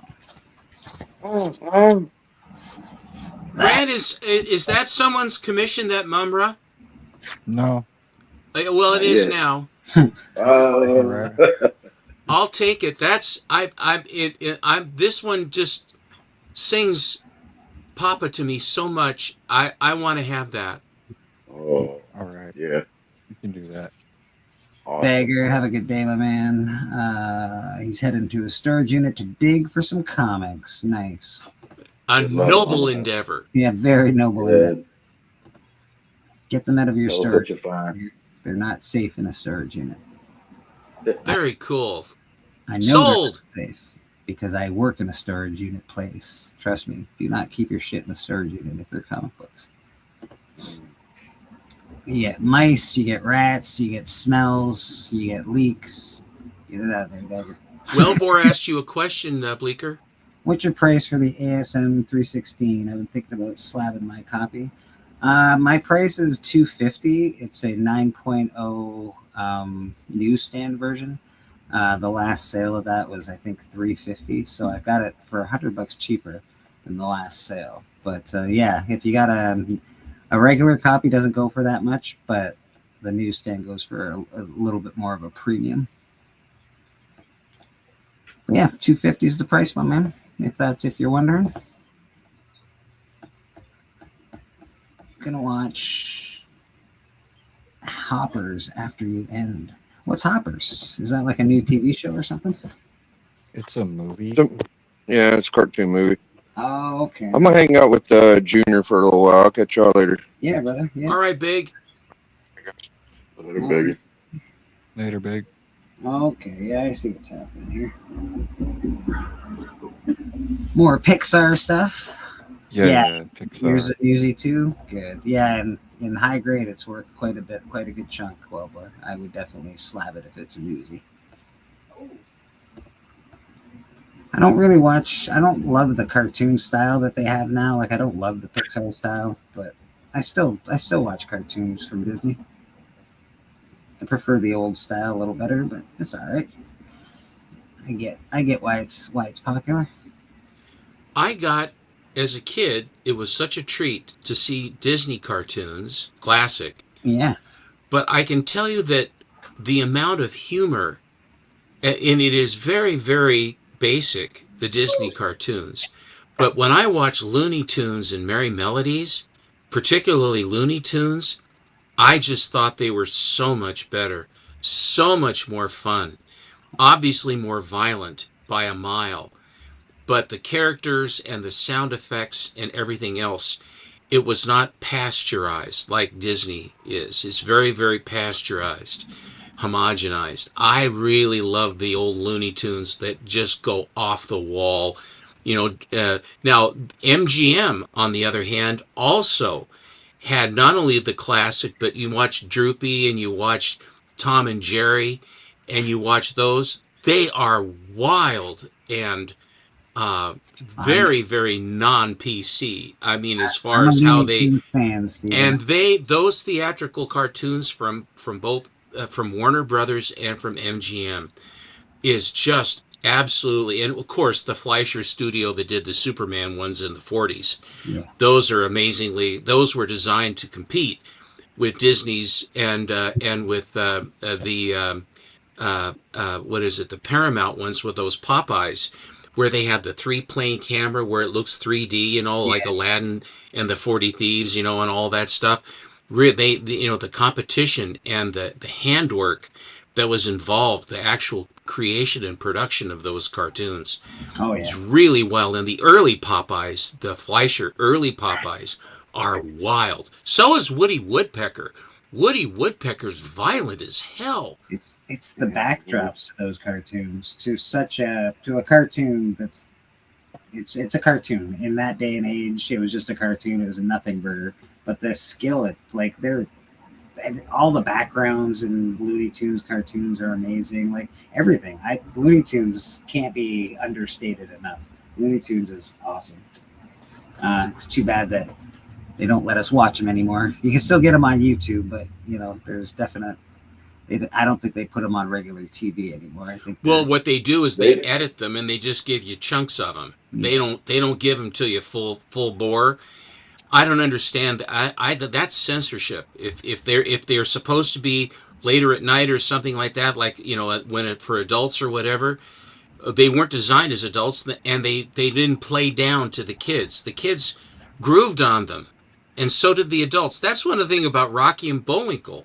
Rocky and Bullwinkle was aimed at kids, but it was aimed at adults. I mean, there's a lot of adult humor in Rocky and Bullwinkle. It's really, really fantastic. The bad guy's name was Boris Badenov. Badenov, yeah. So Natasha Nogudnik. Yeah, I love those, man.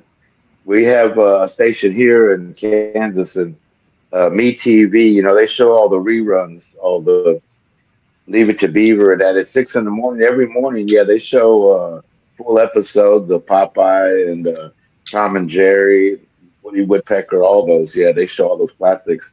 They don't show like the ones that are heavy, racially induced. Yeah, they don't show those ones, but they show everything else. The guns, the blow-ups, so. And I get not showing the racially charged ones, like where they drew different things that awfully obviously. I get not showing those particular, but like the ones that are just a little excess. Oh my God, he fell off a cliff. Yeah, it's a cartoon. Relax. Right. if you think Pepe of all- Le Pew was the best, man. Yeah, I still like Where him, are man. you, my little? I am looking for you. wasn't he the one of the Speedy first Gonzalez. ones? I'm pretty sure he was one of the first to get canceled. People were like, "Nah, Pepe, you're not allowed. Yeah, No they kisses said for he you." was Pepe Le He Pedo. must They be said he adult was a about Pepe his Le Pedo. thing. Yeah, he's a little too aggressive. Yeah. But if you ever watch those cartoons, by the end of it, the girl's chasing him. He's like trying to run away, and Always. you know what I mean? Yeah, the tables turn. Yeah, you know what I'm saying? Yeah.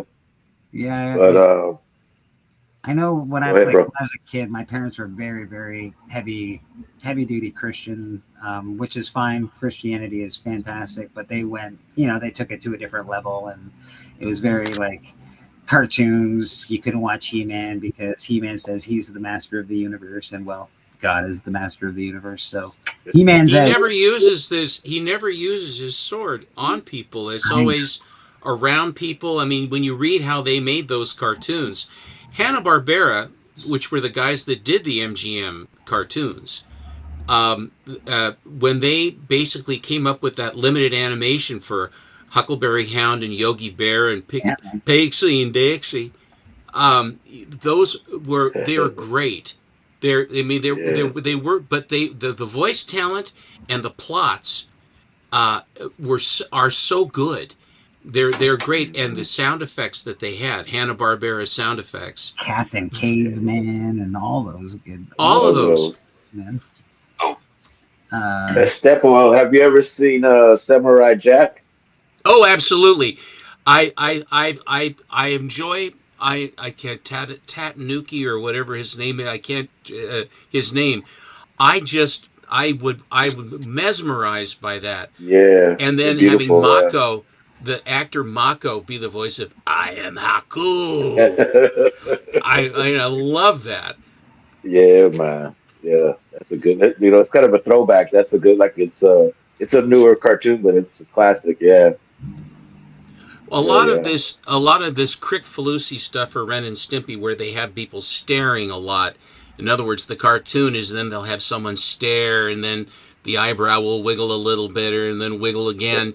In other words, they took their time. They would take their times and let you look at it a little bit longer. It's a different style, and frankly, but Samurai Jack is really, really good. And the gal that is part of the evil ones, the sisters that are after him and all of that, and it has all of the elements where you go to the top of the mountain for the big fight at the end. I mean, like so many, like you watch any B Western, whenever, if it's nearing the end of the movie and they're starting to climb a mountain, you know what's going to happen, because the bad guy's either going to fall off the mountain or somebody else will, or the guy will get him or whatever it is. But it's, there is that, and that goes clear back, I think, to Gilgamesh, where they basically go to the top of the mountain and his friend gets killed or whatever it is. I mean, it's that kind of thing. They were still doing cartoons right in my era, because Animaniacs was still very good. Yeah.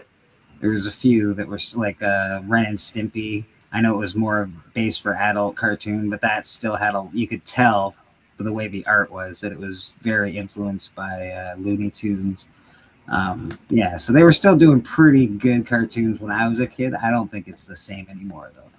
No, it isn't. No, everything's been really washed and cleaned, and you're not really. Yeah, the Scottish guy in Samurai Jack was great, and all of his daughters that are these enormous women, and then he comes back as a ghost. He comes back as a ghost, and he's talking to them all, what are you doing? And, and they actually, they let him have a Scottish accent. Like, you're not supposed to, it's not cultural appropriation. If you're making that part of the story, you're not demeaning anybody.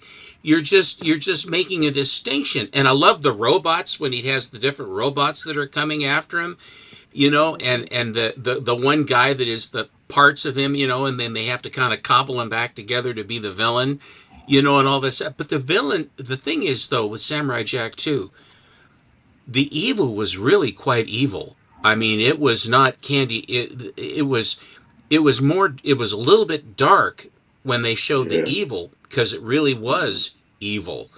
And I like that because they don't talk down to the audience. Don't talk down to kids. Don't play act down, because the kids smell right through it and they kind of go, "This is Magoo. I'm out of here." Magoo. Yeah, definitely Magoo. I love it. Magoo bullshit. Hey man, I haven't watched That's the other term I use. Mr. Magoo. I like Mr. Magoo, man. He was all right. Yeah, I do too. Yeah. I learned a lot. Oh, Magoo, you've done it again. Yeah, Oh, my boy. I learned a lot. Yeah. Mr. Magoo. And his That's the way I see things, like Mr. Magoo. Yeah, he can see right. That's it, man. Well, it's getting fairly late. Normally we go to about 3:30, but I think we can probably call it a day. What do you think, boys? I think we've probably done enough damage. I think so. I think that we've done an admirable thing at the whole thing. I think so. We've definitely taken a swing at it, hit a few home runs today, maybe whiffed on a couple, but that's all right. We're all right. That's how we do it. Mr. Rad, what do you got going on with yourself this week, my friend? Well, tomorrow I'll work on the front cover of this and get that knocked out, and then hopefully I can have it ready to mail off for Stepo. That is a Stepo buy right there. Good buy, Stepo. Really nice one. And I'll be working on the comic, and I'll be back here next Sunday. I love that. That's really, really, you have that wild shot when he goes, Mumra! I realized the reason why that he just wasn't Mumra all the time, and he was this sort of this kind of dragon mummy kind of guy that's all weazened up, and then it, just like Chris said, he said the Thundercats had a new television set. He said, I will not let them have this new television set. I am Mumra! And to the total Marplot, I said, why don't you just stay as Mumra? Just hang out as Mumra. No, because you have to have, it's all about the transformation. So that, where Lion-O has to raise his sword, they have to encapsulate that so that they don't have to remake the animation, the cost of the animation, the way that they cobble those things together, the kind of workshop that they did to make those. Yeah. You guys are having a picnic? I am Mumra. I'm going to make it windy and wreck your picnic. It didn't happen. But the thing is, too, like the other reason that he couldn't just, stay as Mumra all big like that is because he had to get the power from the ancient spirits of evil. Because there is one or two of them where the ancient spirits of evil have had enough of him, and they're like, no, we're not going to give you the power. You're being a real jerk. It's like, but the Thundercats are making cookies. We need to stop this. Cookies? They're just like, not today. Let them have their cookies. Let the Smurfs deal with them. Sick the Smurfs on them. Boston, what do you got going on with yourself this week, my friend? So I made a video yesterday, so that's up. Probably making some more videos at some other point. Just because I have things to show, and that's pretty much what I have for the moment. So watch my videos.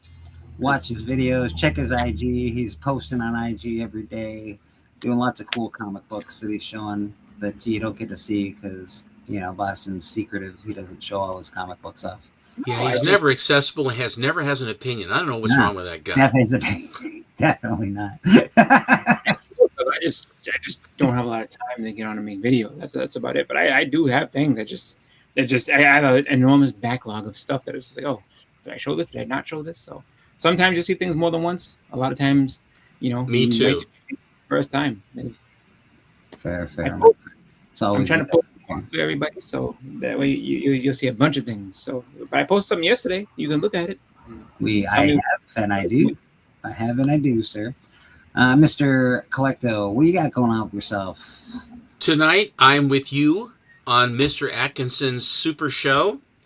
What time is it? The Calambake? It's a 4. Is it 7 o'clock your time? 9 p.m. my time. So I think that's 6 o'clock your time. Okay, 6 p.m. Pacific then, and we will be showing Superbooks tomorrow on the Monday special. I am showing books that I got from the My Comic Shop premiere auction, and several others that have come into my grasp that I will be showing. I've got about 13 books. Some of these I've had for several weeks, but Alan changed what we were going to be showing on Monday, so I had to shift to different stuff. So this is not like all at one time. This is actually an accumulation over a certain period of time that these. That sounds like a job for Mumra. Alan's changing things. Mumra. Yeah, Alan. So that Monday will be like that, and then on Friday, Monday comes those Hulk books from Troll that are really I can't really I said this. Bryplay collects those, and over a number like 5-6 years trying to put together a run, it will be, and I got them in one fell swoop, and all of them in unbelievable condition. And he was just going, says, my God, and he kept saying, he's this very nice guy. He says, understand what you've got. Understand how hard it is that you, and I saw it in the auction. I just said, okay, I want the run. I want that row. Let's make a deal, which we did. So I will have those for next Friday for our Friday hangout with Alan. And then and that's as far as I can think. And then I will be here yet again for church on Sunday as per usual. Perfect. Stephen Lucky says he already knows I have everything that Alan shows tomorrow. Just saying it now. So he's getting us primed for the drinking game. I have that. If you don't watch Alan on Monday, every time someone says I have that, you can take a drink. It's a wonderful game, and you can get very, very plastered doing it. I'm just saying, there's a lot of I have that's going on over there. So, Mr. Bobby, what do you got going on with yourself, sir? Howdy, howdy. I'm Bobby Delgado. If you don't know me, now you know. I'm going to be on Magic Lasso show tonight, so if you're not busy, come and join me. We'll be talking about Superman, 583, his last comic, and some other DC stuff. But yeah, this one's signed by the late, great Kurt Swan. Yeah, I was lucky to meet him. So yeah, I'll be there. And of course, I'll be on Monday night. I draw on Drawn to You, Roscoe's show. So come check that out. This will be a good one. And May 1st, the Blaine Fables show is coming back. So I want to give a shout out to them because I usually be on there with my brother Joe having a good time. And of course, Sunday, I'm over here at Deacon Blue. You can catch me on the church, man, having a good time, spreading the good word, good vibes. And yeah, have a good day, everyone. We appreciate you, Bobby. Thanks, Bobby. Bobby is the lead member of the church choir. He is the man, the myth, the legend himself. And here you got me, Bleecker Street Comics. Catch us every Sunday. Try to put out a good show for you every week. If you want to come on, we're more than welcome to have you. Give me a message on IG. Message me in the chat. I'll shoot you a message on IG. I don't mind giving people the links. I just don't drop them in the chat anymore. So if you ever do want to come on, more than welcome. Patel, Doc, you all know that. If you ever want on, just let me know. I'm always available to get you guys on here on Sundays. I do music videos. I do some comic book content videos. I do some unboxings. Nothing crazy, but I enjoy it. So keep watching, keep paying attention. Don't forget to sub up and like and all that jazz. All of us, I think, have YouTube channel. Well, most of us do. No, actually, I don't think any one of you guys do. But Boston Chris does. Boston does have a channel. Usually, all of us have channels, but I think Boston, you're the only one with an actual channel out of with me and everybody else. Yeah. Don't forget, I believe I was just reminded, Saturday, April the 25th, there will be a Band of Brothers auction. We'll do some promo for that this week. So check us out. Everything behind me, as you see, is always for sale. So if you see any books that you like, I've got lots of stuff for sale. Always ask me about it. Shoot me a message me on here. I'm pretty easy going. But this Saturday, we'll have a bunch of sellers for Bandit Brothers auction. So that should be fun, man. Other than that, I think that's about it for me. Anybody else have anything they want to promote before we get out of here? No? Your guys are all good? All right.